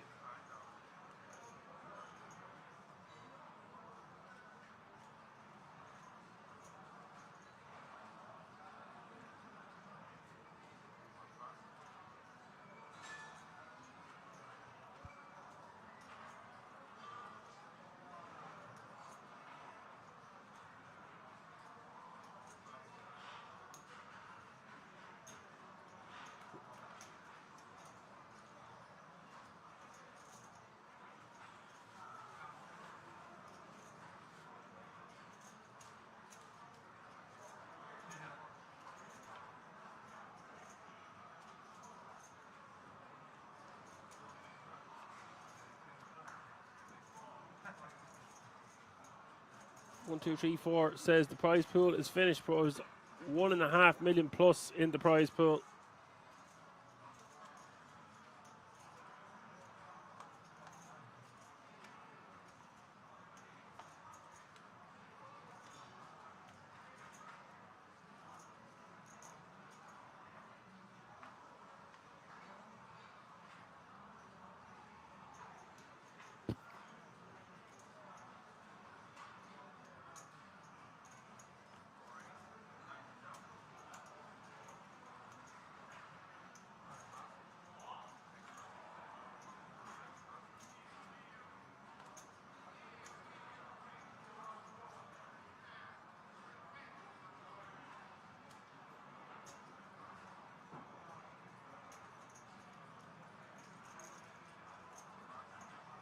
Kings for Francesco. Takes down the blinds and antes. I'm not sure what way players are feeling right now when they realise they have to play for 5 more hours, if indeed the King's sight is correct.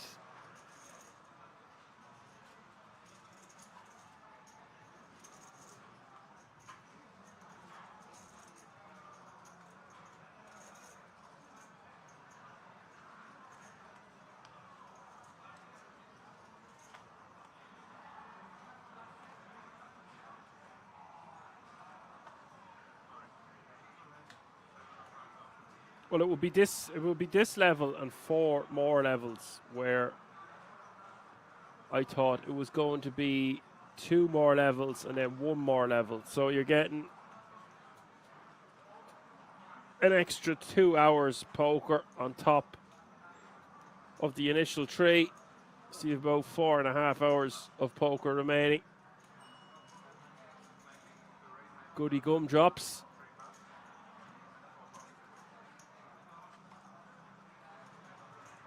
Chaz Money says making more popcorn. Yeah, you might need it. I tried to make a fry on the break, but didn't have time to make the eggs. Barely had time to toss the sausages.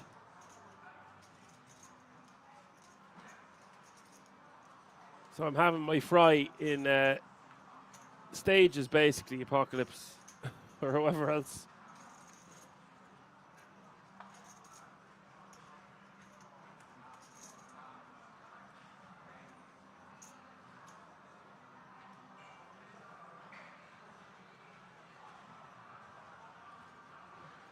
Apocalypse says some of that is absolutely going to be unmodded. Well, I think we were getting absolute model students on their best behaviour all night. I haven't seen anyone even pipe up in the chat box irregularly. So you take off whatever the hell you got to take off, Apocalypse. Apocalypse now. If you gotta go, you gotta go.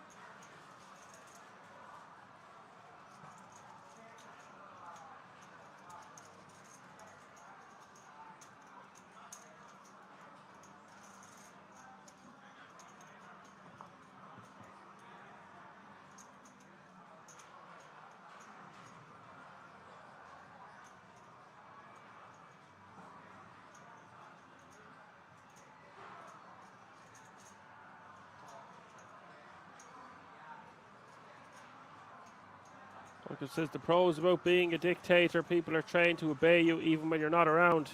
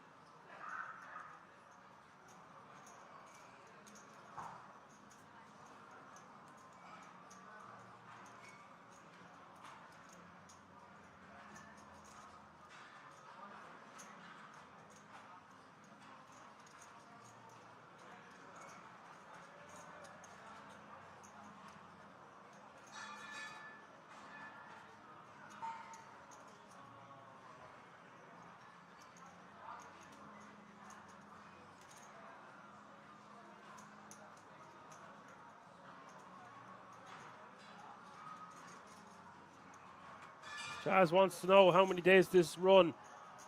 I've heard rumours that they're hoping to finish this tomorrow, and that's why we're going to get your levels of poker here. It's ambitious to think that this could finish tomorrow.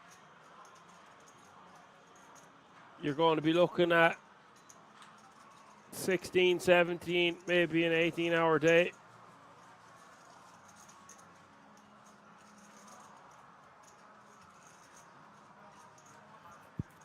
And I don't know what time they're hoping to restart tomorrow, but if players at Kings aren't going to bed until what would look to be around 5 to 6 a.m., it's going to be very difficult to restart on time at 1:30.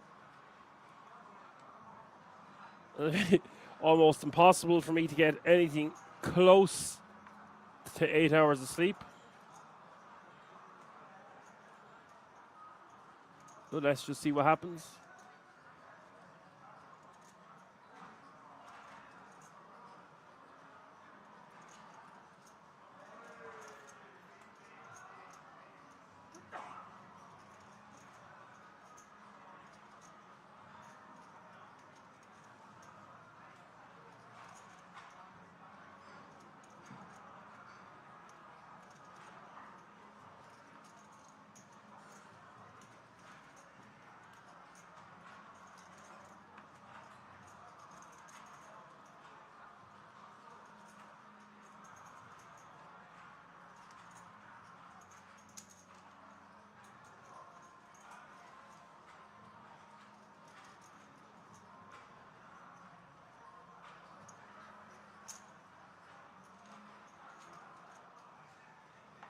Chaz says Phil Hellman would definitely not like this tournament. Love that comment, Chaz. Awesome.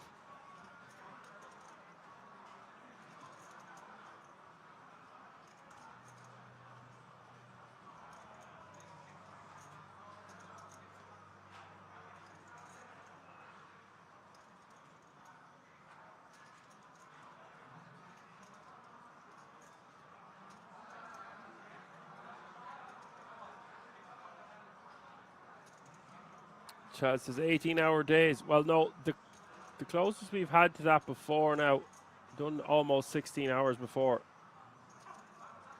It's happened a few times. Yeah, I'm betting 100k here. Any 8 makes a straight. Matter's going to call. I do not like this call at all on the turn from Matter unless he's got a plan on the river. It's highly unlikely that pocket trees are going to be winning. And you don't have any blockers that will block your opponent to have a straight, for example. Having a jack here for the top end. 480 in the pot. I don't know what Matter's plan was calling the turn, but if he does something spicy here on the river, I'll forgive him.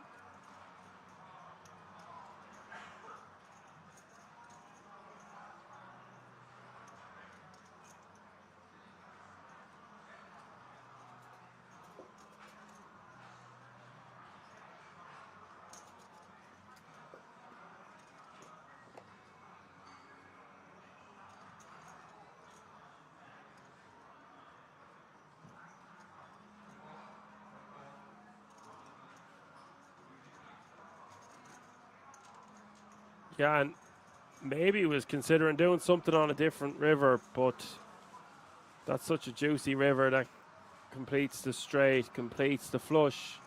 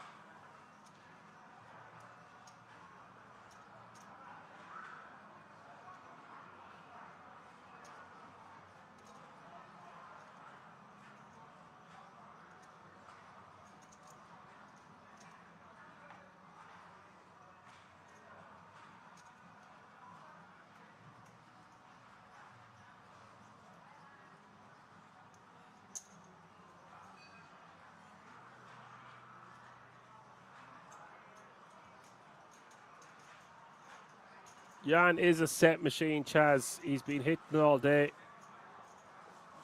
Unbelievable amount of chips. He can do no wrong.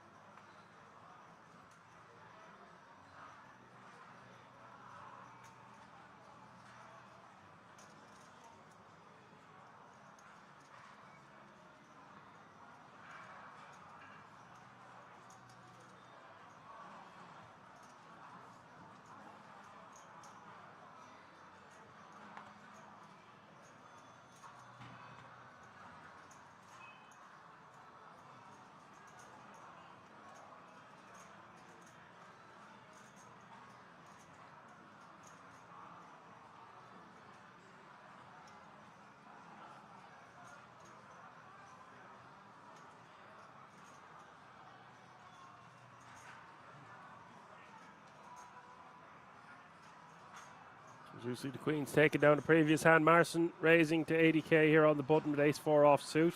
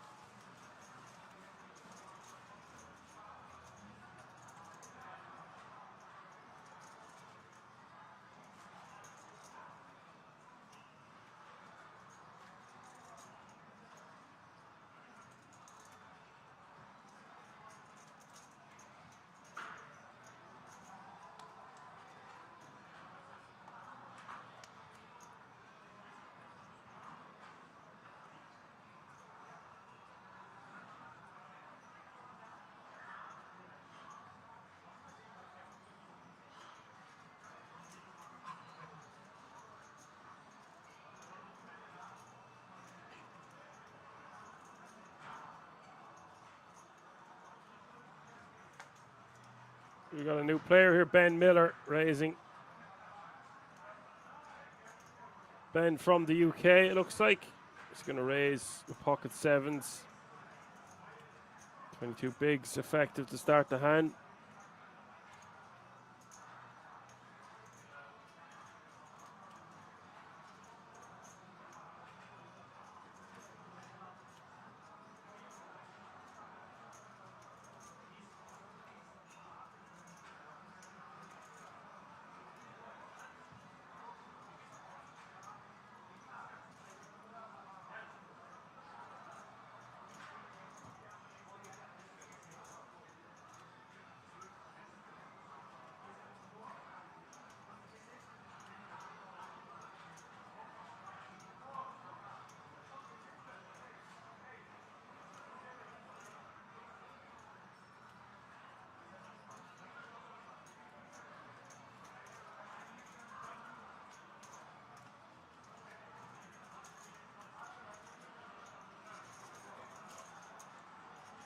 Ben forced to fold. Marson applying the pressure.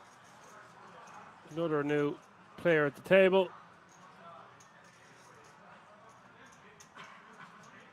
We have lots of new players. You will see a lot of players dropping out over the next few hours, of course.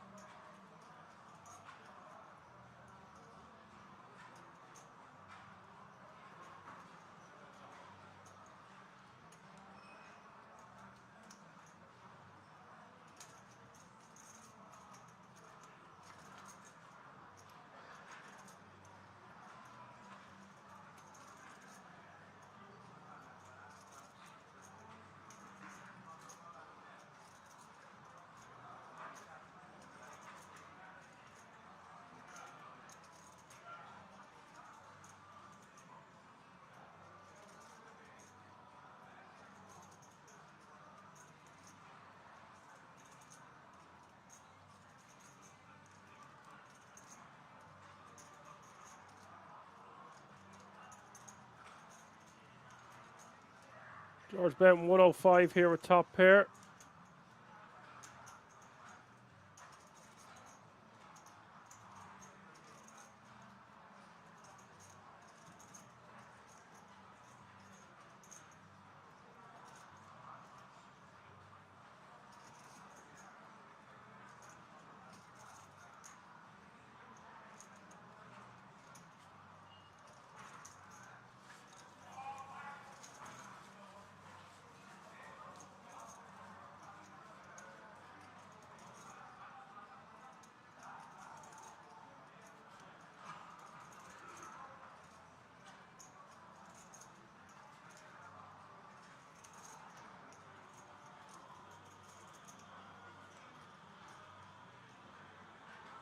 Anything Card asked, are they just showing this table? Yes, we only have information about the feature table.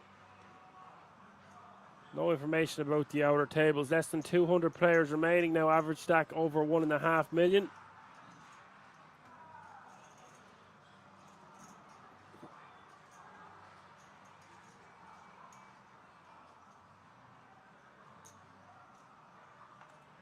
€1,110 is the current payout. Apocalypse says, think it's booking bedtime for me, so see you all tomorrow. Good luck tonight.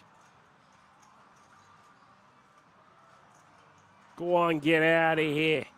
Get out of here. Who needs your wailing and moaning around here anyway? I know. Talk to you tomorrow. Which place is OG Patika?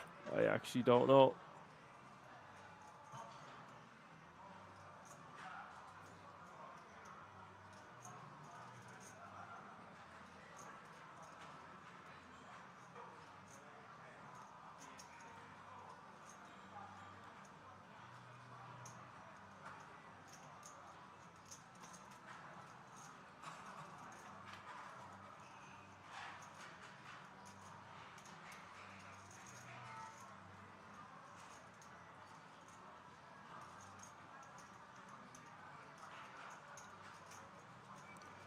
Maller checks ace jack of diamonds. Ben with king 10. Daniel with the ladies. 2 black ladies of the night. 4-9 deuce is the board.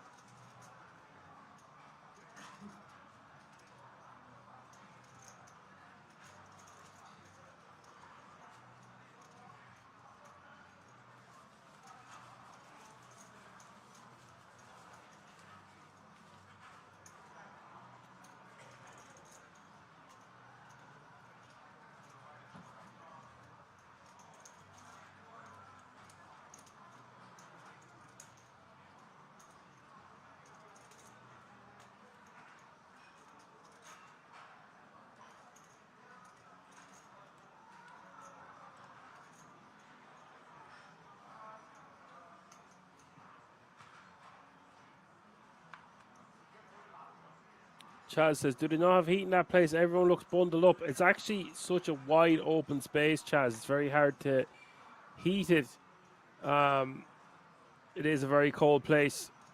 Now, I was there closer to Christmas when I was there twice, actually. But you'd want to be bringing a jacket.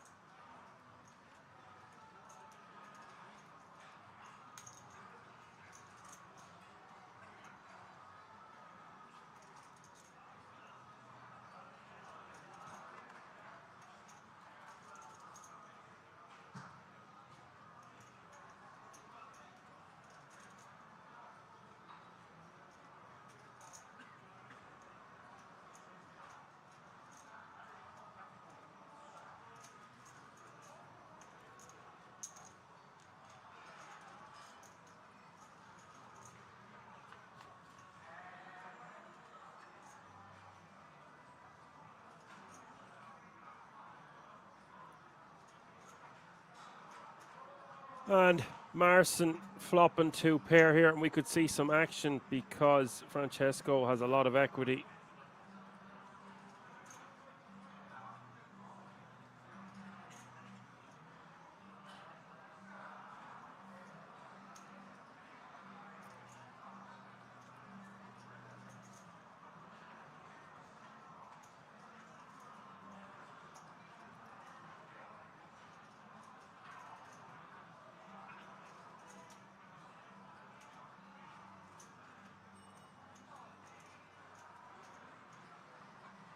Now, how much money Francesco is willing to get in here is another story altogether. Has raised to 215. Marson deciding whether he wants to get more money in right here, right now, or just call. Both options seem fine. I think I would go for another raise, make it somewhere around 650, and he does make it 650. Francesco jams, and we are going to have a hell of a pot on our hands here. Look at the amount of money in the middle.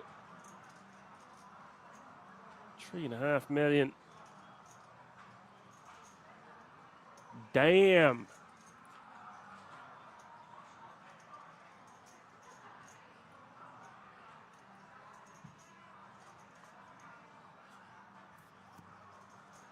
Francesco getting there on the river. Wow.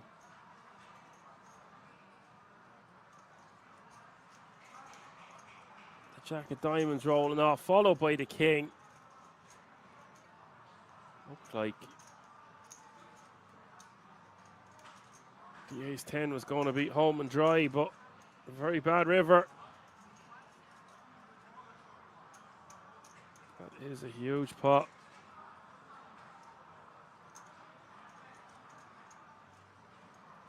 Chaz Money is loving the action. Action flop indeed.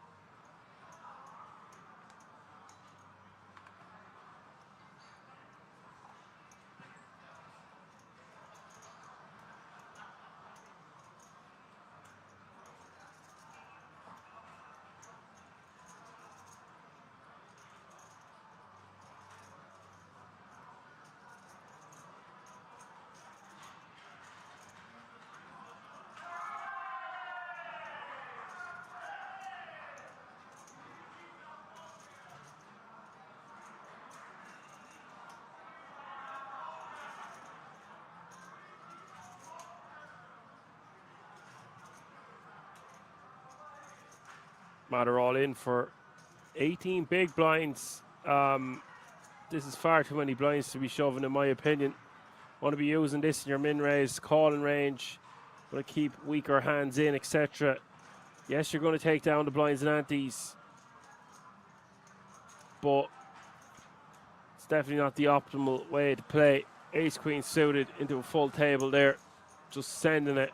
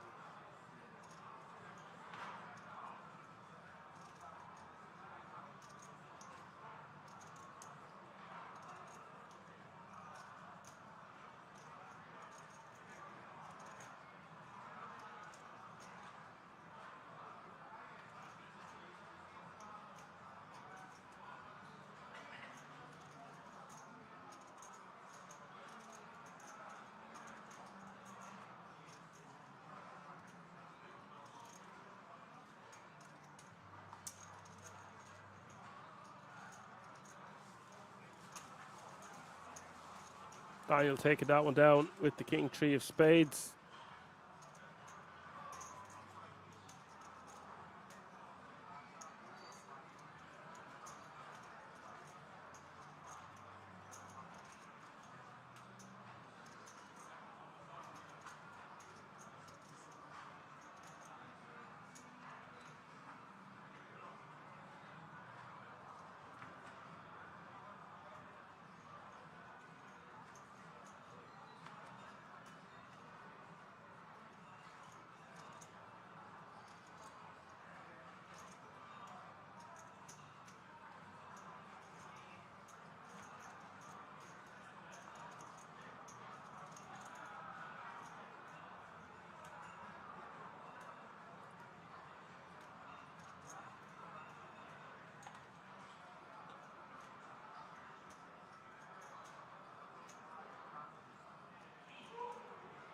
Marson all in for his last 3.5 big blinds after that catastrophic hand a few moments ago.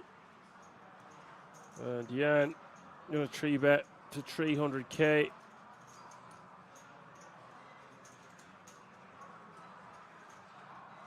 With the superior ace queen.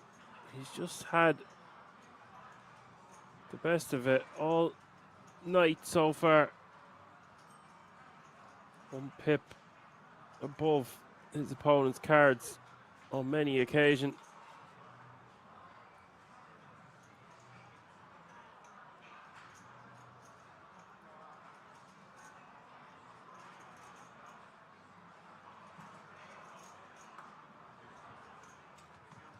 Jan seals Marcin's fate.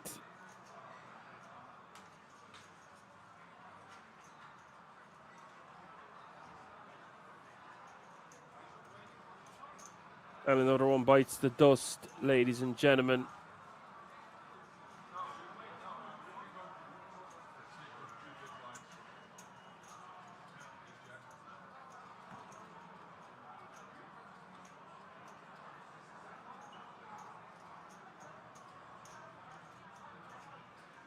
Yeah, I'm with 135 big blinds. Your table captain by quite some margin. Francesco at 70 bigs. Apo 49. George with 46. Antonio with 28. Daniel with 23. Matter Swima.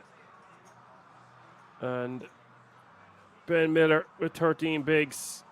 With some work to do, but still fine in a structure with 1 hour blinds. That's how they're looking, folks, as the blinds go up. 25k is now your small blind, 50k is now your big blind with a 50k running big blind ante. That's 25, 50, 50.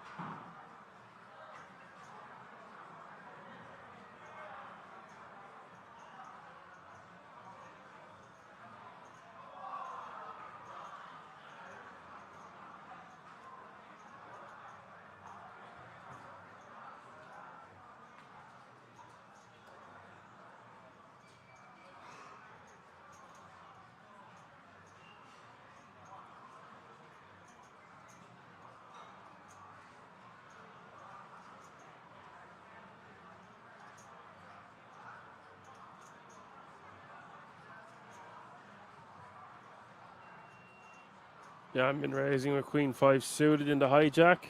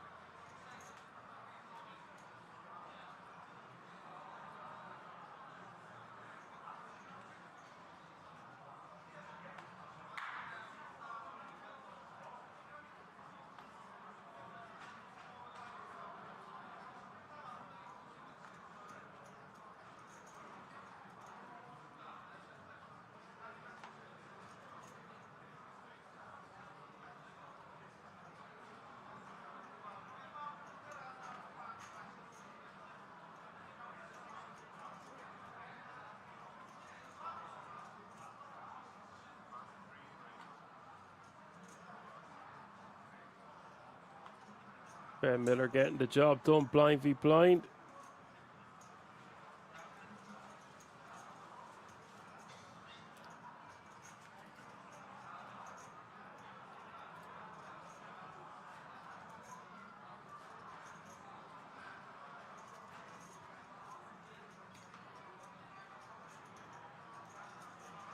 He has a total live earnings of 155,000. I recognize his name from somewhere. I was seeing somewhere else actually says he's even more than that. What's in dollars? Yeah. Go to $200,000. He could be one to watch out for here. 173 players remaining now.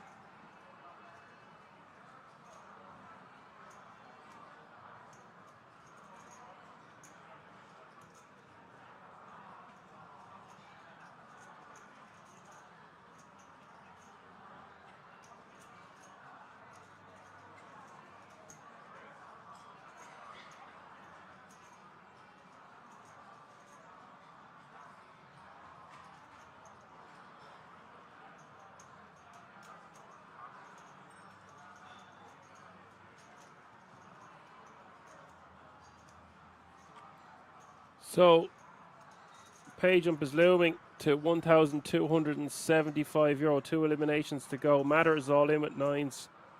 Over the top of Antonio with ace deuce in the hijack. And the big blind then. Daniel asking for a price. Don't think he's going to be doing much here.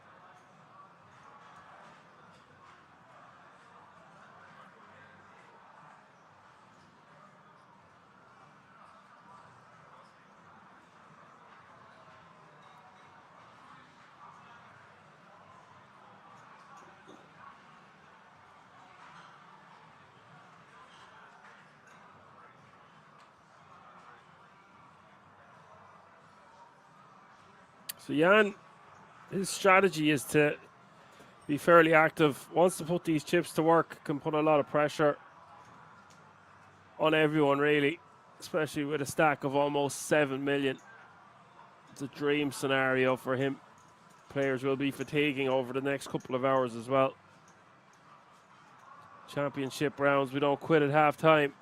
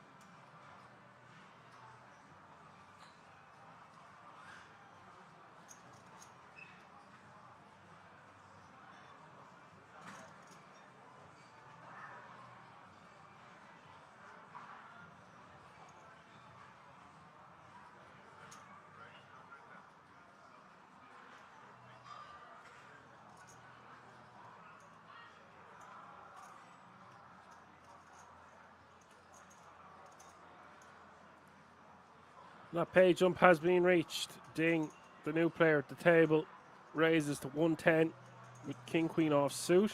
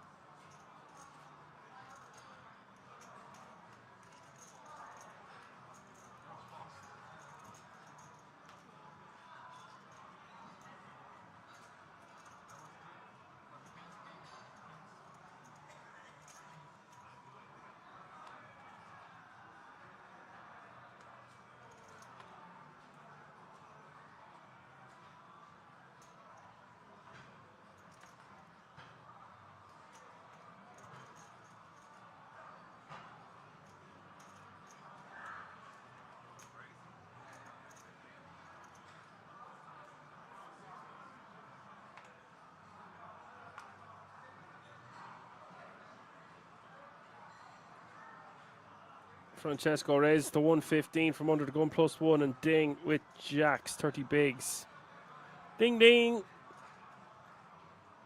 Just deciding between calling and 3-betting, and if we're 3-betting, are we 3-bet calling it off? And for those reasons, even though we're in the hijack, I might opt to just flat here.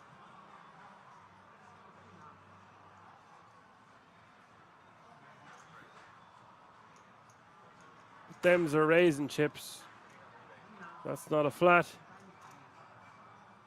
Best 380.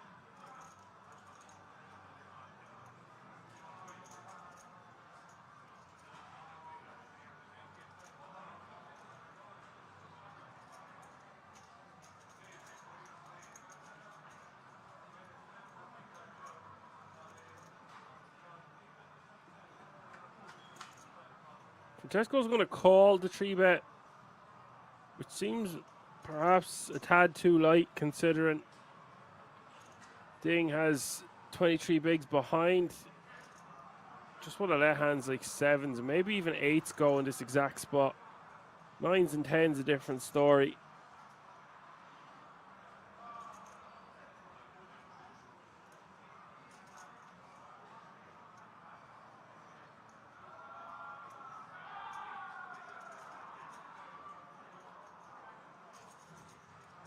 That's 220. Francesco gets out of the way. 2 overcards to his pocket 7s. They are relatively deep. It's not the end of the world to be calling there. I just think I would prefer to let hands like 5s, 6s, and 7s go. Maybe even 8s. And then 9s and 10s. No problem.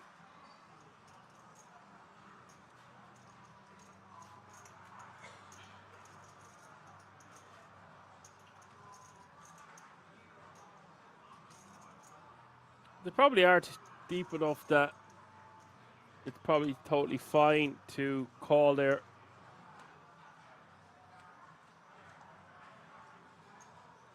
Three or 50 or 60 bigs deep. There's a name I haven't seen in a while.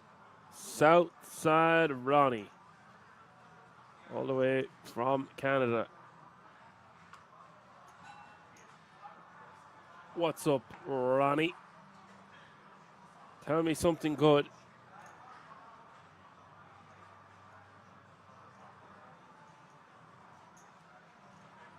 I'm doing all right, Ronnie. Thanks for asking. How are you doing?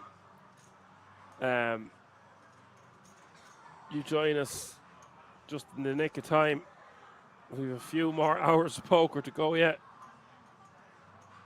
7,558 entries in this one. Record breaking. €200,000 for the winner up top.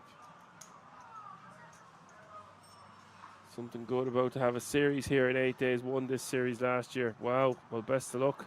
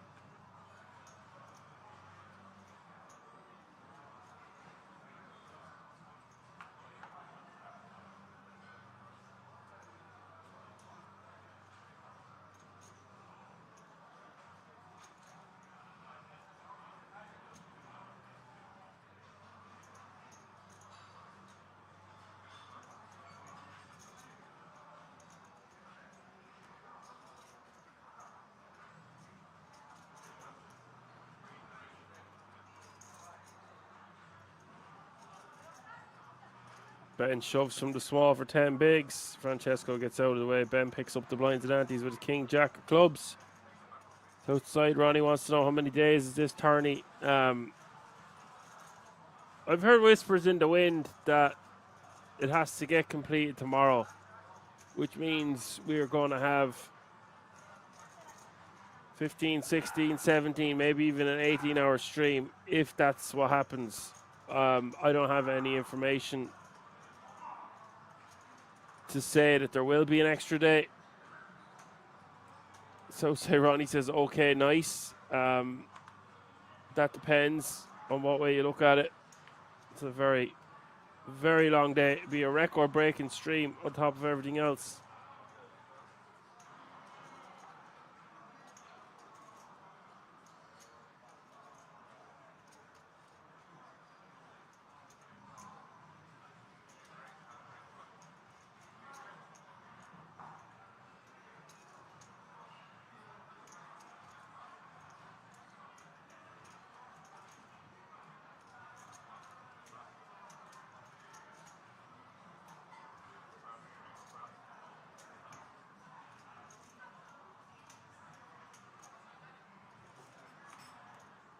Jan making it 105 to go.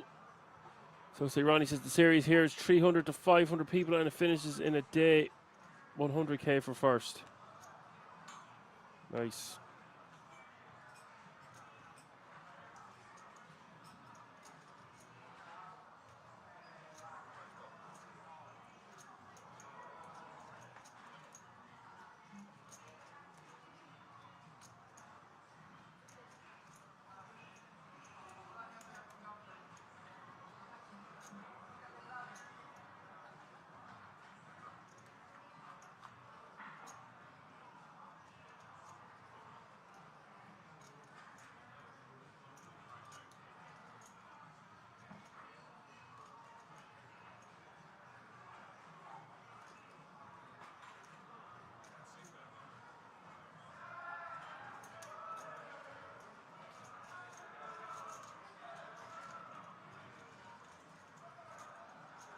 Jan takes down another one. Surprise, surprise. 7.225 million now.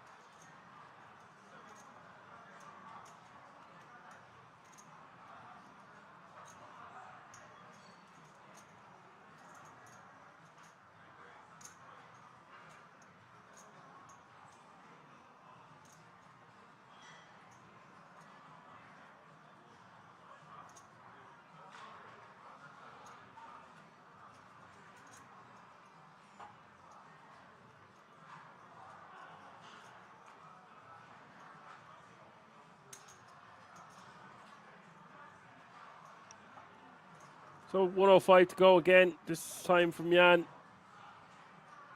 Chaz reckons he'll have this field taken out by the end of the day. I actually need to check if this guy has won money before.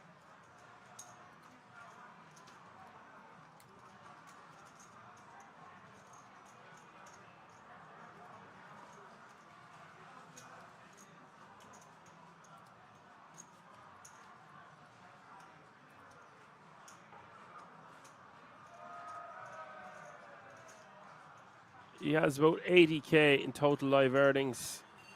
So not bad.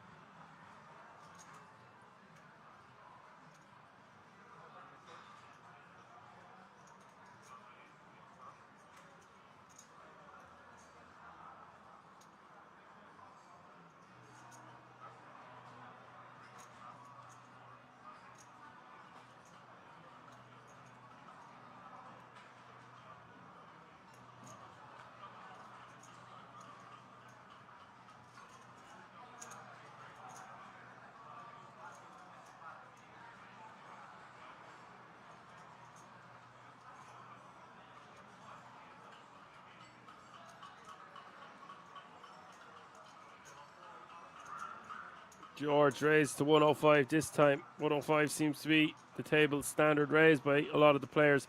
Ding is going to complete in the big with King 10 of diamonds.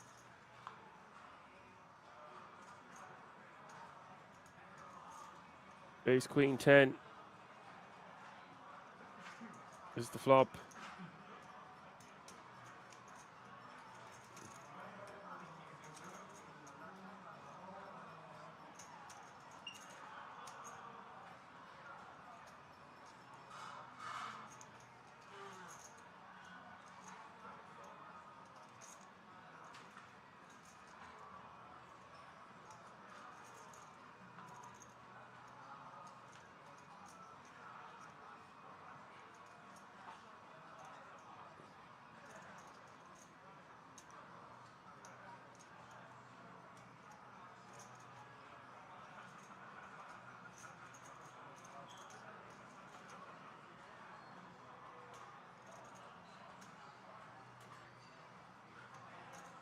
George giving up here with the 8-4 off suit, understandably.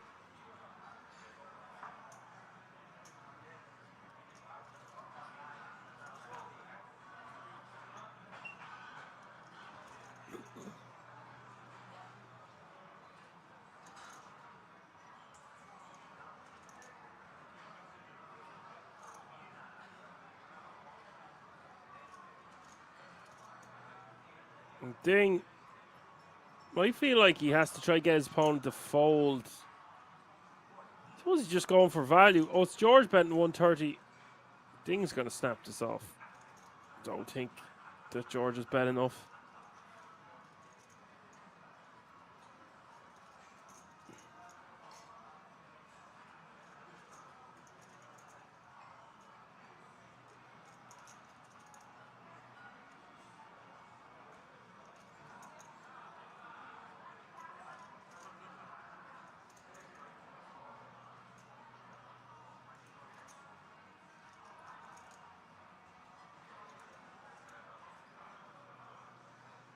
Ding does correctly call him off on the river there for the small sizing.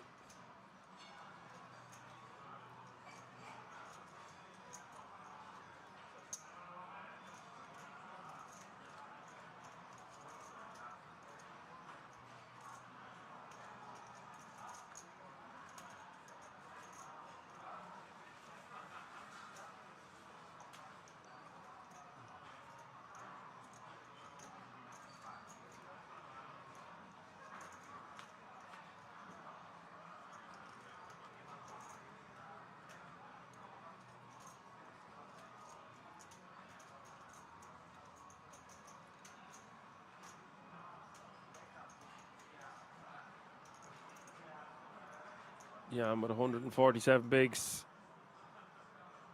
Overwhelming chip leader here. Francesco at 60 is the closest to him.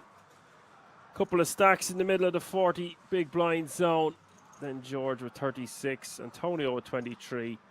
Matter Swima with 19, Daniel with 17, and Ben Miller with 12. So 3 players under that 20 big blind zone.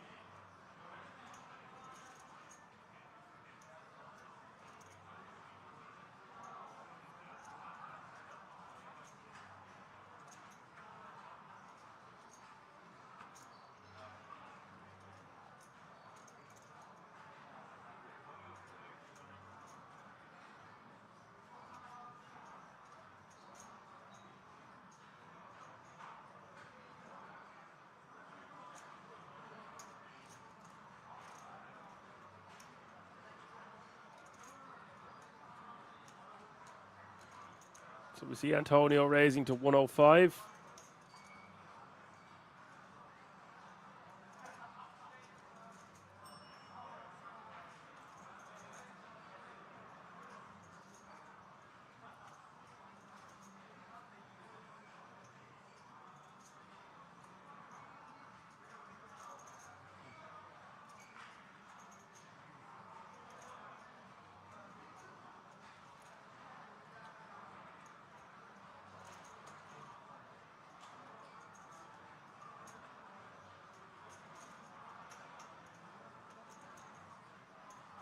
So we do see an all-in from Ben, a call from Ding, and Antonio really wants to see a flop with this hand, but there's a significant action before him.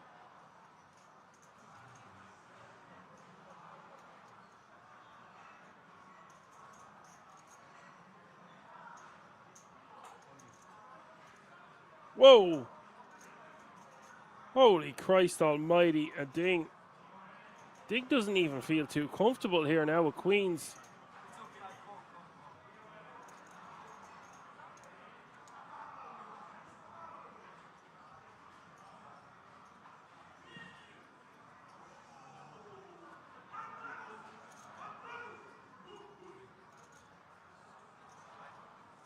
Well, Antonio wanting to gamble here, thinks he could maybe get Ding to fold some big hands. And if not, he's got one of the best crackers in the deck, the Queen Jack of Diamonds. Nearly 3 million in this pot.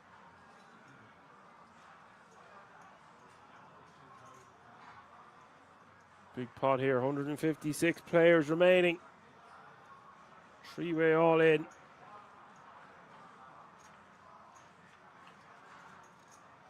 Queen's in great shape here, by the way, like really good shape. Even better now, 77%. As we hit the turn. Turn is another diamond. Antonio now. Oh, no, it's a full house. He cannot hit a flush, even though he does. It is no bueno. We have a double elimination. 154 players remaining now, and Ding winning a massive pot. Ding, ding, ding.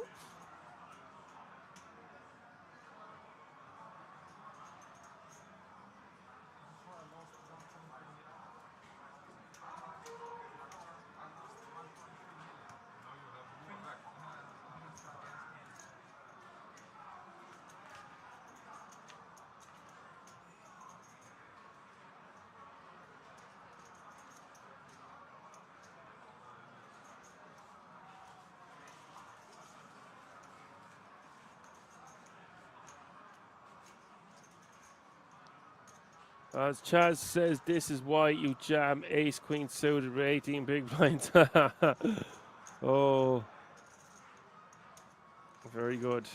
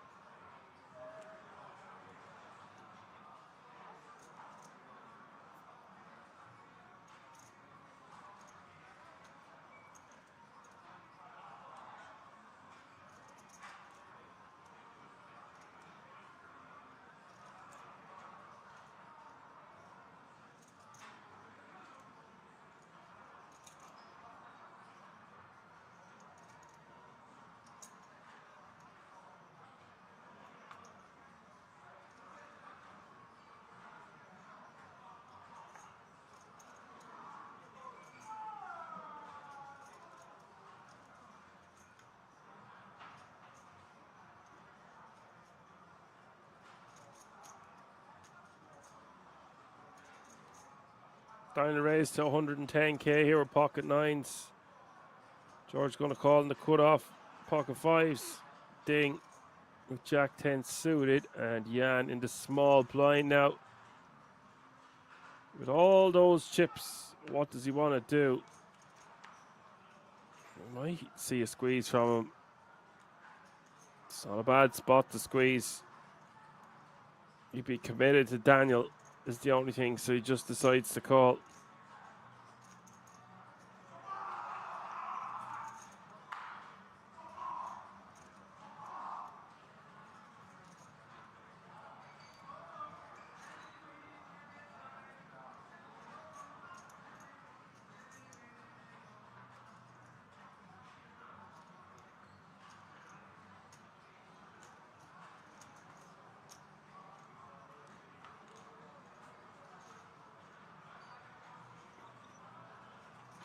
Chaz says, do you feel like calling ranges have exploded the past few years?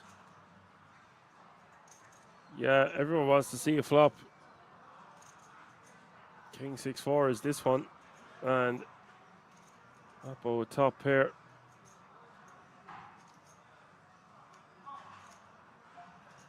Look Looks like he has the best of it, which is rare enough there. 5 ways. Turn is the queen of spades.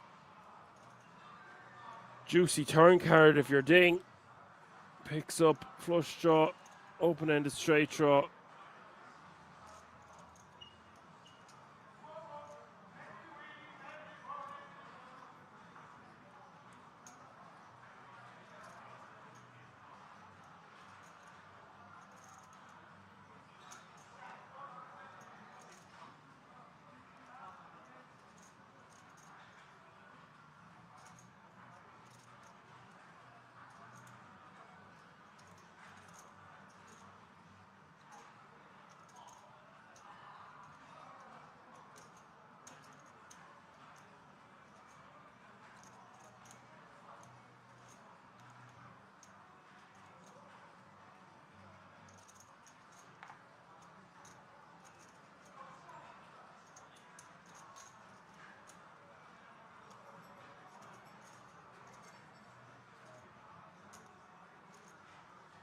Oh, wow. What a river.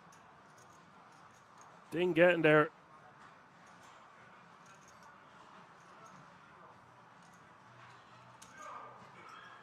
He's got the straight. He's got the flush. 80% of a royal flush. Apo's going to go for some tiny sizing here.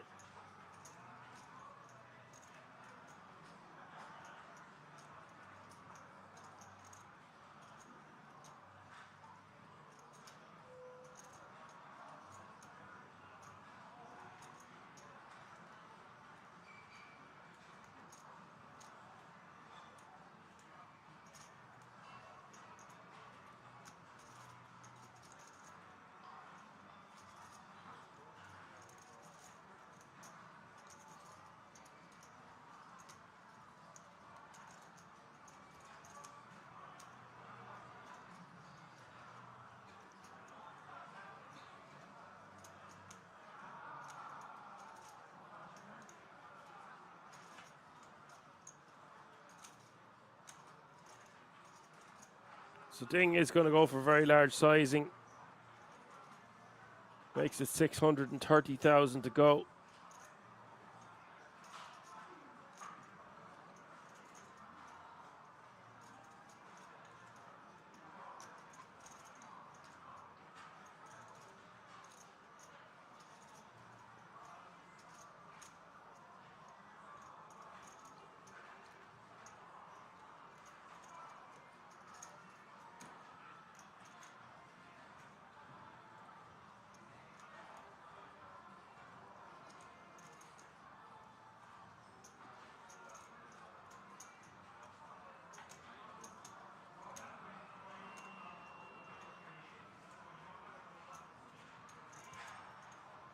Apo isn't just posturing here.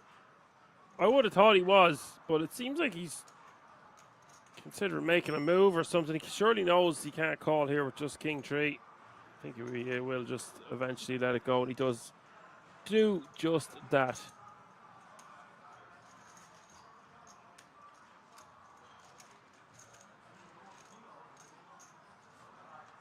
Current payout €1,275.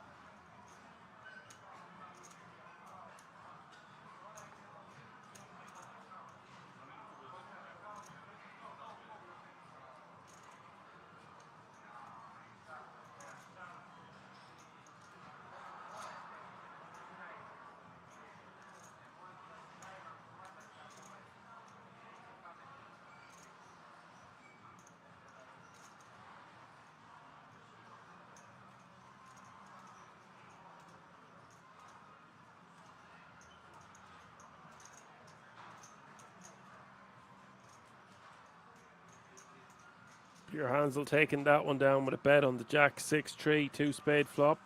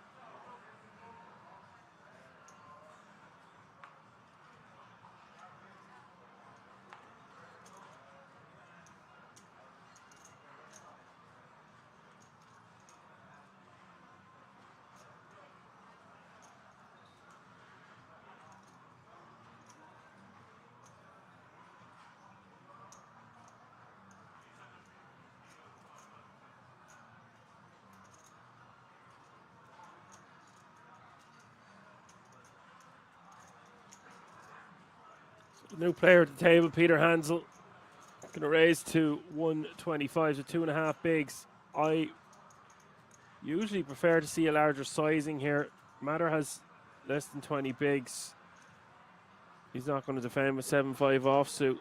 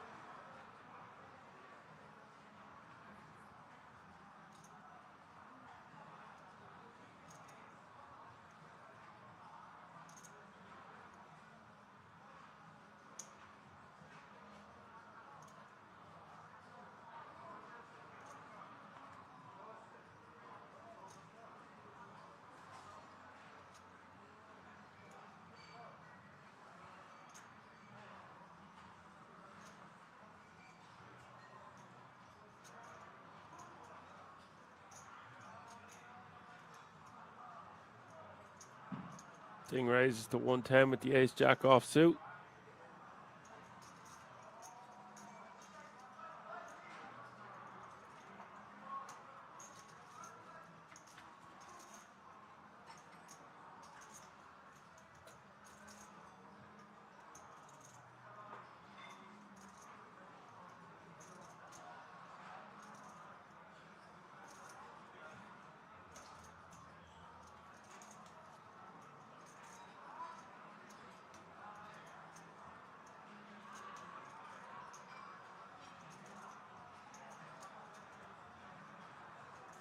Ding flopping best here with top pair.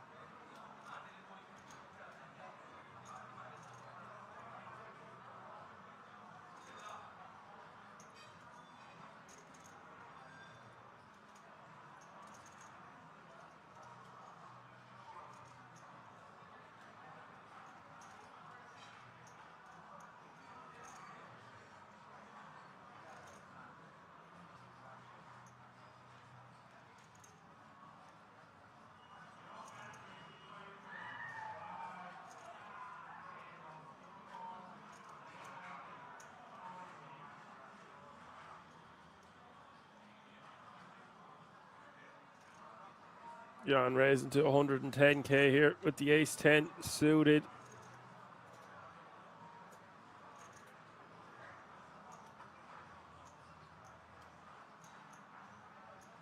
Peter calling in the cutoff and Francesco in the big blind with ace king off suit.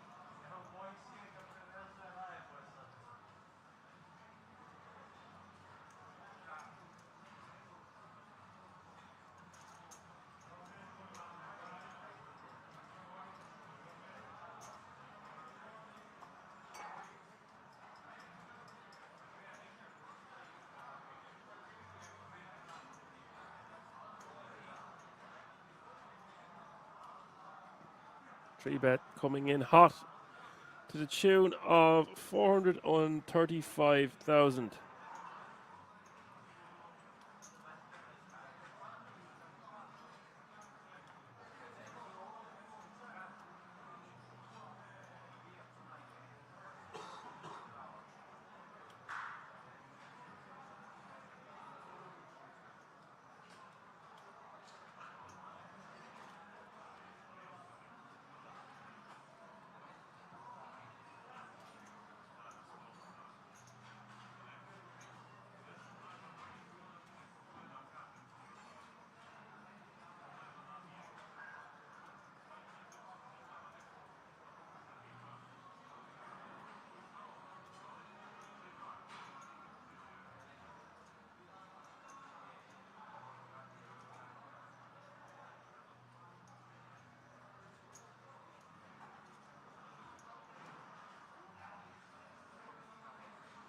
Wow. First stutter step we've seen from Jan, and this actually mightn't be a stutter step because it's a pretty good combo to do a 4-bet with. And Jan lets it go. Seems like quite a costly 4-bet. You could see it written all over his face. Does lose 1,000,000 chips in one go.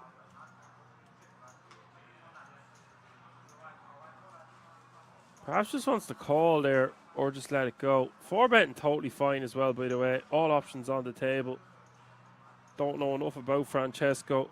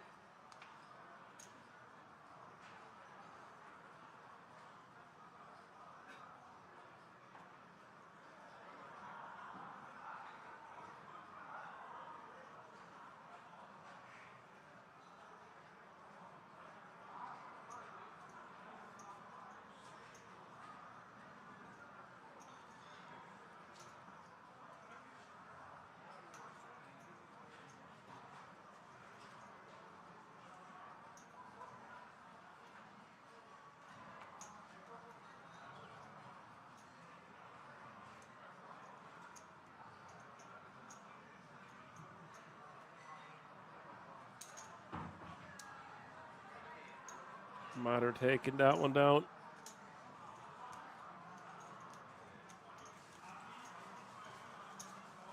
And I believe that's going to bring us to the last hand before the break.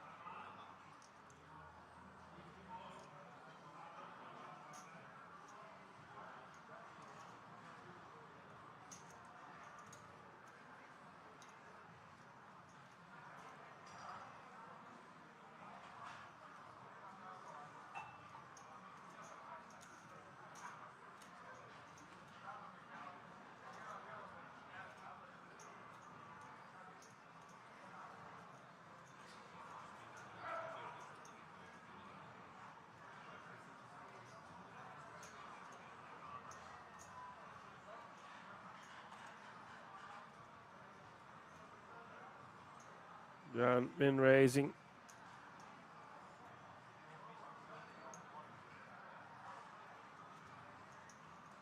With the deuces. Losing that million won't affect his stack too bad, by the way, or too much, but would obviously prefer to be winning them ones and taking it down instead of losing a million to the cold 5. Well, just the 5 bet for 50 bigs total, I think, so it would have been 30 big blinds back. The opponent really has to have a hand at that point.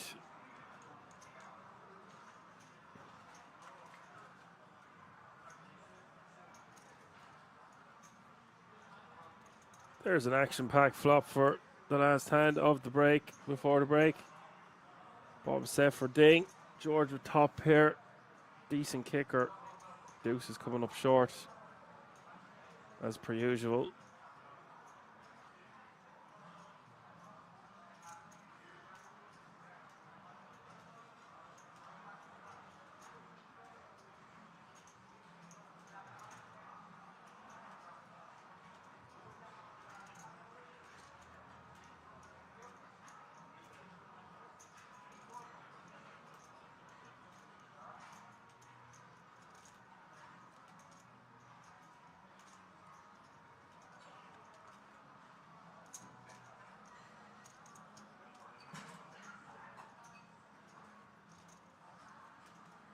George going to bet 175 here now on the turn.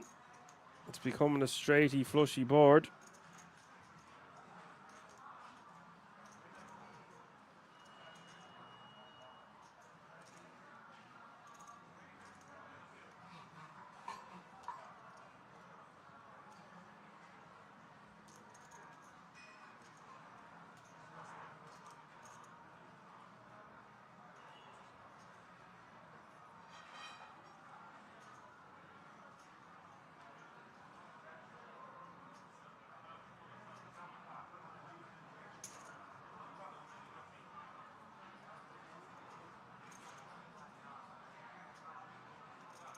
Being raised into 450k. And this is not ideal for George. His body language saying it all. He looks nervous. Be quite the fold if he was to make it right here, right now.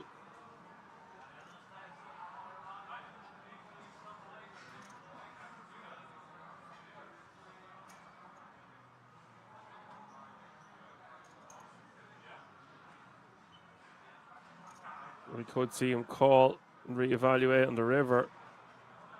Looks like there's a lot of things going through George's head here. Small blind against big blind as well. That's a fairly incredible fold, all things considered. If we're going to do that, I might just go into check call mode on the turn. I suppose we're not expecting to get raised. Feel free to discuss that one in the chat, although I don't know how many people are still alive and well with me in the late hour of the day. We still have three more levels to go, guys. Gonna go down and cook myself some eggs to get some protein, get some energy. And I'll see you all in a few moments.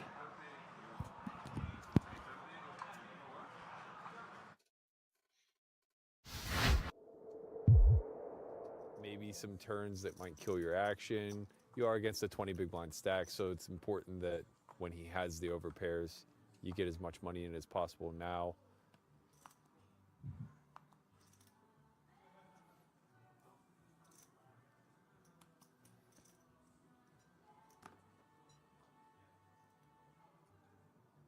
Nariman Yagmai, who I've actually had an opportunity to observe on a few occasions, a frequenter of the Merit Poker Complex in northern Cyprus. Has some results on his resume from that room, which of course was graced with the EPT not long ago, really putting them on the map.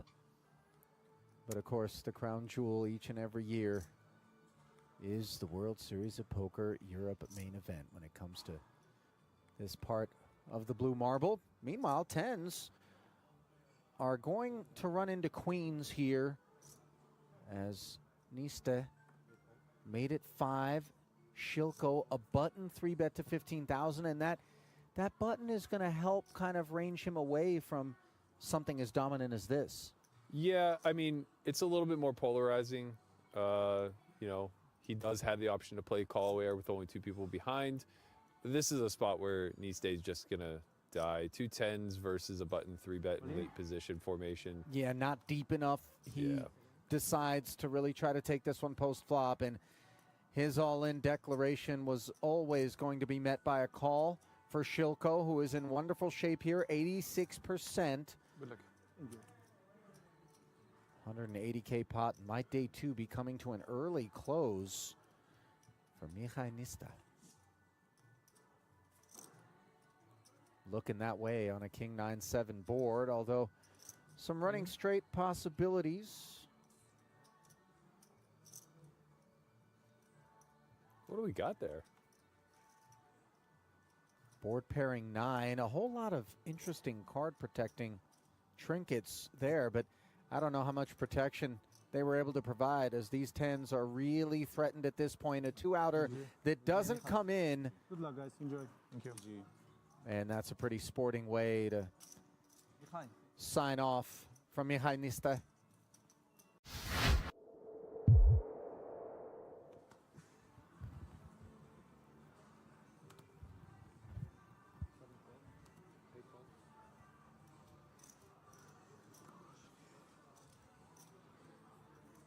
Alani's living right. 2 kings again. This time he's just going to be opening the action.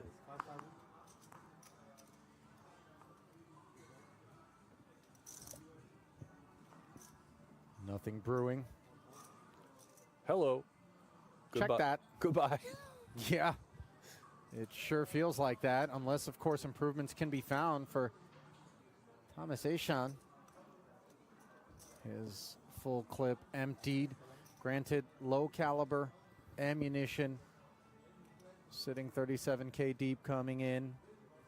Sposado's Jack 10 folding. I thought I heard call, even though I saw the cards go in. I think it was Elani. I see. 4, 5, 6, 7. So we saw the fold and heard the call all at the same time, but it wasn't passing Sposado's lips, rather predictably Elani's, as ace king and 2 kings collide. But it's not a sweat, I don't know. And the ace high board, along with the spade, is an all Echan affair. Tremendous resilience. Nearly flopped him dead. King. Just got to fade a single king of hearts.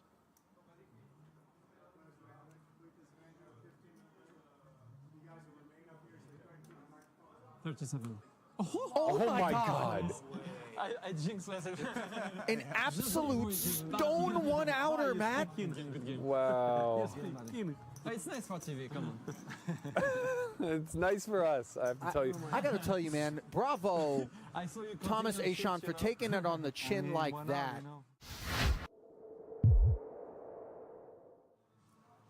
cash game streets, content creators, the likes of Yo Viral, Yeah. Johan Guibert. Yo for a long time was kind of the face of French poker, I would say. It's changed a lot in the last handful of years. The French have really surged in creating a small group of talented pros that are kind of taking the tournaments by storm. Benjamin Pollock is a legend of the World Series of Poker Streets. He plays under the banner. Antoine Saoud, David Benjamin from the old school side of the spectrum, Yeah. Julian Martini, Thomas Santern. Can't overlook Bertrand Gros-Pellier, Elke. He made his mark.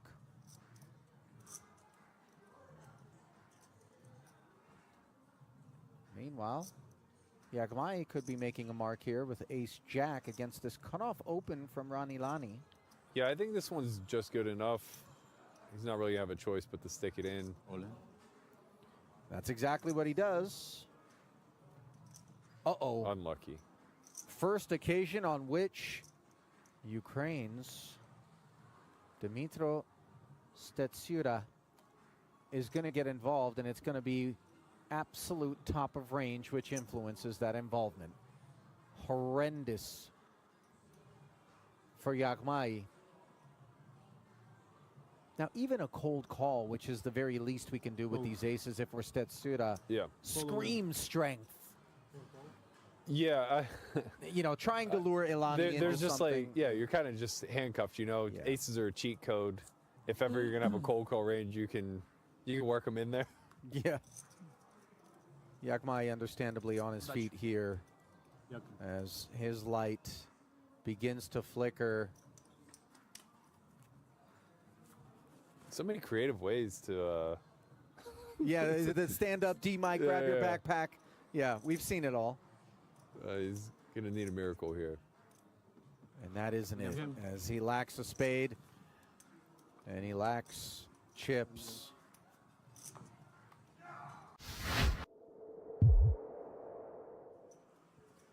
Where you had the literal owner of the Lakers. Right.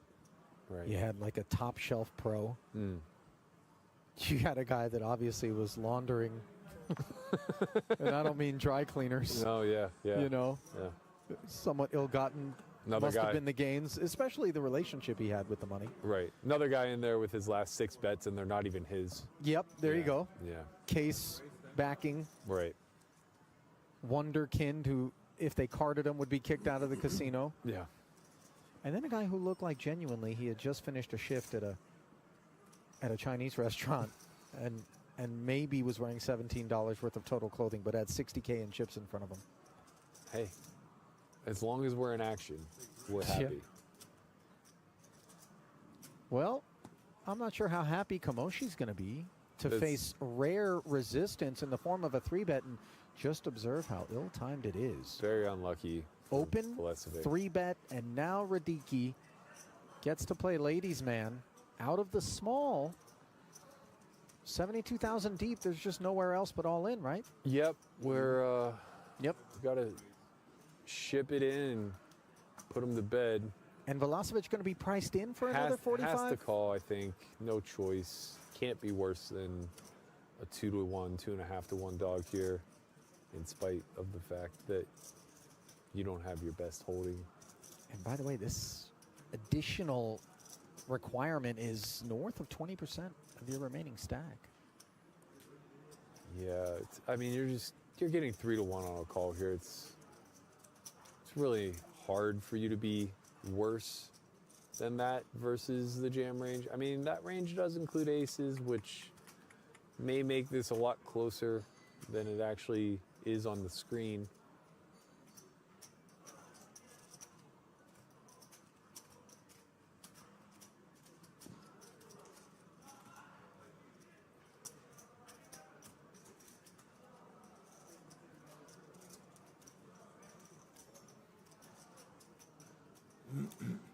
I think if you're the queens, you obviously at this point want to call. Be a very light 3-bet, huh? You know, want But I think you want the call because you don't expect it to be this hand. I think you want the call because you expect it to be like Queen Jack. Yeah, the struggle bus made it seem like maybe we don't face an ace. Yeah. Like, oh, I might be 9-1 favorite, not 3-1. Well, his 2.5 back is up to 1. against the wall, but he's in a great way here. 68% Decent. Okay. is Radicki Acceptable. to double through Velasquez.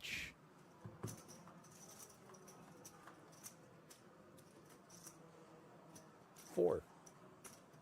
Oh, 6-5-3 would have kept. Yeah, the pocket fours have been loving this one. 4 of hearts. That was I thinking. I'll take. Brandishing a nervous smile. Don't need to worry about the monotone texture, given Velasquez lacks a heart in hand, and now lacks any path to victory beyond the ace. I had the 4 of hearts. Board. Yeah. Yes, I think I had it Pairs in on the hand. end, and Radicki Sì, le filavo. with the No, double. contro di te perdevo.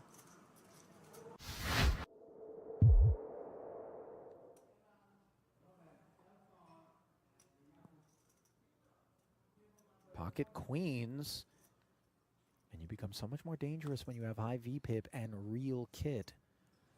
Maybe not so much at this table, though, given, as we just discussed, the lack of anyone having presented themselves as being willing to ask questions of this high VPP Kamoshi. Again, though, just falls on distribution. Svetnov here has him covered. They're both incredibly deep at 100 big blinds each, give or take. Queen 9 of spades, often going to play just as a call. Here we're going to see a 3-bet jam, followed by what I assume will be a re-ISO from Kamosi.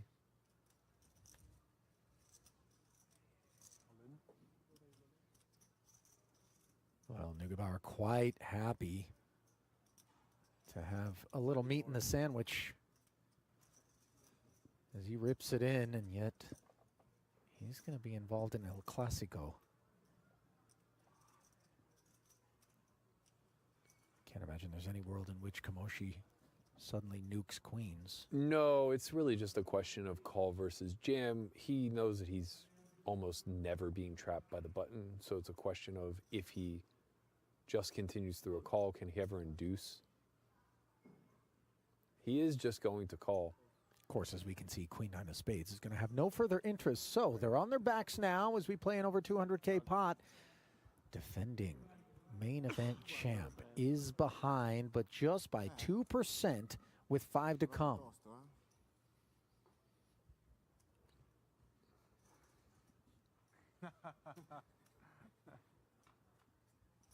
Wow, the prepay, strong. And effective, it would seem, on a spadeless 998 board. The queens How fortunate. leap way in front. He faded the Queen 9 of spades. Almost a 3-1 favorite now, better than 4-1 after the turn presents the 4. So Neugebauer knows the bell tolls, needs to find an ace or a king to down the ladies, and instead it's an 8. And we will have ourselves a new champion this year in the main.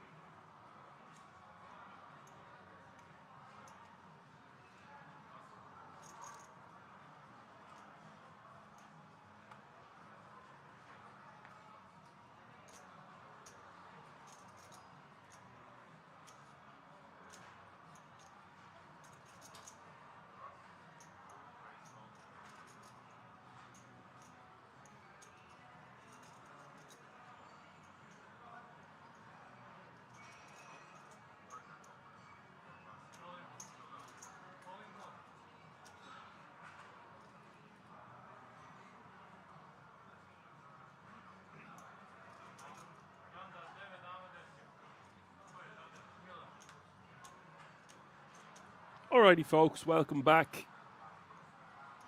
Just in time to see it all in here from Matter. Thomas making quite a loose call here from the small blind. I used to call here these sort of spots, but 10 bigs just worth so much right now. 13 even. Thomas just wants to be letting these kind of hands go. The Queen 10 offsuits. Could call something like a Queen Jack suited, perhaps. I might even let Queen Jack offsuit go in this exact scenario. Having said that, look what Matter is shoving with on the button. So, did make a good call against Matter's range on this occasion, but I think he just wants to be letting those ones go. Protect your neck /stack. For some reason you are tuning in, it's 3 a.m. in Kings right now. We're playing 3 more levels. It's day 2 of the €250 Kings Million.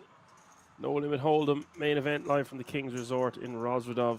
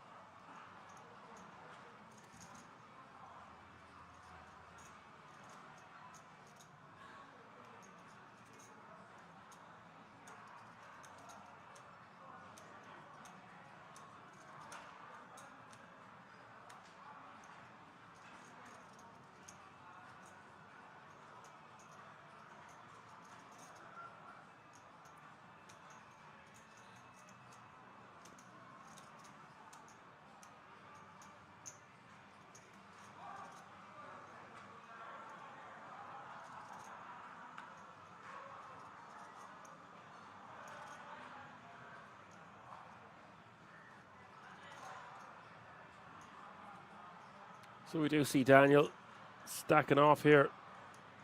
This is that time of the night, by the way. 127 players remaining from a starting entry field size of 7,558, where players kind of want to double up or go to bed.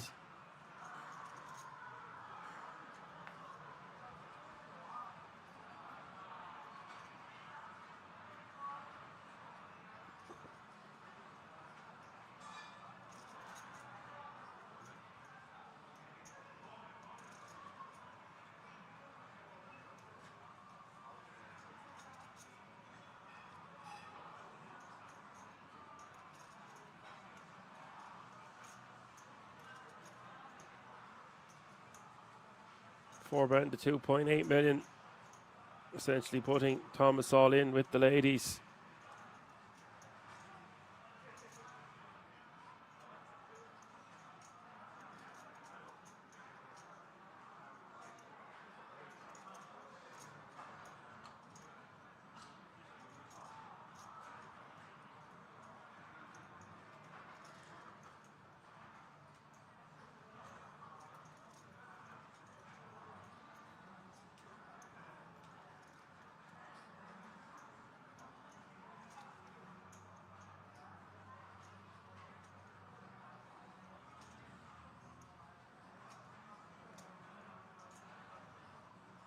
Thomas knows he has to let it go. It does eventually release. And now Daniel, 34% equity with ace deuce suited against Jan's queens.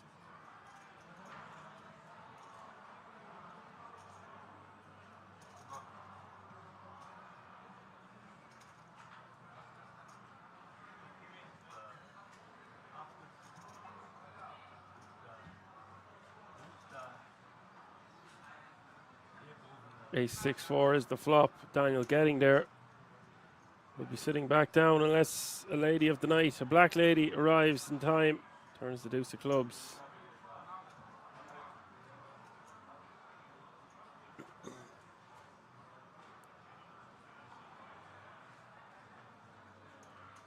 River is the three of spades. Sit back down, Daniel. Having a roller coaster of a day.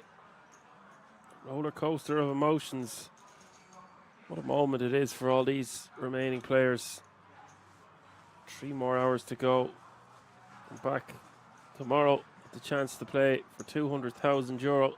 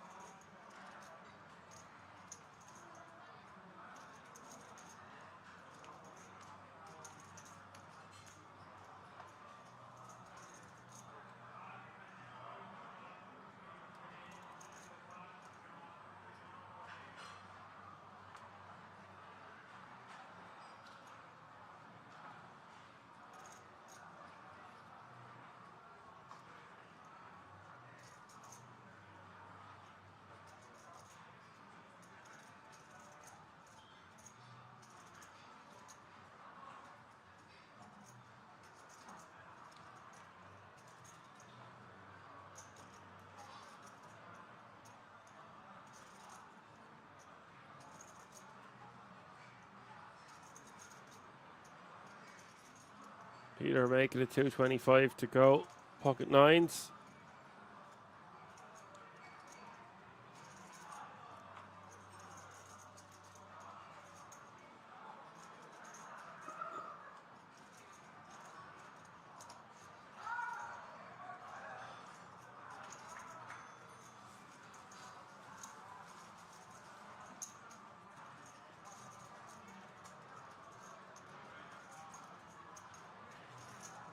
Will take down the blinds and antes. Players will be content to just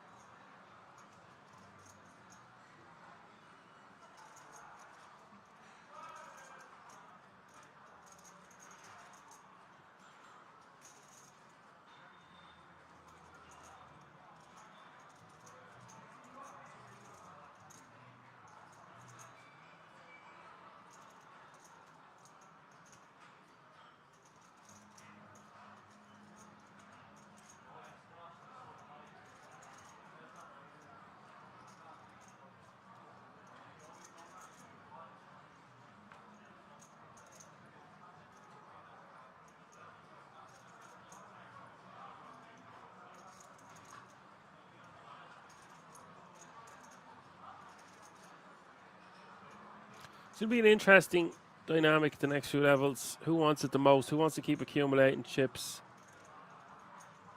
Obviously everyone, but you're going to see guys shut up shop and not want to get too involved. Obviously we haven't reached that point yet. Still 3 hours of poker.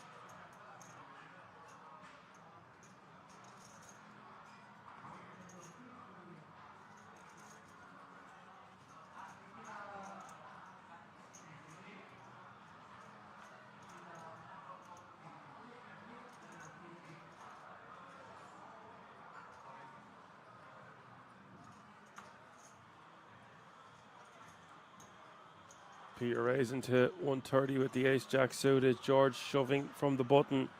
And this is a tough spot for George, or for Peter, because it represents so much of his remaining stack, and that's why you're going to see him put it in the bin.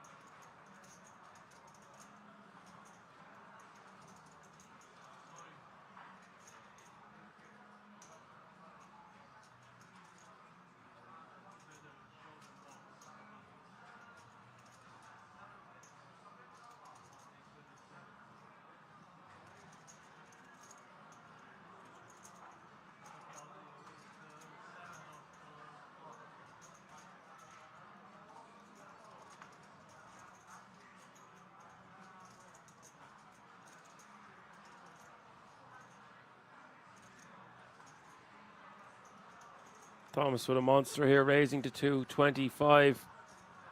Ace king suited.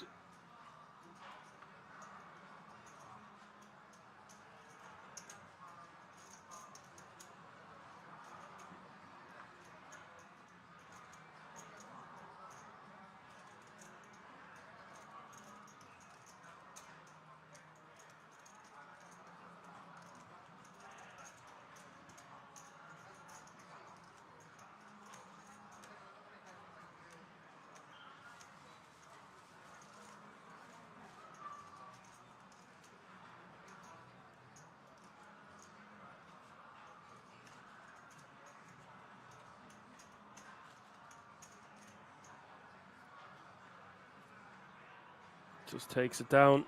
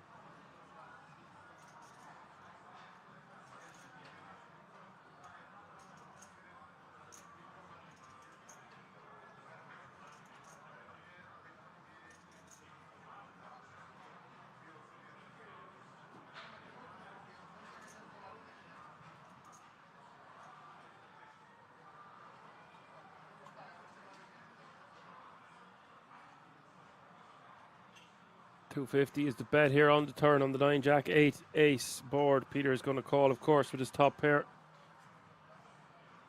That improves to 2 pair on the river.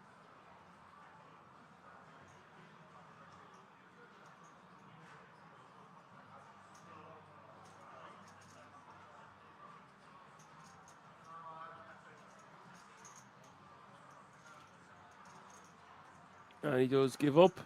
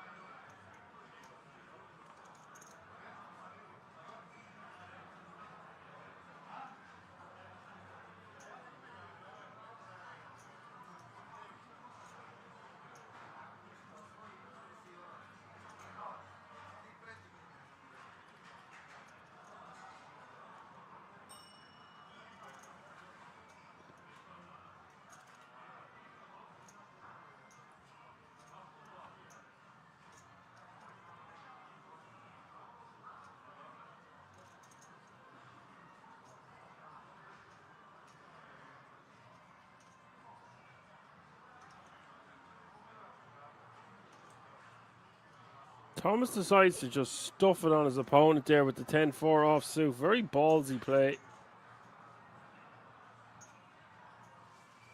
Does pay off. 122 players remaining now. All guaranteed a minimum of €1,450.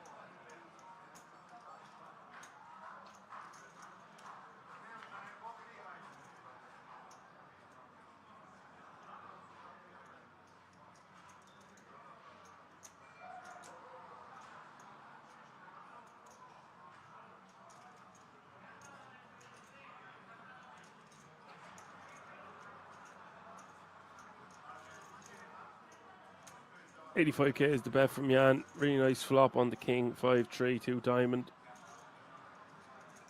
Board.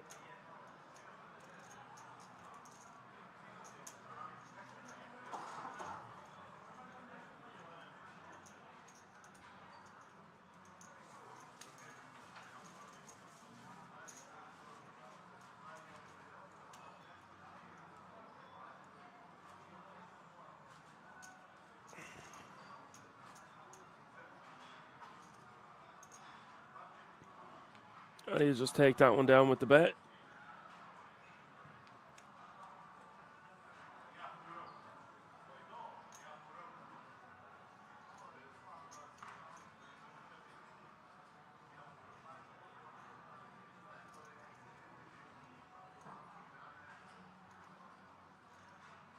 Ding. A lot of chips, by the way. And Pocket Kings raises to 130k.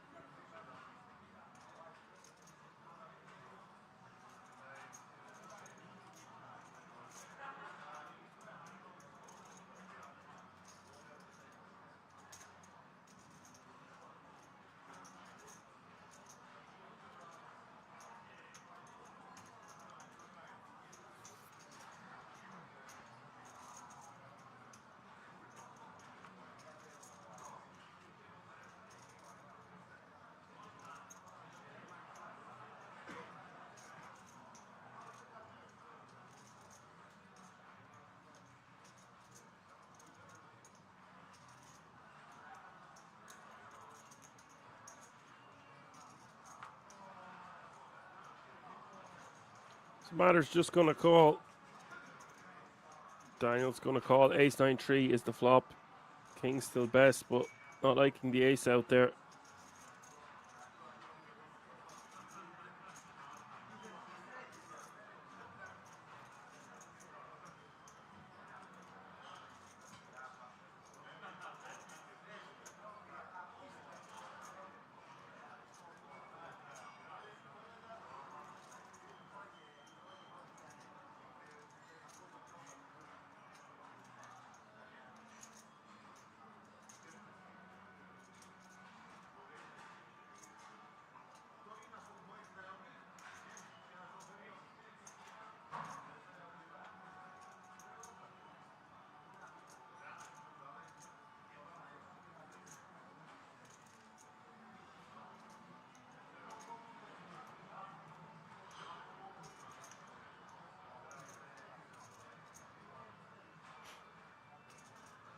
Daniel with a good shot, straight draw, backdoor flush draw, but just decides to get out of there.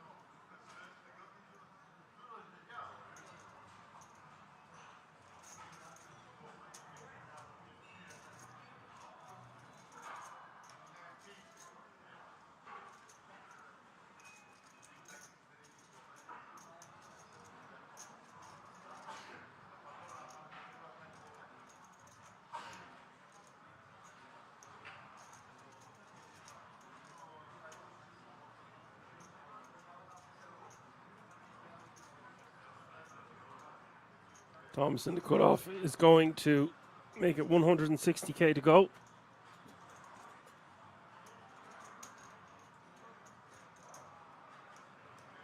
And George wants to be rejamming this one with the ace jack, and he does do just that. Thomas is going to posture up before folding.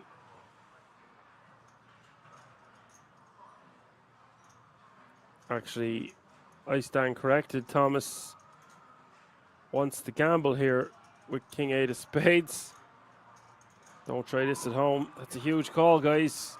George is like, how does my opponent have 40% equity here? This is way too many blinds to be calling off.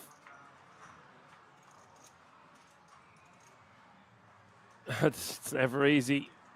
2.5 million in this pot. 9, 9, 4, 2 spades. Turn changes things. The jack of diamonds rolling off.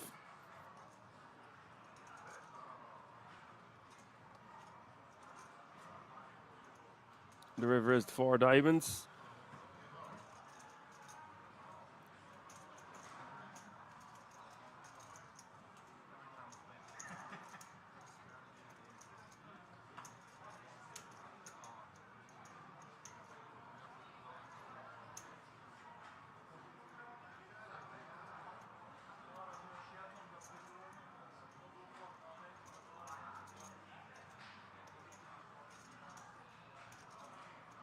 And it's easy for you to say, Sekis, it's a nice gift. It is a gift, but you've got to get that hold to make it a gift.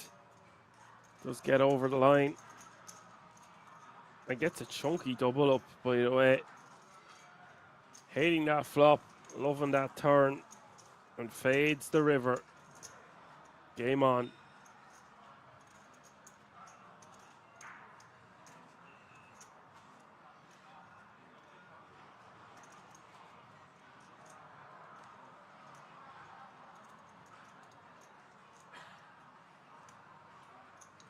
Seki says, but he insta-called. He did. Yeah, he's in a hurry. He's trying to play big pots. It's like he needs to get a massive stack going or go to bed. Not really what you want to be doing with 120 players left in this field. 7,558 entries. Just wow.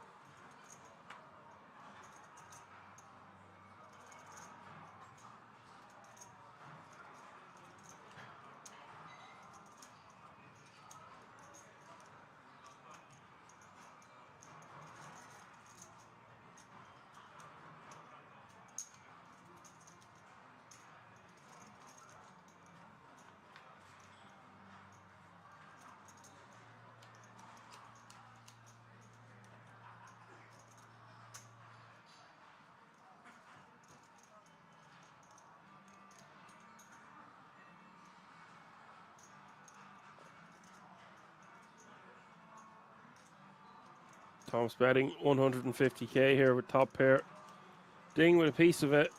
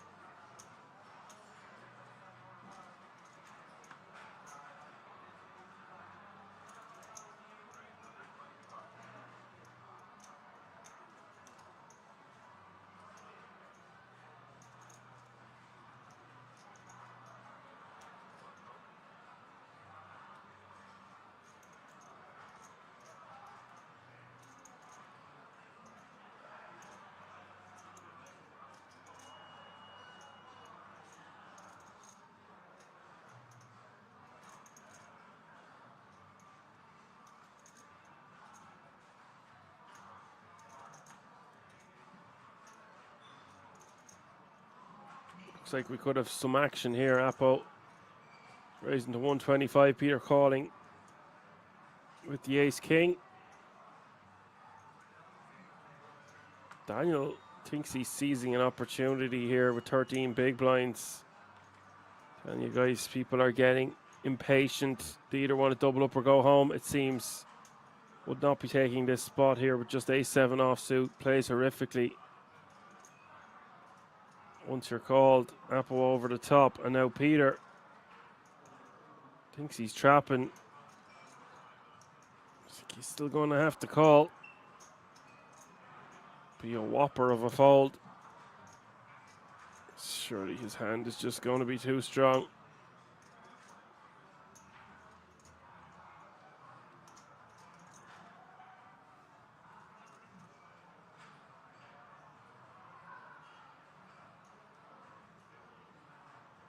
I wouldn't be shocked to see him put this in the muck, folks. The action behind and all in with limited amount of fold equity and isolation over the top from an undergun open. There you go.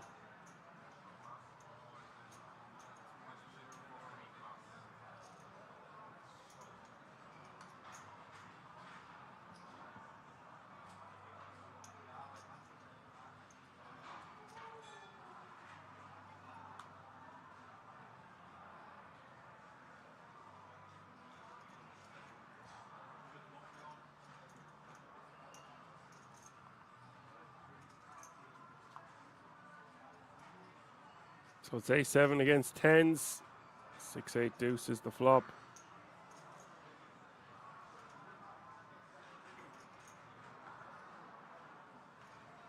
Turn is the deuce of diamonds.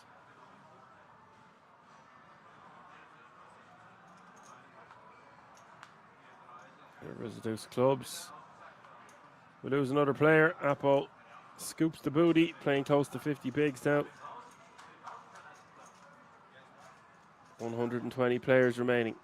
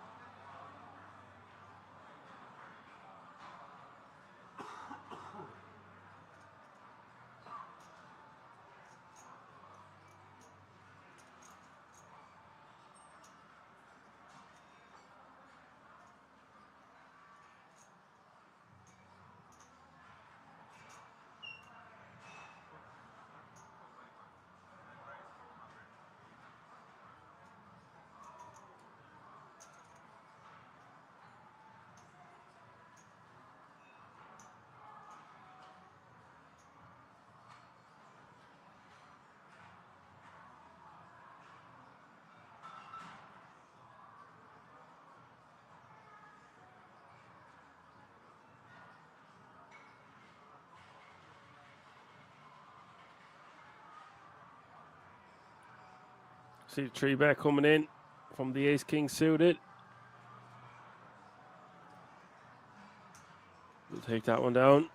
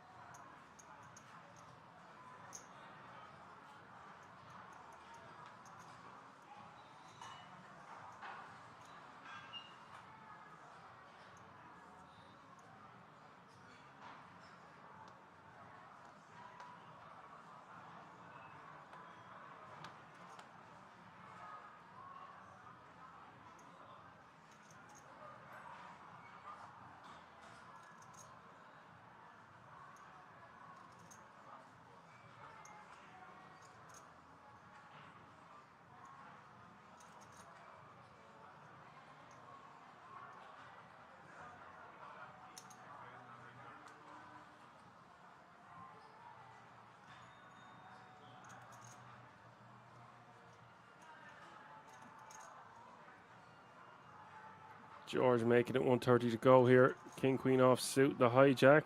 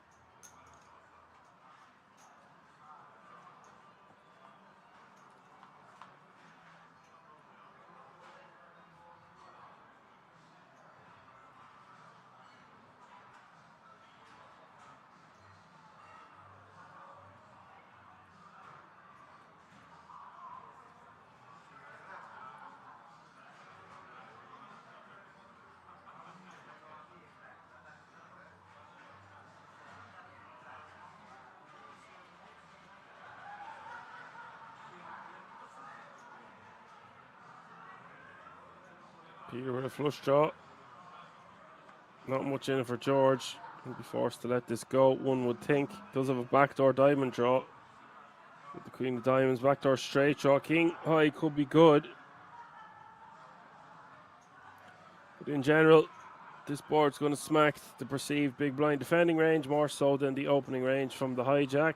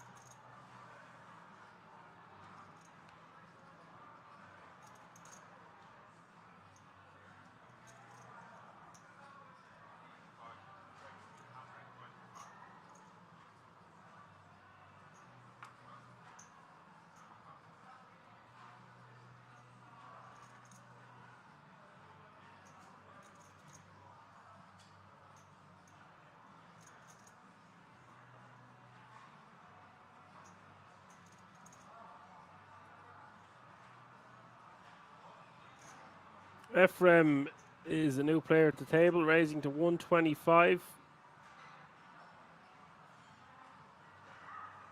115 players remaining now, and you can see how tired everyone is. Congrats to whoever is still with me in the chat. Troopers, a few hundred of you still between YouTube and the Poker Room Kings on Twitch. Much appreciated.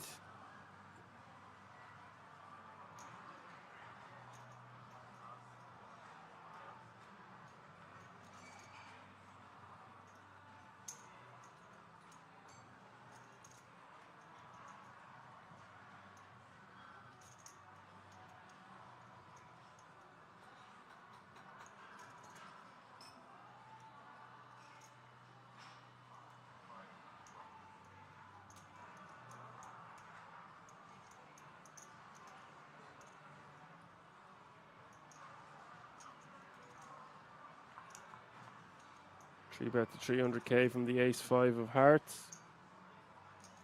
10-4-3 is the flop, 2 clubs.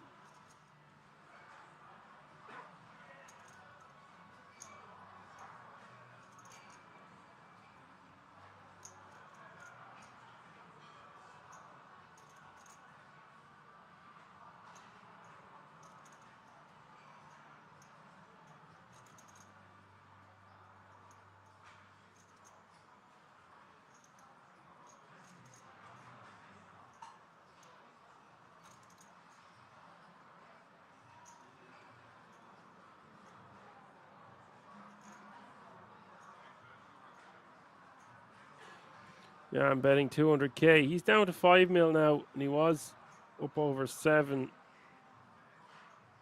Bear that in mind. Ephraim Witt, top pair, top kicker. And he's going to want to count here. He can beat some flush draws. Jan might call this because he's got backdoor hearts working for him as well if it went hard. It's actually more than I originally thought, though. Probably just forced to let it go.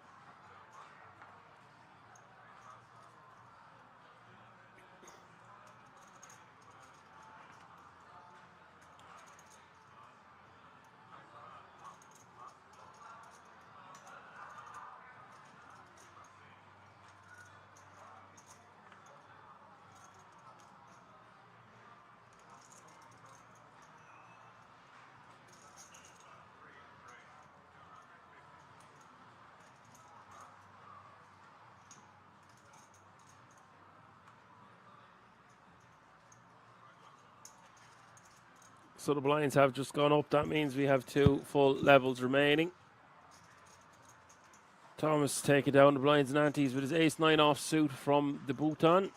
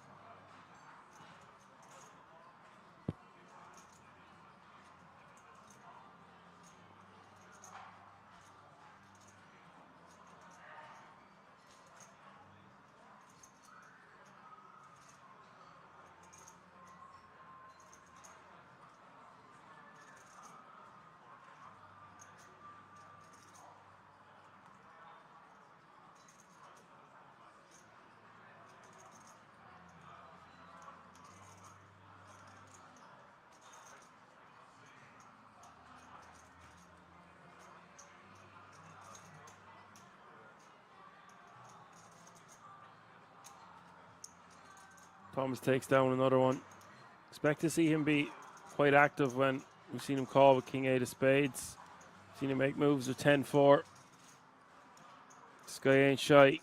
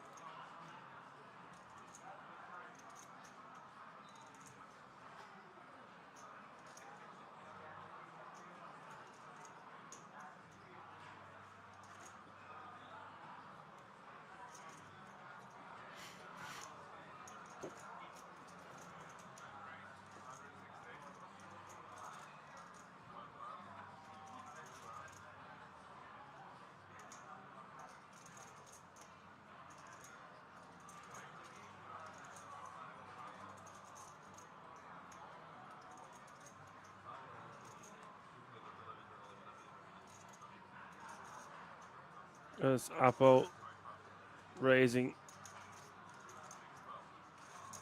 Ace Jack offsuit from under the gun +1. 114 players remaining now. Pay jump is looming. In 6 or 7 more spots from €1,450 to €1,695.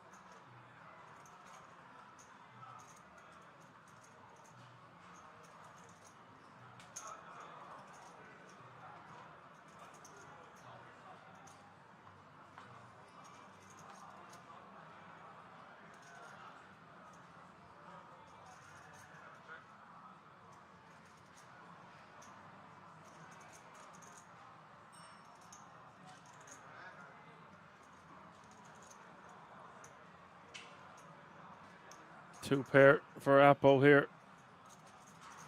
Ding. Top pair of his own. Weaker kicker. Won't be liking this board though. Defending from the big on the Ace Jack 9 King. An early position raise. I might call one more here, but I wouldn't be thrilled about it.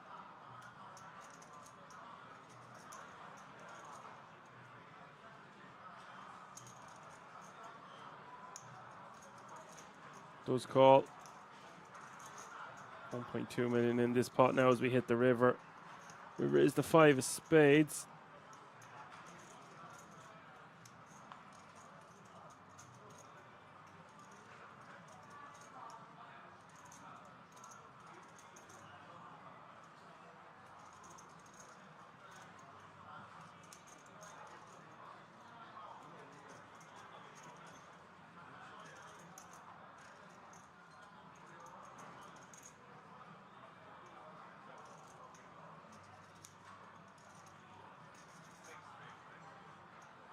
Goes for a size and a 650 on the river. I think at this point I would just let my ace-6 offsuit go on that board.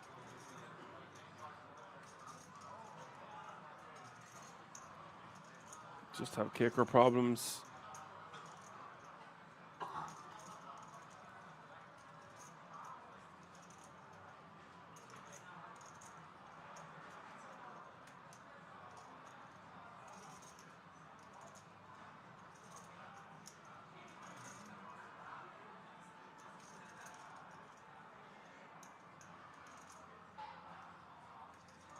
Ding does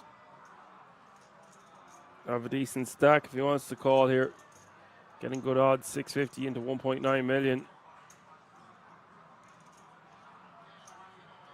Ding makes a good discipline lay down.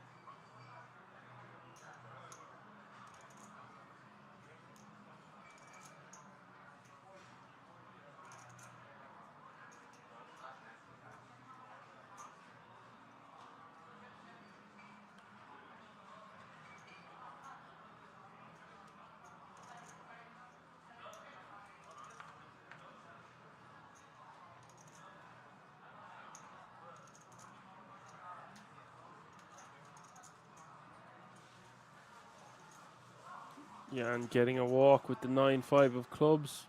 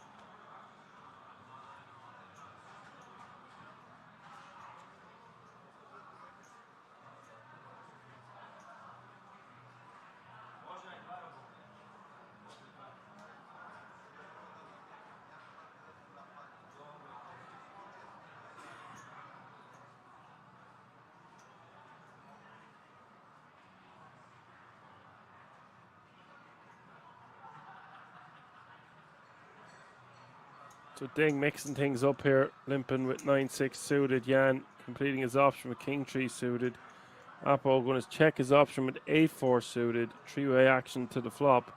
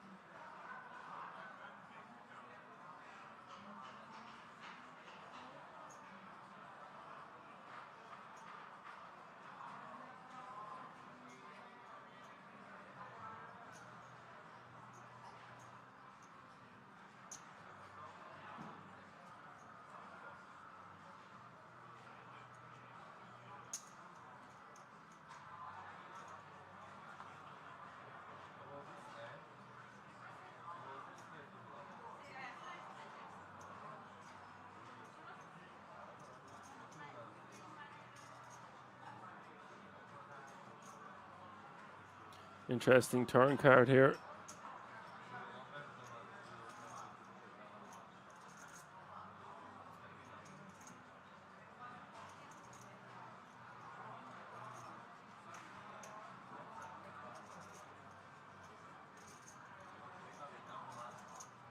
Appo is going to check. Ding is going to bet a second time.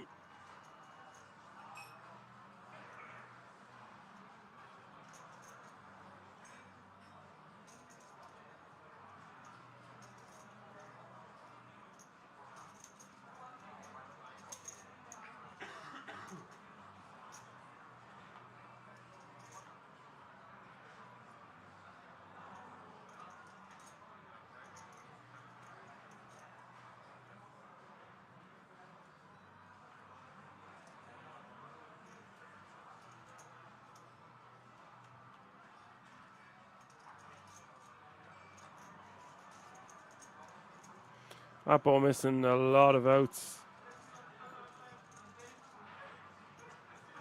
Ding taking that one down.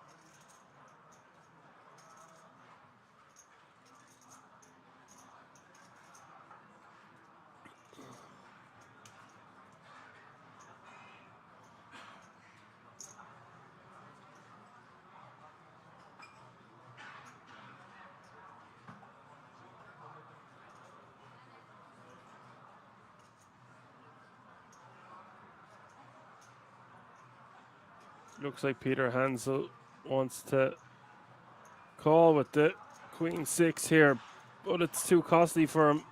It is actually quite appealing to call because the raise is only to 205,000. Just a tad over 2.5x, but because he's unsuited, he will just let it go.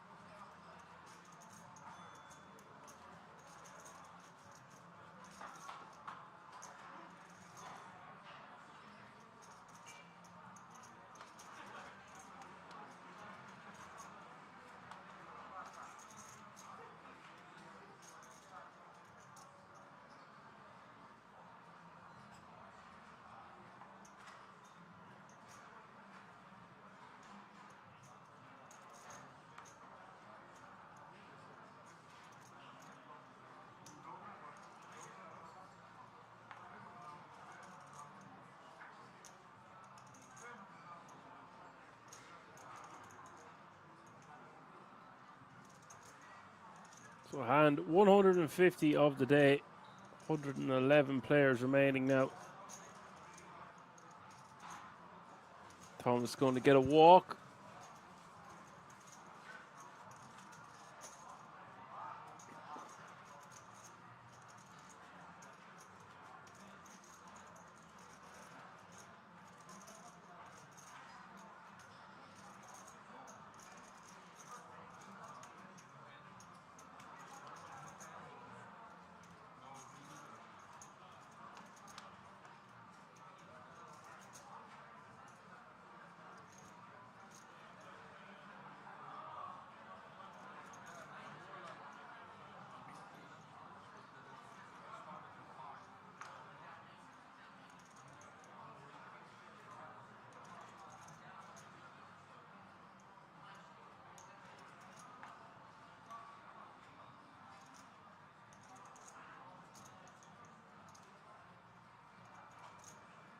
Jan, but a real hand here. Queens.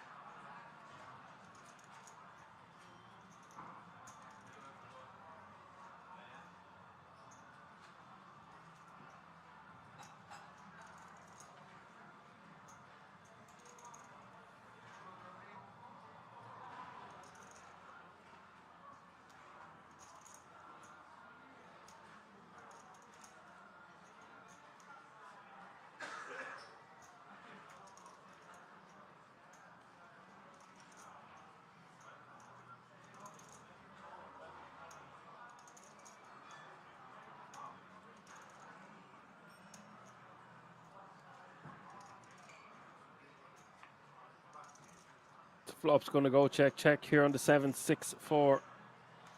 All clubs. Turn is the 7.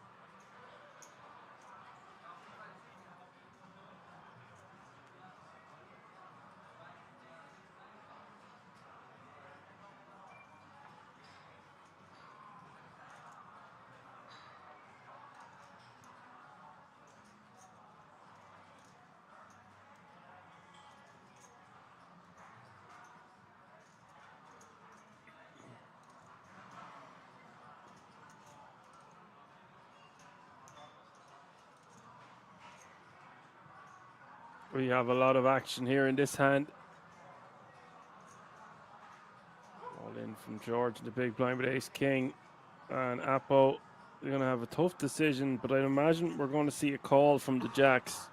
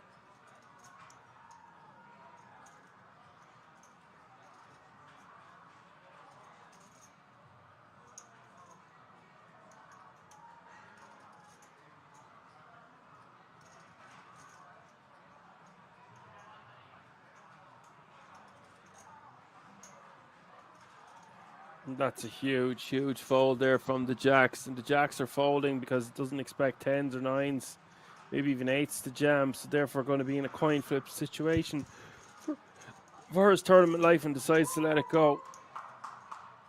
You will see a lot of players just call there.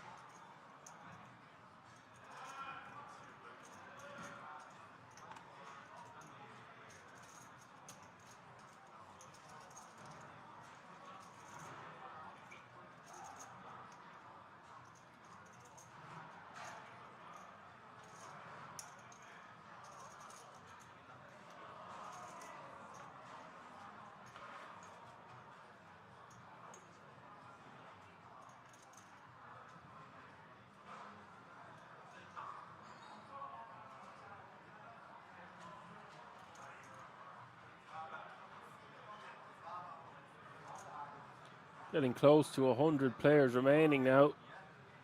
250 is the bet here from Francesco. And Ding has a nice hand to check raise some of the time.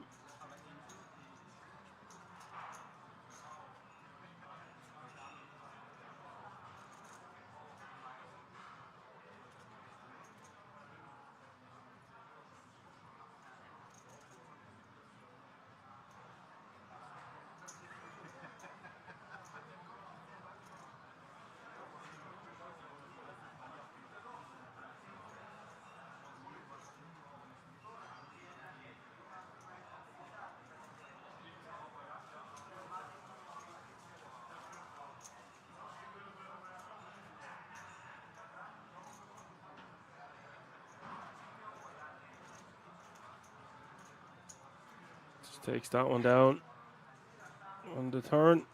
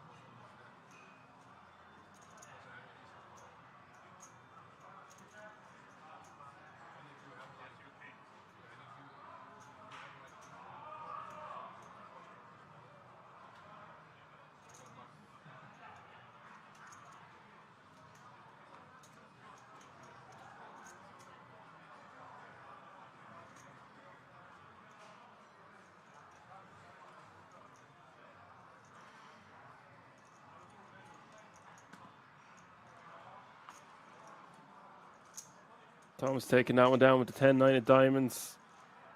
So last two levels of the night. Who wants it the most? A lot of players will have shut up shop. Just want to bag and tag and come back with the opportunity to play for €200,000 tomorrow.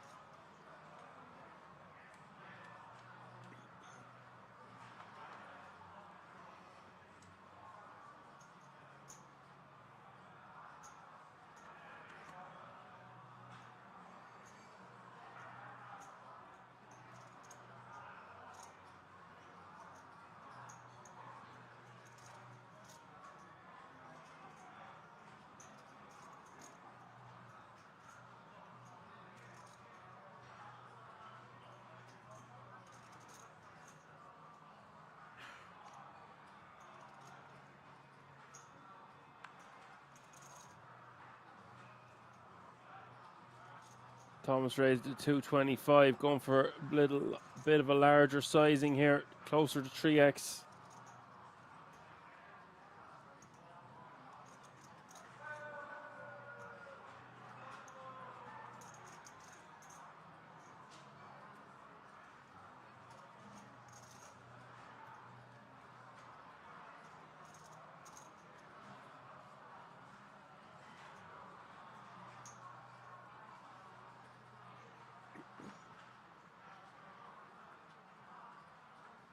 Thomas raising to 225 and Appo round to the small blind, going to get out of the way.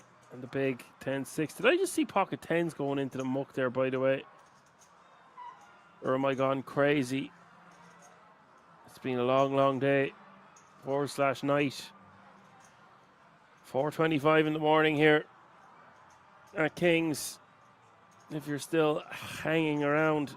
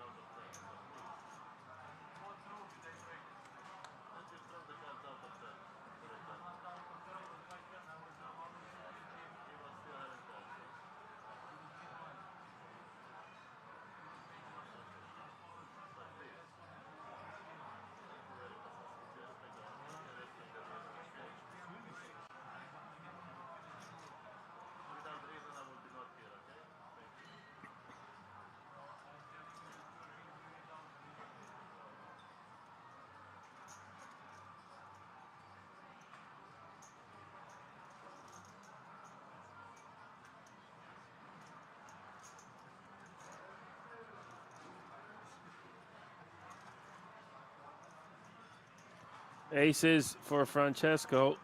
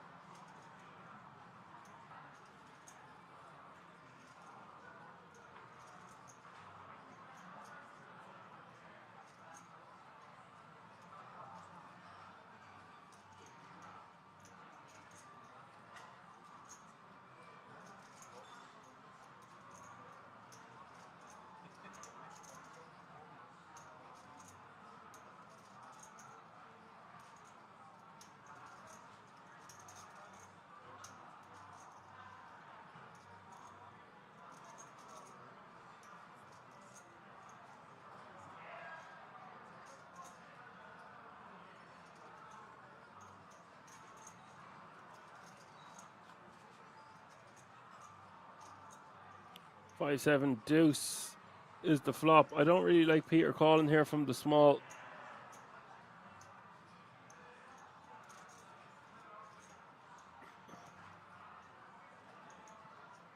Does catch a piece of it. Problem is, calling from the small here is dicey. I prefer this from the big. Very hard to get away from it now that we've caught a piece, and this could be a good example of compound mistakes. Gonna have to call one. He's got backdoor flush draw to go with his pair.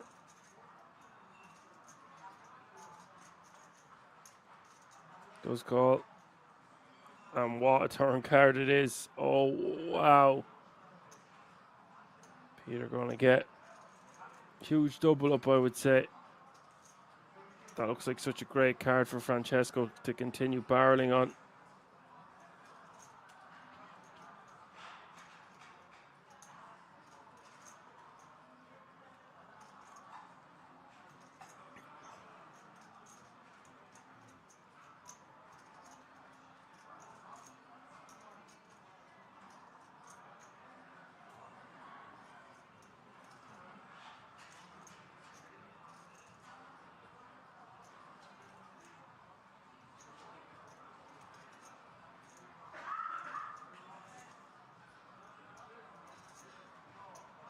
Goes for quite a large size, actually, almost 800k.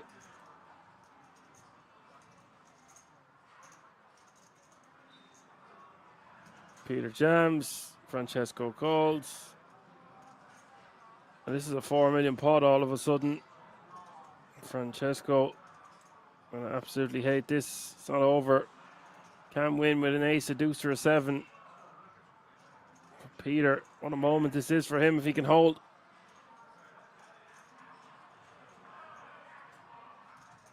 Oh, wow.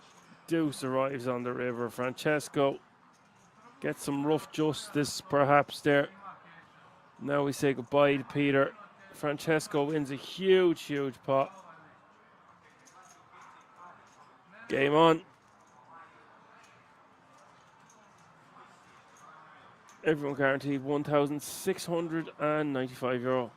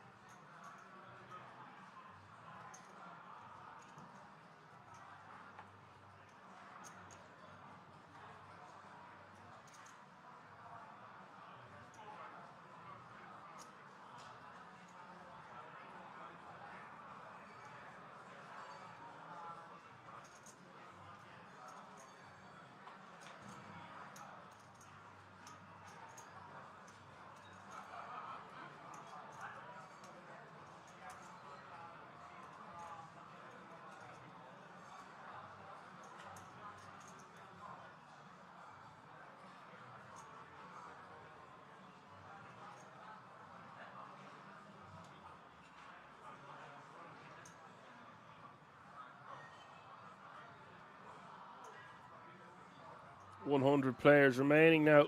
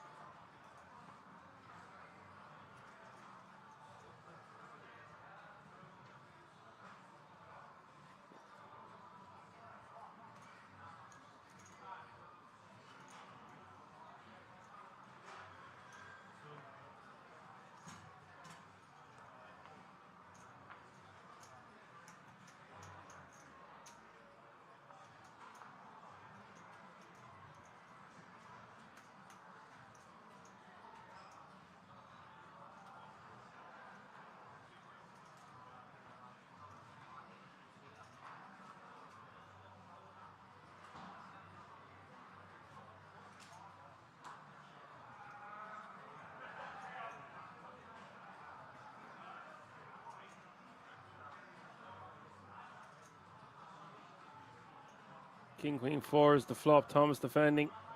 Catches a piece of it. Ephraim betting 200k here with the best hand.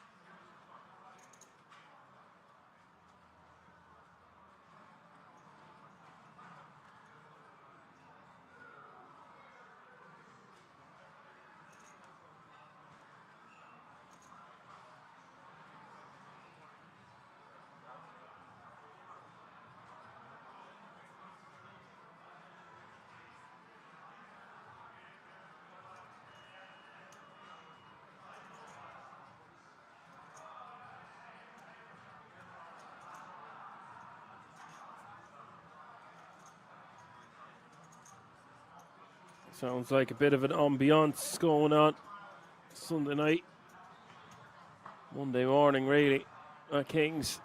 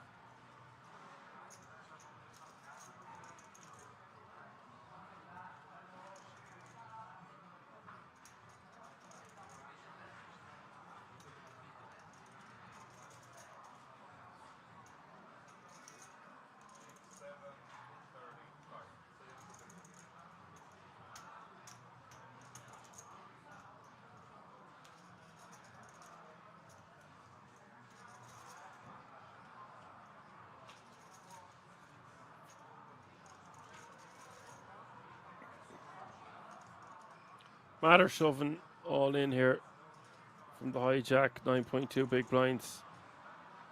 And Thomas is going to be calling this with the superior ace jack.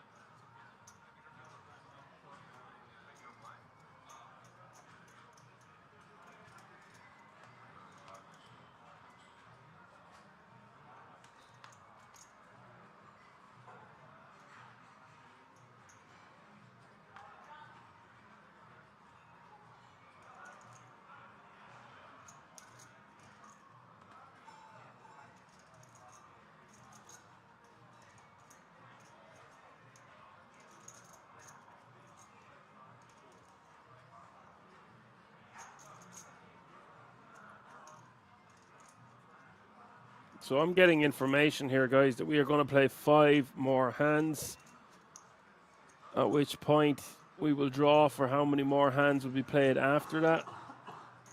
So you're looking at about 10 hands total before we call it a night. I was about to say call it a day, but call it a night.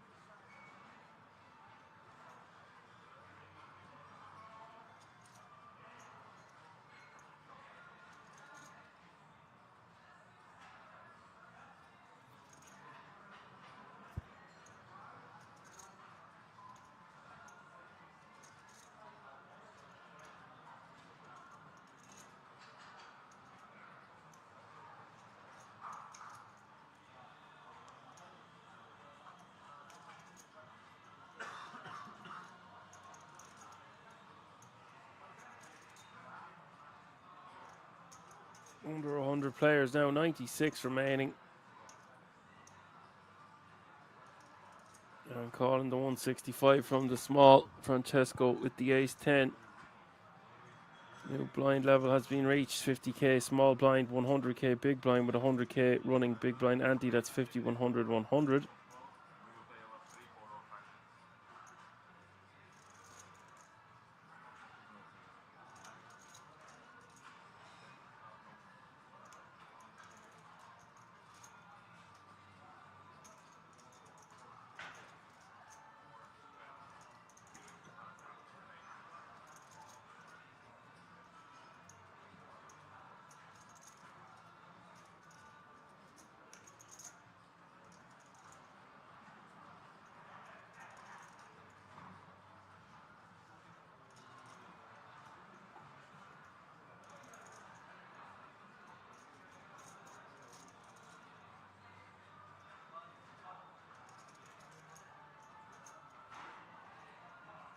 $280k is the bet. Good shot straight draw for Jan. Backdoor flush draw. Pretty good flop for him to check raise.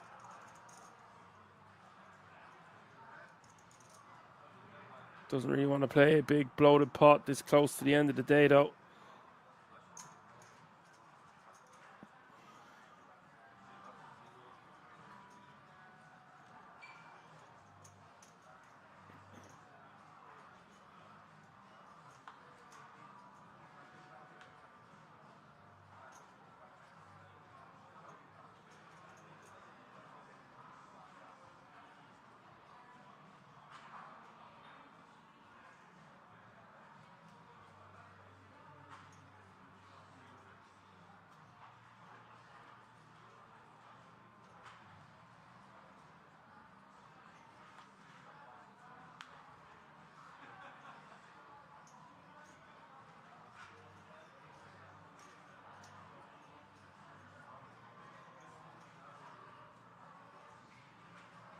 Straight on the river for Jan on a paired board. Think he wants to make sizing that can get paid by something small like 400 or 500k. He goes for 6.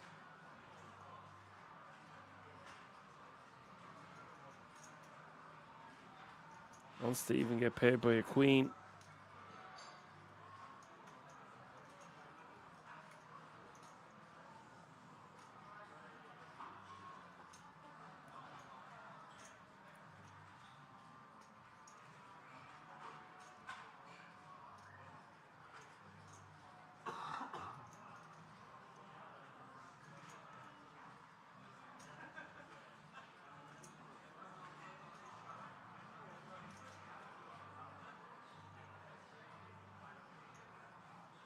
Francesco, a non-believer, will call. I'm not the biggest fan of that call because that 10 that we have is a card that we would want our opponent to have as a bluff for busted straight draw, etc.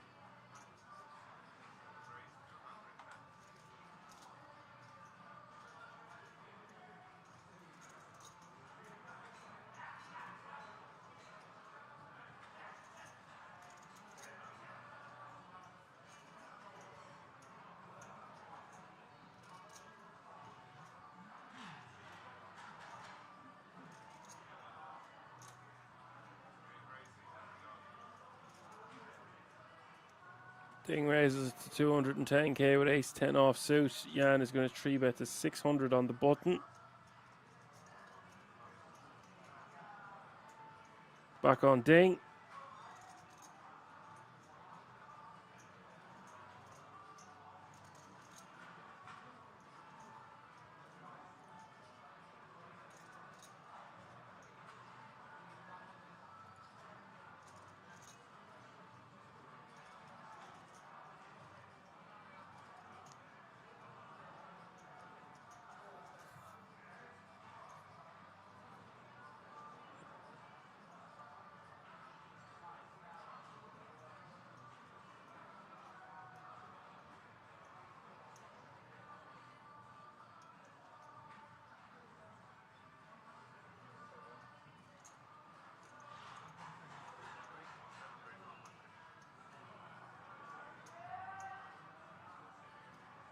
He's just going to 4-bet to 1.3 million, knowing that Jan has more chips than him and that it's getting very close to the end of the day.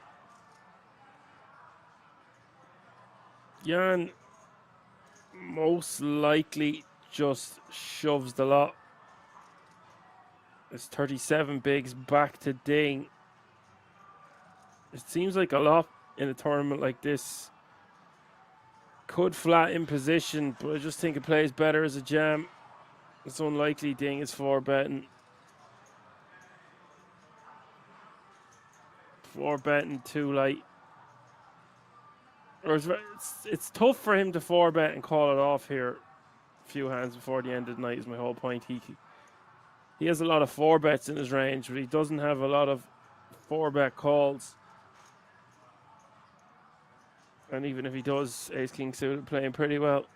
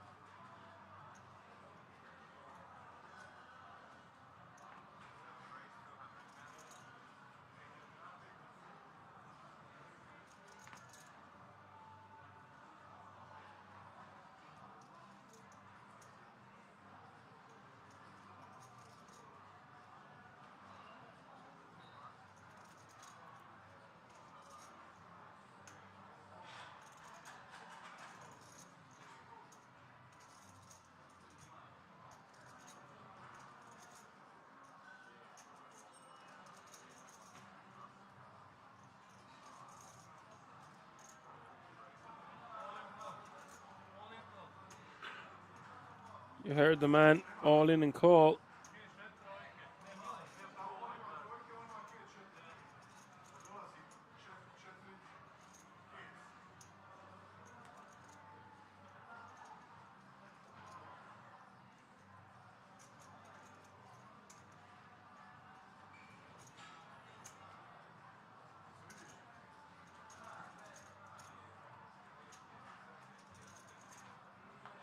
So it's going to be a flip.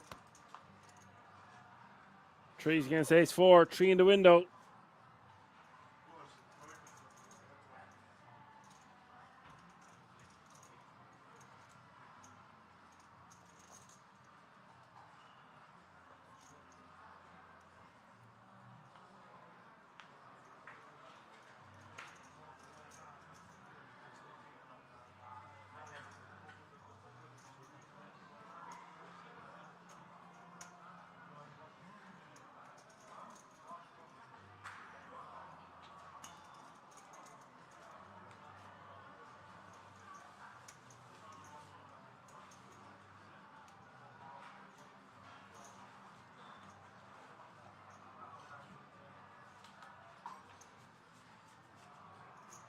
So the three in the window, securing the deal. We see another elimination.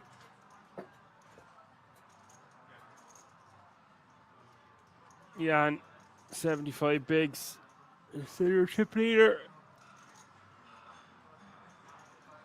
Like he was pretty much since the start of the day. The release an hour or two in.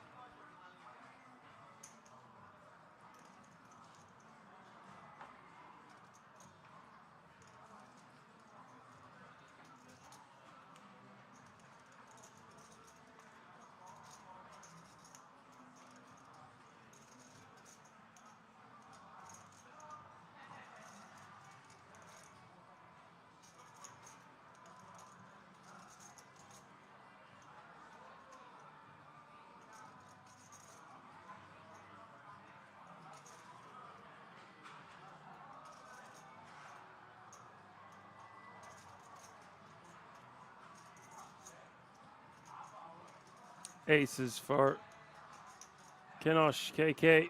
Actually, a name I recognize. Apo. 230k to go.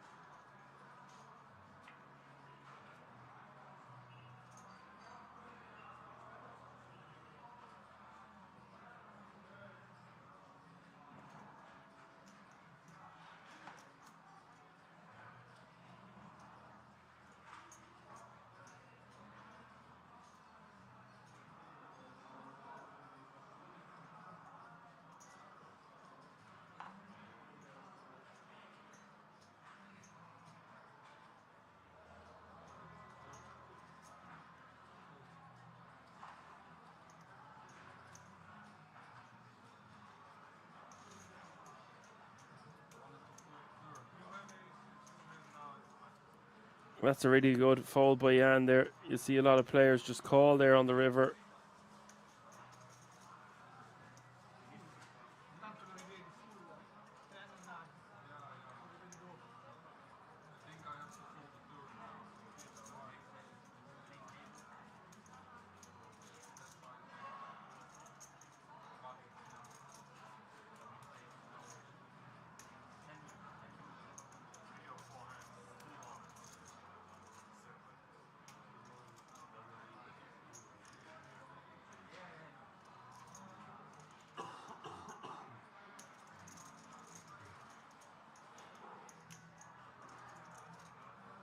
Now we're going to draw for how many hands are left, and I believe it's going to be 3.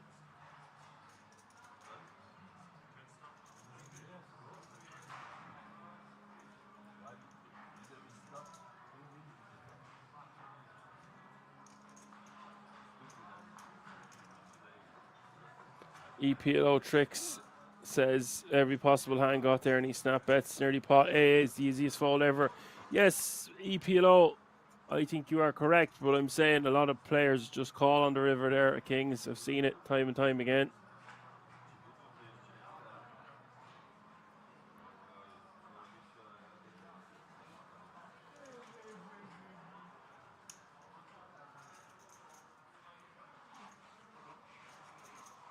And he snap bets the river, and a huge bet at that. EPLO, you're very late to the party. We only have 3 hands remaining. It's been a crazy day of poker. I'm looking forward to getting as much sleep in as possible now. And right back to it tomorrow. We are going to have a very, very long stream. If it's all going to be said and done tomorrow, we could be in for 16, 17, 18 hours. I don't really know yet. But it looks like we're going to be coming back with under 90 players tomorrow. And I've been told that it'll have to finish tomorrow night at some point. And with 1 hour clock, I don't know how that's going to go. But with sleep on it, EPLOS is like the turn raise instead of leading. Yeah. 80% pot with all the draws in Bet River, then ace maybe call. There's Dan Fox, just in the nick of time. Well, Dan, it's 10 past 5 at Kings, 10 past 4 in the morning for me. I have a lot going on away from the computer, and yeah, I'm fairly exhausted, I'm not going to lie. Try to tell the truth on this channel as much as possible. I'm looking forward to getting into bed because, as I mentioned, tomorrow is going to be crazy long.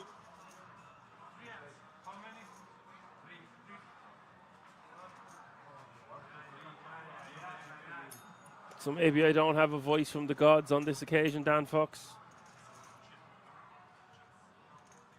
I can feel my voice going a little bit. Let's hope it's going to be fine by tomorrow. Ooh. Hope you're keeping well. You need to rest that perfect voice of yours so we can be blessed by your grace. Your grace.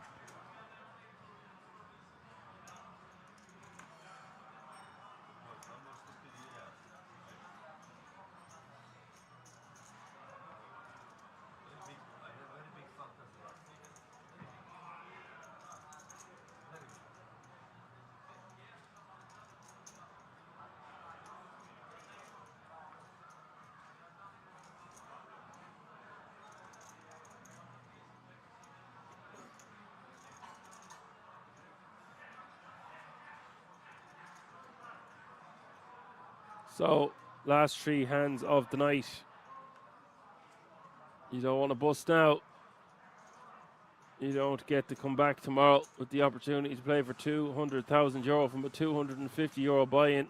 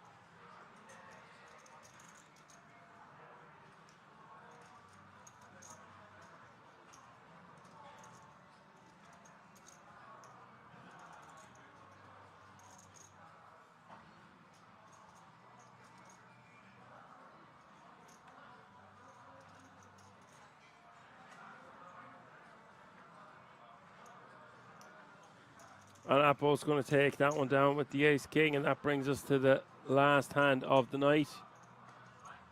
If you're still with me in the chat, give yourselves a round of applause. Thanks to everyone that tuned in. Check us out on the website, King's Resort merchandise store. We're on all the usual social media platforms.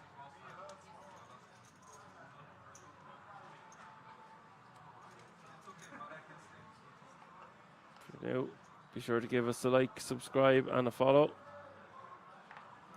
They don't even defend 2-4 suited to a min raise. They don't, because they want to come back tomorrow. I actually think that that's fine to fold that exact spot, EPO. Just don't want to be getting involved in these pots last hands of the night. It's just not worth it with 2-4. You want something a little bit better. Thomas raising to 250 in the hijack.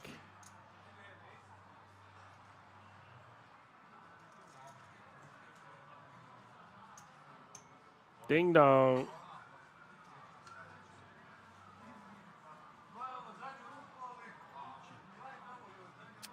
Doing 3 bets to a mil. Oh, Thomas. Wow. Thomas decides to just stick it in his eye. It's like he's been waiting to bust all level the last 2 hours or so. Just goes for it instantly. It's like he'd had enough. And what a moment this is for Ding. If he can hold. 7 just comes on the turn. Thomas is going to regret this one later, surely. River is a queen. Thomas Culler has been eliminated, and he looks furious. Ding wins a massive pot. They're all going to bag and tag. And that'll do it, folks. That will do, Pig. I don't even have energy to do a big outro. You know the drill by now. 2:30 Central European time tomorrow. You don't want to miss this one. Record breaking. For now, I'm going to say my goodbyes. Catch me if you can up in Action Man Dan. Good night.